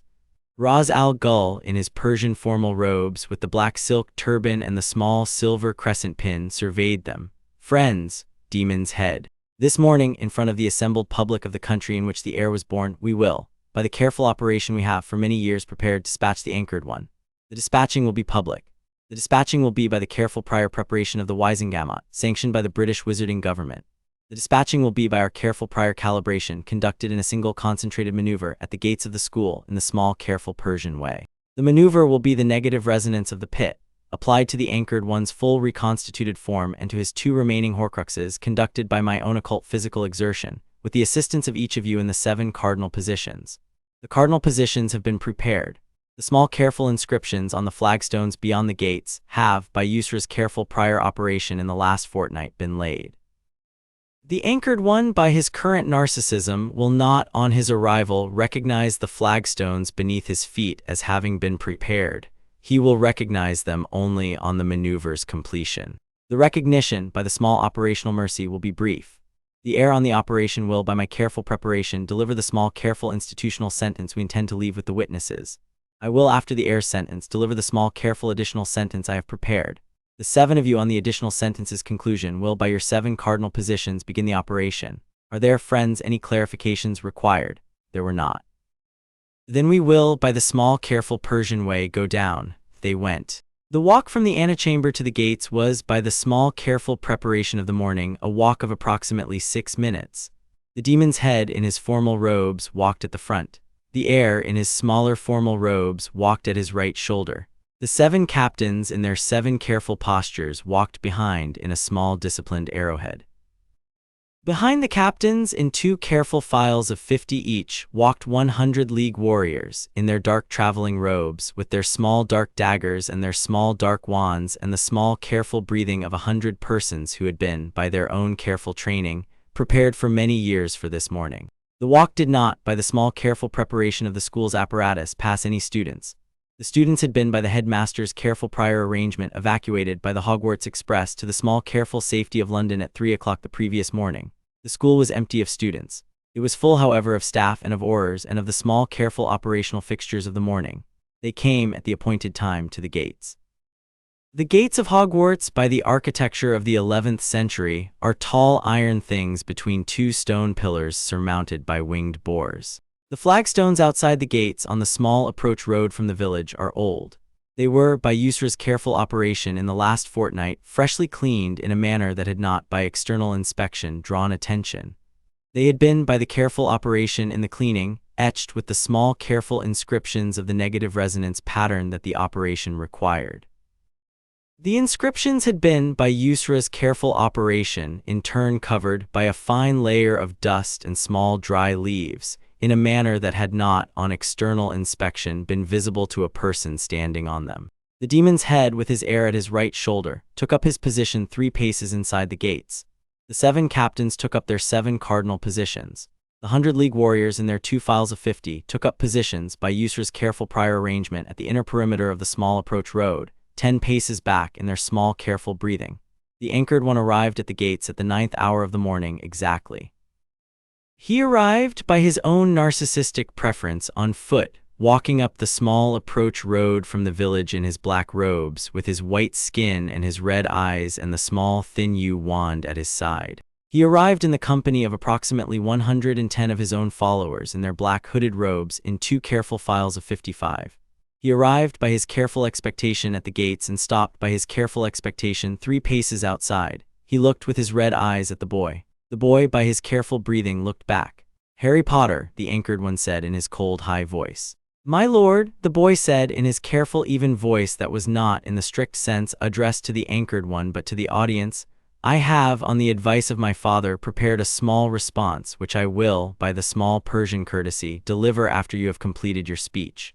Please, by the small Persian courtesy, complete your speech." The anchored one, who had in his current narcissism prepared a speech of approximately 700 words, and who had not in his current narcissism anticipated being given the small Persian courtesy by the small 15-year-old in the Persian robes at the gates, paused briefly to recover the small interior thread of the prepared speech.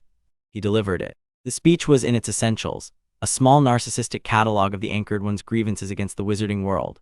His various accomplishments, his various plans, his various proposed reforms, his various promises to his followers, his various threats to his enemies, and his particular grievance against the small dark-haired boy who had, by the impertinence of his existence, occupied a small portion of the anchored one's interior life for the better part of 15 years. It was by the small careful Persian diagnostic, the small narcissistic catalogue, that a man in his current state of self-conception would, on the morning of his own ceremonial dispatching, by his own narcissistic inertia, deliver.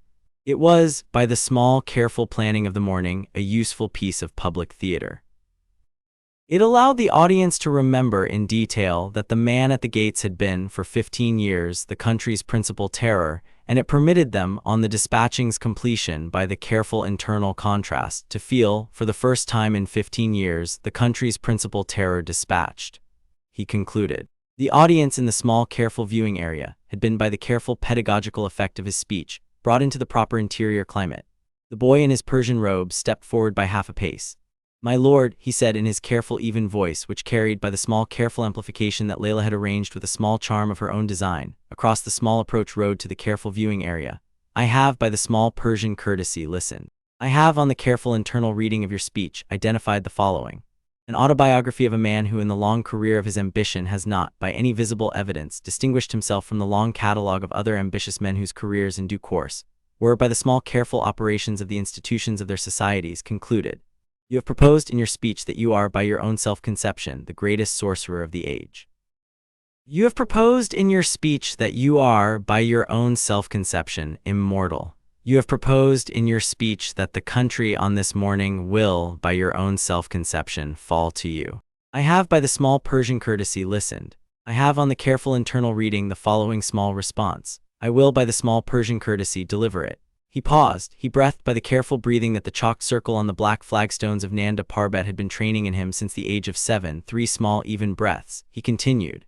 "You are not, my lord, the greatest sorcerer of your age. You are, on the careful evidence of your speech, a competent middle-tier dark wizard, of a kind that the British wizarding population has, by historical record, produced once or twice each century since the founding of the institution at which we are, this morning, standing.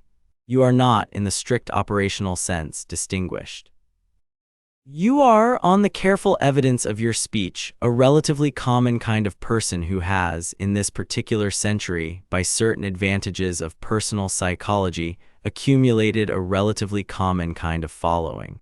The following will, on the conclusion of this morning's operation, by the careful institutional arrangements that have been made be processed by the British Order Office and the relevant Wisengamot trial calendar in the ordinary way into the country's institutional records. They will be sentenced where the evidence warrants to imprisonment. They will not, where the evidence does not warrant, be sentenced at all. They will, in the years to come, by careful institutional rehabilitation, be reintegrated into the society to whatever degree their individual cases permit. We do not, my lord, by the careful Persian diagnostic, hold large grudges against followers. We hold occasionally small careful grudges against leaders. We are in this case holding such a grudge against you, and we will in a moment by the careful operation of the morning conclude it. The boy paused again. He breathed again the 3 small even breaths. You have proposed, my lord, that you are immortal. I will on this point defer to my father, who is, by the careful weight of 7 centuries of practical experience, the appropriate authority. My father, sir. He stepped by half a pace back. Ra's al Ghul stepped by half a pace forward. The demon's head in his formal Persian robes, with the black silk turban and the small silver crescent pin, with the calm composure of a man who had been, for some weeks, looking forward to the small careful Persian sentence he was about to deliver, looked across the small approach road through the gates at the anchored one. Boy, he said in his careful voice that was, by Layla's small careful charm, amplified to carry to every corner of the small careful viewing area. I am 800 years old. You are not yet 60, sit down. There was in the small careful viewing area on the receiving of this sentence, the small careful intake of breath of 9,403 witnesses. 9,403 intakes of breath in the small careful sum are, by acoustic measure, a substantial sound. The sound, by the careful peripheral diagnostic of the boy's small Persian-robed self at the gates, was registered. The anchored one, who had not been addressed in his current career in this manner, looked across the gates at the 800-year-old man in the formal Persian robes, and, by the small careful confusion of his current narcissism, briefly did not know what, in the small careful sentence, was the appropriate response. In the brief small careful confusion, the 7 captains in their 7 cardinal positions, by a small careful prearranged motion of the right hand which Ra's al Ghul had, by the smallest careful gesture of his own left, initiated, began the operation. The operation, by the careful occult physical apparatus the house had developed over the course of 3 centuries, consisted of the following components. First, the 7 captains in their 7 cardinal positions by their small careful breathing, which had by Ra's al Ghul's careful prior preparation in the last fortnight been calibrated to 7 distinct, mutually resonant frequencies, began in a single coordinated inhalation to inhale.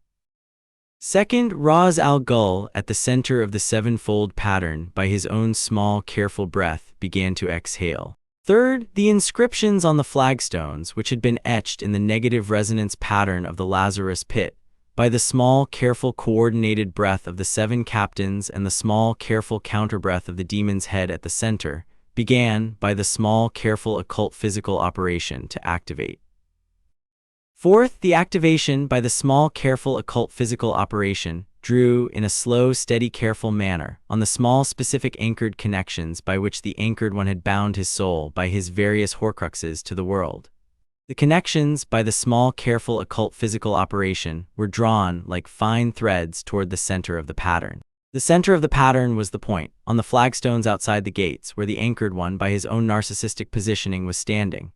Fifth, the snake which had been at the anchored one's heel by the small careful operation, registered by some small careful occult sense in its small careful reptilian interior, that something had begun to go wrong. The snake attempted, by the small careful occult sense, to retreat. The snake, by the careful operation, was prevented, by the small careful inscription that Yusra had laid, by deliberate small careful prior arrangement, specifically for the snake, beneath a particular small careful clump of weeds 3 feet behind the anchored one. Sixth, the small fragment in the anchored one's head by the small careful occult operation registered the operation. The fragment attempted, by the small careful occult sense, to scream. The fragment, by the careful operation, was prevented, by the small careful inscription that Ra's al Ghul had by the long careful preparation designed for this morning's operation, and which had, by the small careful breath of the 7 captains and the demon's head, been activated at precisely the moment the fragment had attempted, by its small careful occult sense, to scream. Seventh, the anchored one himself, by the careful operation, registered, by some small careful occult sense in his own small careful interior, that something had begun to go wrong. He attempted, by the small careful occult sense, to raise his small thin yew wand. He raised it, by the small careful occult sense, perhaps 2 inches. Eighth, the operation by its small, careful occult physical apparatus completed.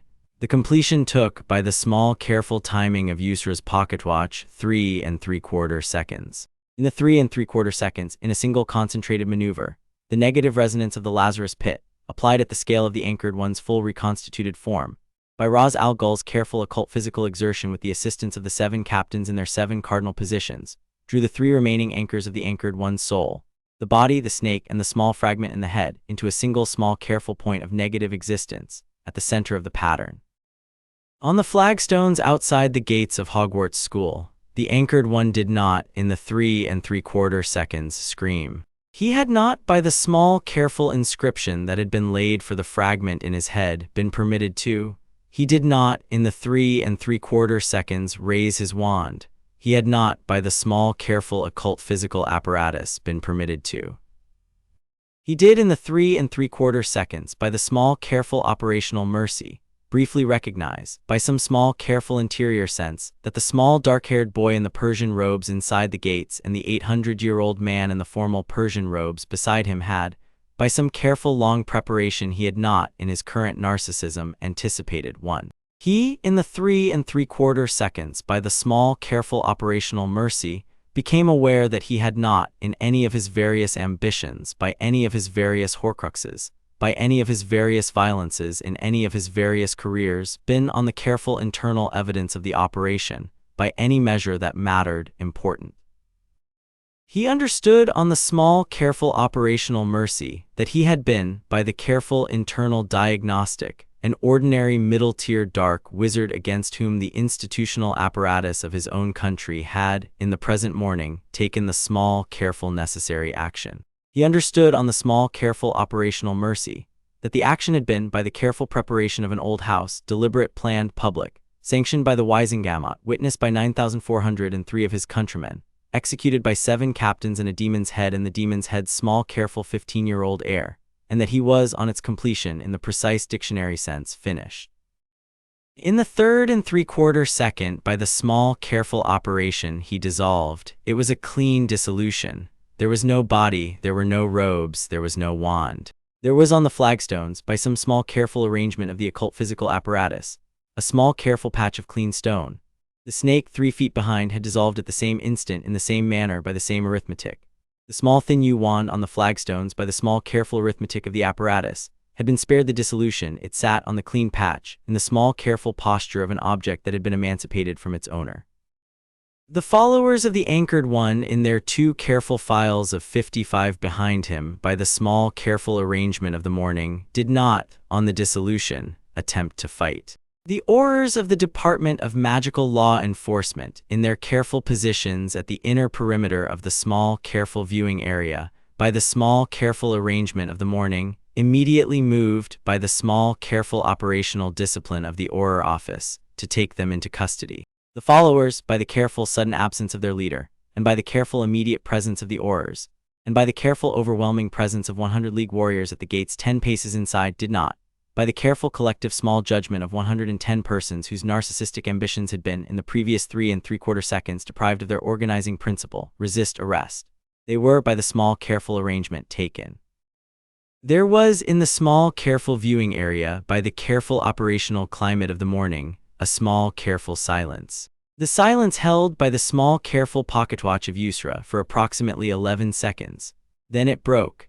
It broke, by the small careful crescendo of the 9,403 witnesses, into a sound that was not, in any of the small careful Persian customs by which the boy had been raised, a sound that the small careful Persian customs had a word for. It was, by some careful broader human inheritance, the sound that a civilization, on having its principal 15-year terror dispatched in front of it in 3 3/4 seconds by a small careful operational apparatus, the civilization had not on the morning known the details of, and which the civilization had on the morning, by the previous 15 years of small careful fear, been ready to make. The boy, in his Persian robes, in his small composed Persian way, by the small careful diagnostic of his own breath, took the sound in. He registered, by the small careful diagnostic, that the operation had, by its small careful institutional logic, succeeded. He turned to his father. "Sir, yes, it is concluded. It is. The witnesses, sir. They have, by the small careful institutional logic, completed their portion of the operation. They will, in due course, by the small careful subsequent retelling, complete the operation's longer institutional consequence. Yes, sir, you did well, child. Thank you, sir. There is, however, by the small careful Persian custom, one further small piece of the operation, sir. The small careful acknowledgement of the witnesses. The boy considered for a small careful moment what acknowledgement was, by the small careful Persian custom, appropriate. He had, in the careful Friday evening pedagogy of the High Library, been taught the small careful Persian custom by which a man who had, by his own operations, dispatched a public enemy, acknowledged on the dispatching's completion the witnesses by whose presence the dispatching had been made institutionally meaningful. The small careful Persian custom did not in any of its instantiations involve a speech. It involved, by the small careful tradition, a single small careful gesture. He performed the gesture. He took, by the small careful arrangement of his own small Persian-robed self, 3 paces forward, to the small careful patch of clean stone on the flagstones outside the gates. He bent, by the small careful Persian bow, on his right knee. He placed on the small careful patch of clean stone his right hand palm down. He held the small careful gesture for 3 small careful even breaths. He withdrew his hand. He rose. He turned, by the small careful Persian custom, to the careful viewing area, and he bowed in the small careful Persian way to the 9,403 witnesses.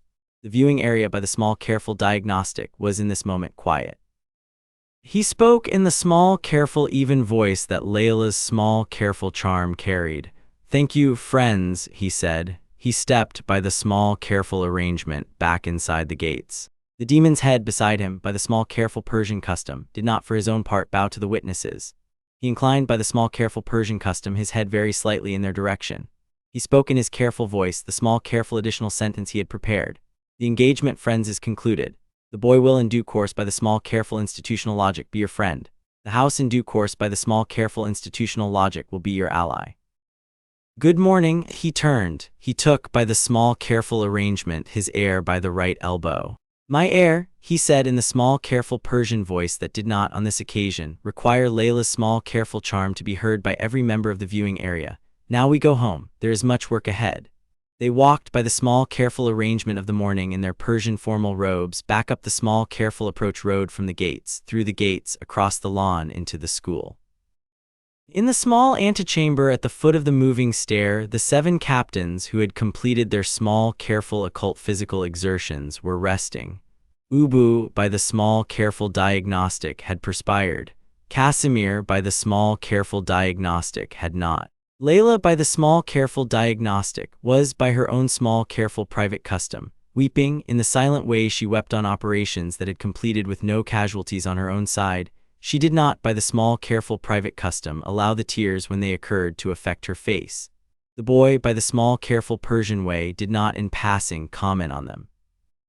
Talia al-Ghul, who had been, by the small careful arrangement, in the small careful coordinating position in the headmaster's tower throughout the operation, came down the moving stair as they entered. She had in her small careful elegant face the small careful elder sisterly composure of a woman who had been, by the small careful arrangement, watching her brother conduct with their father the most important operation of his small careful young life. She did not, by the small careful Persian custom, embrace him. She did, however, by the small careful Persian custom, take for a small careful moment his small careful right hand in her small careful right hand. "Brother, sister." "You did well, thank you, sister." The headmaster of Hogwarts came down the moving stair behind her. He had in his small careful headmasterly robes of the morning the small careful composure of a man who had been for 8 years, by the careful long diplomatic operation of his own institution, and the small careful long diplomatic operation of the demon's head, brought on this morning, to the small careful satisfactory institutional outcome they had, by the long careful operation, both been preparing for. He bowed, by the small careful diplomatic custom, to Raz al-Ghul. "Sir," he said.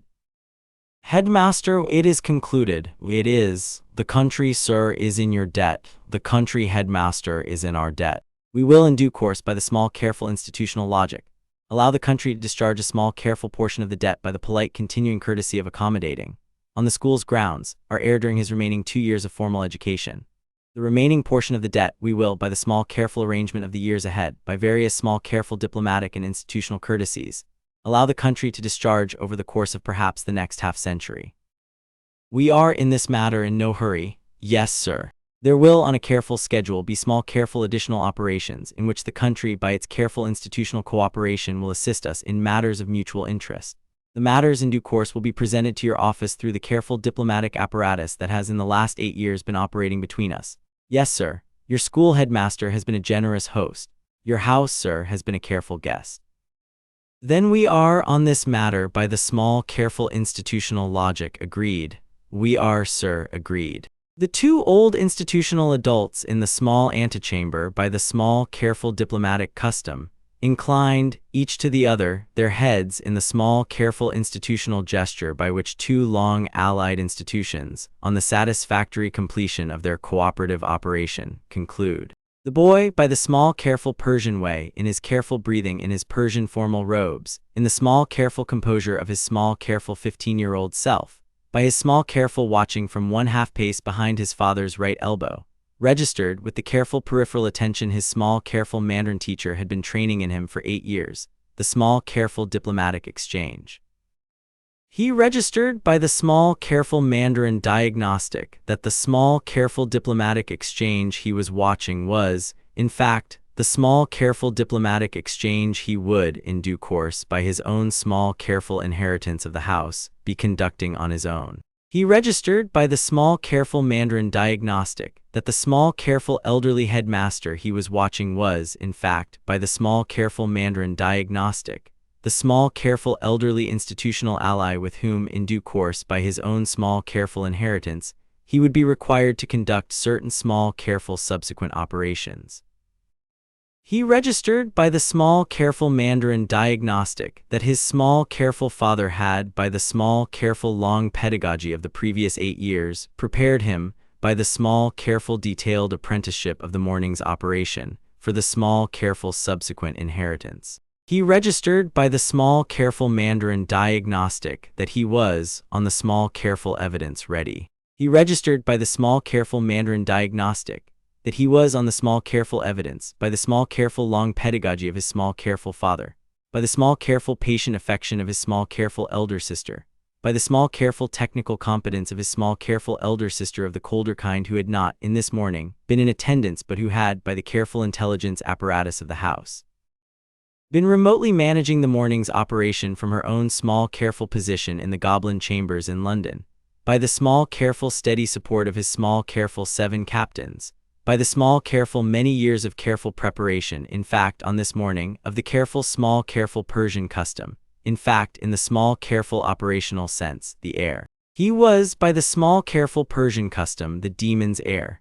He was, by the small careful Mandarin diagnostic, ready. He looked, by the small careful peripheral attention, at his father. His father, by the small careful Persian custom, in the small careful diplomatic exchange with the headmaster, did not, on this small careful occasion, look at him. His father did, however, by the small careful Mandarin diagnostic, by the small careful private signal of the smallest possible motion of the right hand at the right hip, which the small careful private signals of the small careful Persian custom were between father and heir, on the small careful diplomatic occasions on which open exchange was not appropriate, conducted, by the small careful right hand signal that meant, in the small careful private vocabulary of the house, "Well done, child." Signal his small careful approval. The boy, by the small careful Persian custom, by the small careful private signal of the smallest possible motion of his own right hand at his own right hip, by which the small careful private signals of the small careful Persian custom were, between father and heir, reciprocated, returned in the small careful private vocabulary of the house, by the small careful right hand signal that meant, in the small careful private vocabulary, "Thank you, sir," his small careful acknowledgement.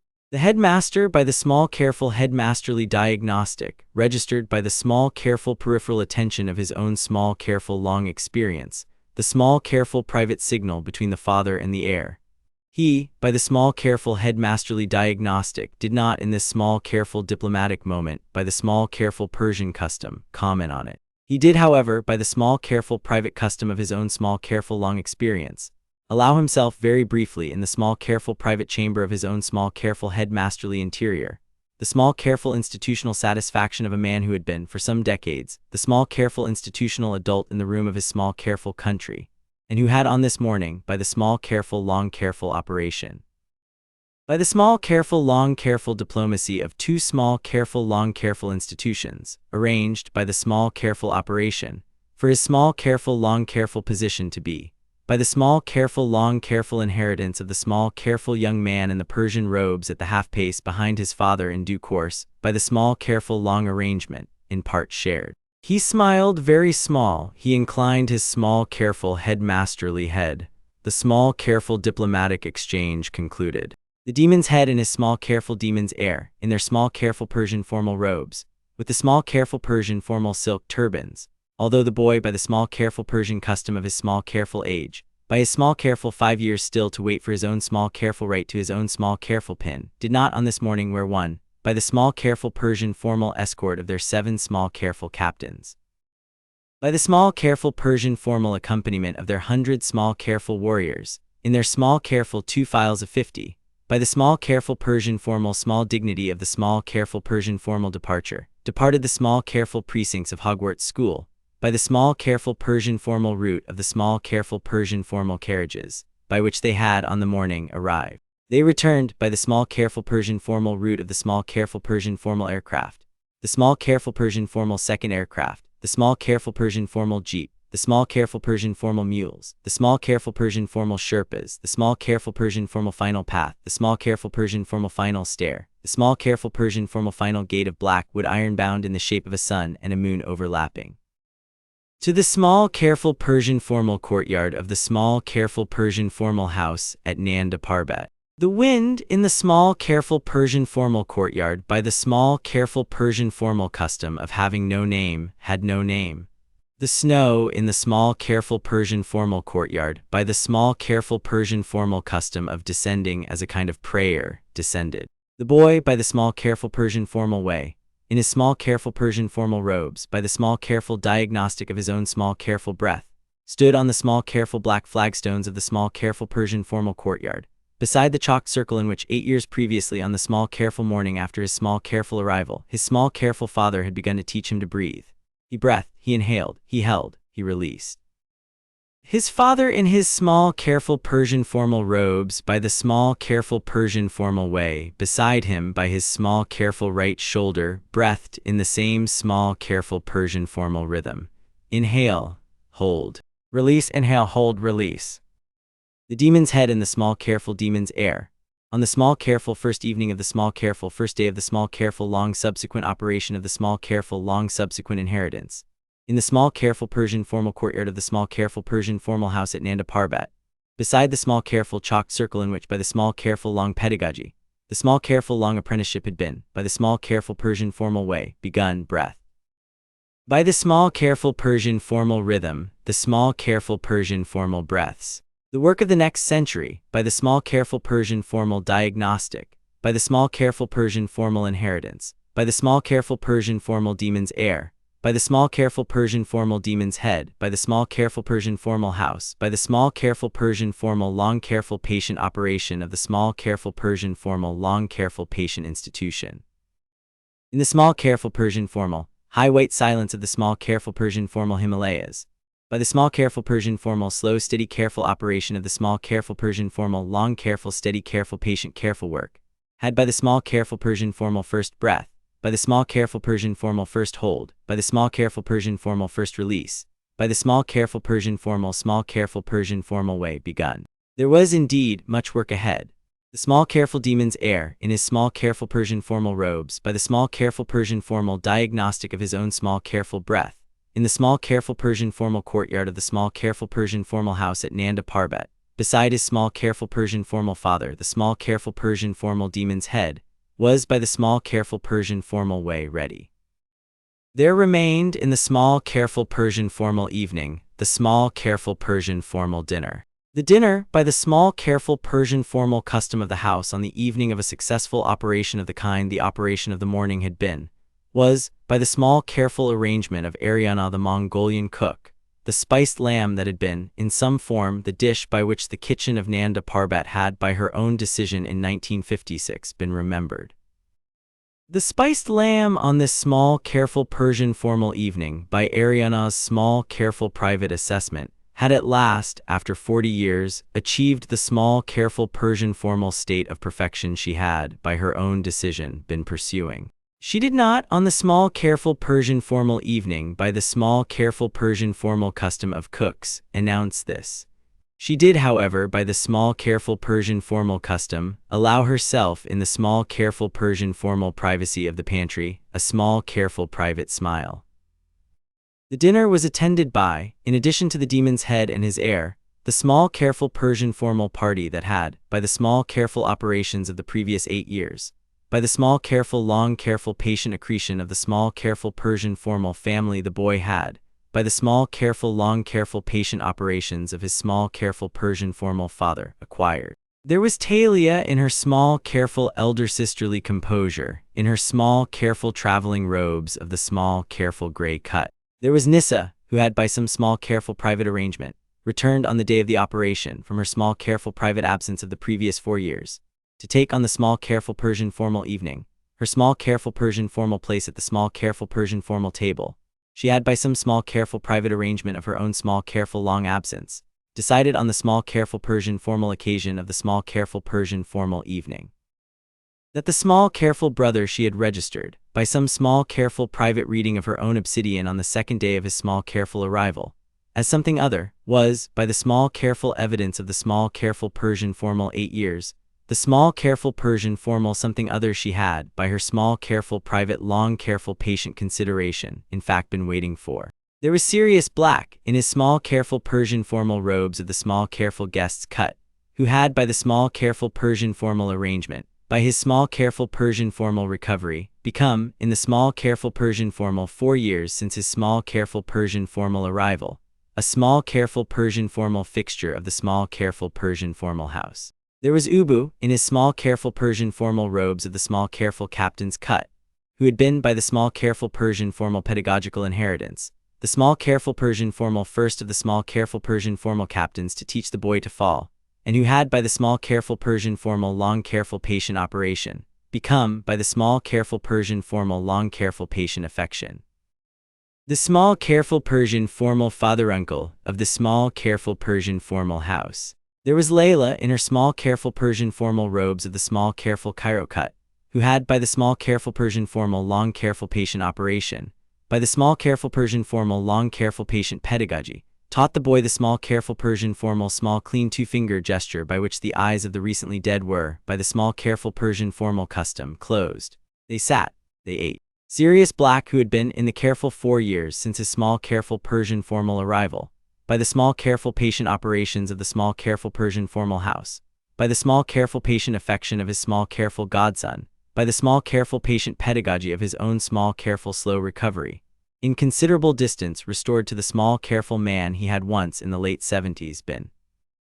Looked across the table at the small careful 15-year-old in the Persian formal robes who was, by the small careful arrangement, his small careful godson, and who had by the small careful arrangement of the morning conducted with his small careful father, the small careful operation by which the small careful man who had been in the late 70s, by the small careful operation of his own small careful betrayal taken from him, had on this small careful evening been finally avenged. Harry Sirius said, "Sirius, you did well, godson, thank you Sirius." James and Lily on this small careful evening by the small careful Persian formal custom of the dead's witnessing are in some small careful Persian formal way watching. I have by the small careful Persian formal custom supposed so. They will by the small careful Persian formal custom of the dead's witnessing be on the careful evidence proud. I would like to hope so Sirius.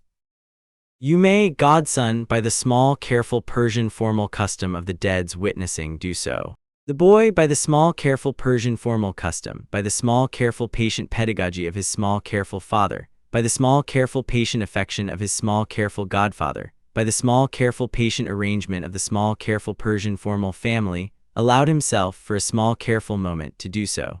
He, by the small careful Persian formal custom, hope. Ras Al Ghul, at the head of the table, in the small careful Persian formal patience of an 800-year-old father whose long careful operation had been, by the small careful Persian formal arrangement of the morning, by the small careful Persian formal preparation of 8 years, by the small careful Persian formal pedagogy of the careful long apprenticeship completed, watch the small careful Persian formal scene. By the small careful private diagnostic of his own small careful Persian formal interior, and registered by the small careful private diagnostic, with the small careful Persian formal satisfaction of a man whose small careful long careful patient work had on this small careful evening, by the small careful Persian formal evidence, by the small careful Persian formal way succeeded. He raised by the small careful Persian formal custom, his small careful Persian formal cup. Friends, he said, we have on this small careful evening by the small careful long careful operation, by the small careful long careful patient pedagogy, by the small careful long careful patient operation of the house brought into the small careful Persian formal courtyard of the small careful Persian formal house, my small careful Persian formal heir. He is, by the small careful Persian formal evidence of the morning, by the small careful Persian formal evidence of the small careful long careful patient 8 years, by the small careful Persian formal evidence of the small careful patient careful long careful work, on the careful Persian formal measure, my small careful Persian formal heir. He will, in due course, by the small careful Persian formal arrangement, by the small careful Persian formal patient inheritance, by the small careful Persian formal long careful patient operation of the small careful Persian formal long careful patient century ahead, succeed me. He will, by the small careful Persian formal arrangement, by the small careful Persian formal long careful patient operation of the small careful Persian formal subsequent century, lead the small careful Persian formal house into the small careful Persian formal subsequent century by his own small careful Persian formal long careful patient careful work. To my heir. To the heir, the small careful Persian formal family said in the small careful Persian formal toast. The boy, by the small careful Persian formal custom, by the small careful private diagnostic of his own small careful breath, by the small careful Persian formal patient pedagogy of the small careful long careful patient 8 years, by the small careful Persian formal custom by which a small careful Persian formal heir, on being toasted at the small careful Persian formal dinner of his small careful Persian formal inheritance, by the small careful Persian formal custom did not, in any visible motion, register the small careful Persian formal toast except by the small careful Persian formal small careful right hand at the small careful Persian formal small careful right hip, returned by the small careful Persian formal private signal, by the small careful Persian formal small careful right hand signal that meant in the small careful Persian formal private vocabulary of the small careful Persian formal house. Thank you, sir, thank you, friends, I am. By the small careful Persian formal long careful patient operation, by the small careful Persian formal evidence, in the small careful Persian formal long careful patient ready, by the small careful Persian formal way, the small careful Persian formal acknowledgement, the small careful Persian formal family, by the small careful Persian formal evidence of the small careful Persian formal small careful right hand signal, by the small careful Persian formal patient diagnostic of the small careful Persian formal long careful patient 8 years, by the small careful Persian formal private vocabulary of the small careful Persian formal house, registered by the small careful Persian formal way, the small careful Persian formal acknowledgement, they drank, they ate. In the small careful Persian formal kitchen, Ariana the Mongolian cook, by the small careful Persian formal custom of the small careful Persian formal small careful private smile, in the small careful Persian formal privacy of the small careful Persian formal pantry, by the small careful Persian formal recognition of the small careful Persian formal evenings, evidence that her small careful Persian formal 40-year pursuit of the small careful Persian formal perfection of the small careful Persian formal spiced lamb had, on the small careful Persian formal evening, been in fact achieved allowed herself by the small careful Persian formal custom, the small careful Persian formal small careful private smile she had been, by the small careful Persian formal custom of cooks saving, in the small careful Persian formal high tower of the small careful Persian formal house, the small careful Persian formal demon's head, who had retired by the small careful Persian formal custom, after the small careful Persian formal dinner, to his small careful Persian formal balcony of black stone, stood in his small careful Persian formal robes of the small careful evening cut, and watched by the small careful Persian formal long custom of his small careful Persian formal long centuries. The small careful Persian formal snow descend, by the small careful Persian formal custom of descending as a kind of prayer, on the small careful Persian formal high white silence of the small careful Persian formal Himalayas. He, by the small careful Persian formal long custom of his small careful Persian formal long centuries, was on the small careful Persian formal evening, by the small careful Persian formal long custom, by the small careful Persian formal patient diagnostic of his own small careful Persian formal interior, by the small careful Persian formal long careful patient operation of the small careful Persian formal long careful patient 8 years, by the small careful Persian formal long careful patient pedagogy of the small careful Persian formal long careful patient apprenticeship, by the small careful Persian formal long careful patient operation of the morning's operation, by the small careful Persian formal long careful patient evidence of the small careful Persian formal dinner just concluded.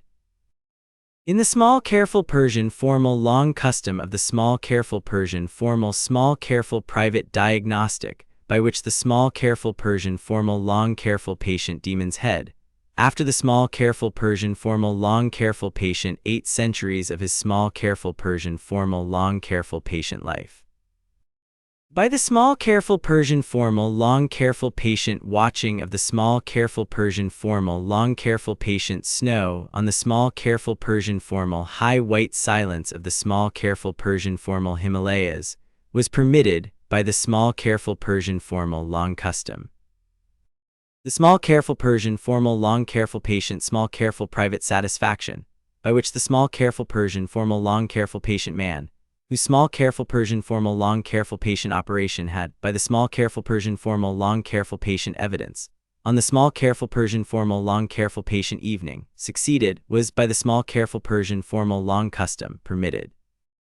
In the small careful Persian formal long careful patient privacy of the small careful Persian formal long careful patient interior, to be, he was.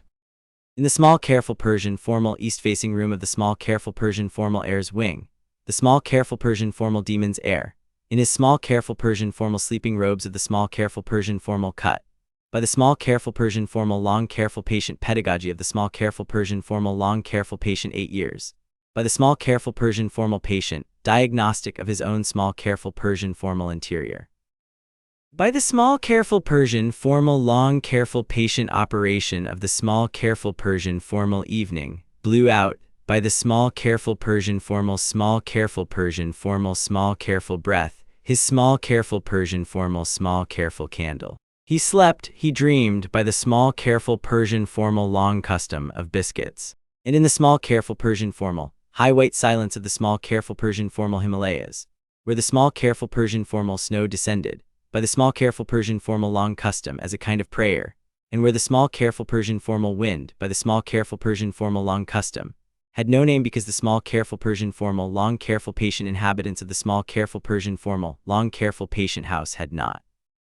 By the small careful Persian formal long custom, thought to give it one, the small careful Persian formal long careful patient house, by the small careful Persian formal long custom of an old house at the small careful Persian formal long careful patient hour of midnight took, by the small careful Persian formal long careful patient breath, a small careful Persian formal long careful patient breath, and held it by the small careful Persian formal long careful patient way, and released it. By the small careful Persian formal long careful patient way, and the small careful Persian formal long careful patient century ahead. By the small careful Persian formal long careful patient operation of the small careful Persian formal long careful patient house, under the small careful Persian formal long careful patient operation of its small careful Persian formal long careful patient 800-year-old demon's head, and its small careful Persian formal long careful patient newly confirmed demon's heir, by the small careful Persian formal long careful patient way, by the small careful Persian formal long careful patient breath. By the small careful Persian formal long careful patient inheritance, began. The end mained in the small careful Persian formal evening, the small careful Persian formal dinner. The dinner by the small careful Persian formal custom of the house on the evening of a successful operation of the kind the operation of the morning had been, was, by the small careful arrangement of Ariana the Mongolian cook, the spiced lamb that had been, in some form the dish by which the kitchen of Nanda Parbat had by her own decision in 1956 been remembered.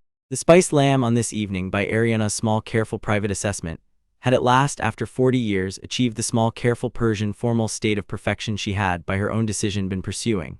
She did not on the evening by the small careful custom of cooks announce this. She did, however, by the small careful custom allow herself in the small careful privacy of the pantry, a single small careful private smile. The dinner was attended by, in addition to the demon's head and his heir, the small careful Persian formal party that had by the small careful operations of the previous 8 years, by the small careful long careful patient accretion of the small careful Persian formal family the boy had, by the small careful long careful patient operations of his father acquired. There was Talia in her small careful elder sisterly composure, in her gray traveling robes. There was Nissa, who had by some small careful private arrangement returned, on the day of the operation from her absence of the previous 4 years, to take her place at the table. She had by some small careful private arrangement of her own absence, decided on the small careful occasion of the evening, that the brother she had registered by her own reading of the obsidian on the second day of his arrival as something other, was by the evidence of the 8 years, the something other she had. By her long, careful, patient consideration, in fact been waiting for. There was Sirius Black, in his small, careful guest's robes, who had by the small, careful arrangement, by his small, careful recovery, become in the 4 years since his arrival a small, careful fixture of the house. There was Ubu in his small, careful captain's robes, who had been the first of the captains to teach the boy to fall, and who had by the small, careful, long, careful, patient operation become by the small, careful, long, careful, patient affection, the father-uncle of the house. There was Layla in her small, careful Cairo robes, who had, by the small, careful, long, careful, patient pedagogy, taught the boy the small, clean, two-finger gesture by which the eyes of the recently dead were closed. They sat, they ate. Sirius Black, who had been in the careful 4 years since his arrival, by the patient operations of the house, by the patient affection of his godson, by the patient pedagogy of his own slow recovery, in considerable distance restored to the man he had once in the late 70s been, looked across the table at the small, careful 15-year-old in the Persian formal robes who was, by the small, careful arrangement, his godson, and who had, by the small, careful arrangement of the morning, conducted with his father the small, careful operation by which the man who had been, in the late 70s, by the small, careful operation of his own betrayal, taken from him, had, on this evening, been finally avenged. Harry, Sirius said, Sirius, you did well, godson, thank you, Sirius. James and Lily on this evening by the small, careful Persian custom of the dead's witnessing are in some small, careful way watching. I have by the small, careful Persian custom supposed so. They will, on the careful evidence, be proud. I would like to hope so, Sirius. You may, godson, by the small, careful Persian custom of the dead's witnessing do so. The boy, by the small, careful Persian custom, by the patient pedagogy of his father, by the patient affection of his godfather, by the patient arrangement of the family, allowed himself for a small, careful moment to do so. He, by the small, careful Persian custom, hoped. Ra's al Ghul, at the head of the table, in the patience of an 800-year-old father whose long, careful operation had been, by the arrangement of the morning, by the preparation of 8 years, by the pedagogy of the careful long apprenticeship, completed, watched the scene by the diagnostic of his own interior, and registered with the satisfaction of a man whose long, careful, patient work had on this evening by the evidence, by the small, careful Persian way, succeeded. He raised by the small, careful Persian custom his cup. Friends, he said, we have on this evening by the long, careful operation, by the long, careful, patient pedagogy, by the long, careful, patient operation of the house, brought into the courtyard of the house my heir. He is, by the evidence of the morning, by the evidence of the long, careful, patient 8 years, by the evidence of the patient, careful, long, careful work, on the careful Persian measure, my heir. He will, in due course, by the arrangement, by the patient inheritance, by the long, careful, patient operation of the century ahead, succeed me. He will, by the arrangement, by the long, careful, patient operation of the subsequent century, lead the house into the subsequent century by his own long, careful, patient, careful work. To my heir, to the heir, the family said in the toast. The boy, by the small, careful Persian custom, by the diagnostic of his own breath, by the patient pedagogy of the long, careful, patient 8 years, by the custom by which a small, careful Persian heir on being toasted at the dinner of his inheritance, did not in any visible motion register the toast except by the small, careful right hand at the small, careful right hip, returned by the private signal, by the small, careful right hand signal that meant in the private vocabulary of the house, thank you, sir. Thank you, friends, I am, by the long, careful, patient operation ready, the acknowledgement. The family, by the evidence of the right hand signal, by the patient diagnostic of the long, careful, patient 8 years, by the private vocabulary of the house, registered by the small, careful Persian way, the acknowledgement. They drank, they ate. In the small, careful Persian kitchen, Ariana the Mongolian cook, by the custom of the small, careful private smile in the privacy of the pantry, by the recognition of the evening's evidence that her 40-year pursuit of the perfection of the spiced lamb had on the evening been in fact achieved, allowed herself, by the small, careful custom, the small, careful private smile she had been, by the custom of cooks, saving. In the high tower of the house,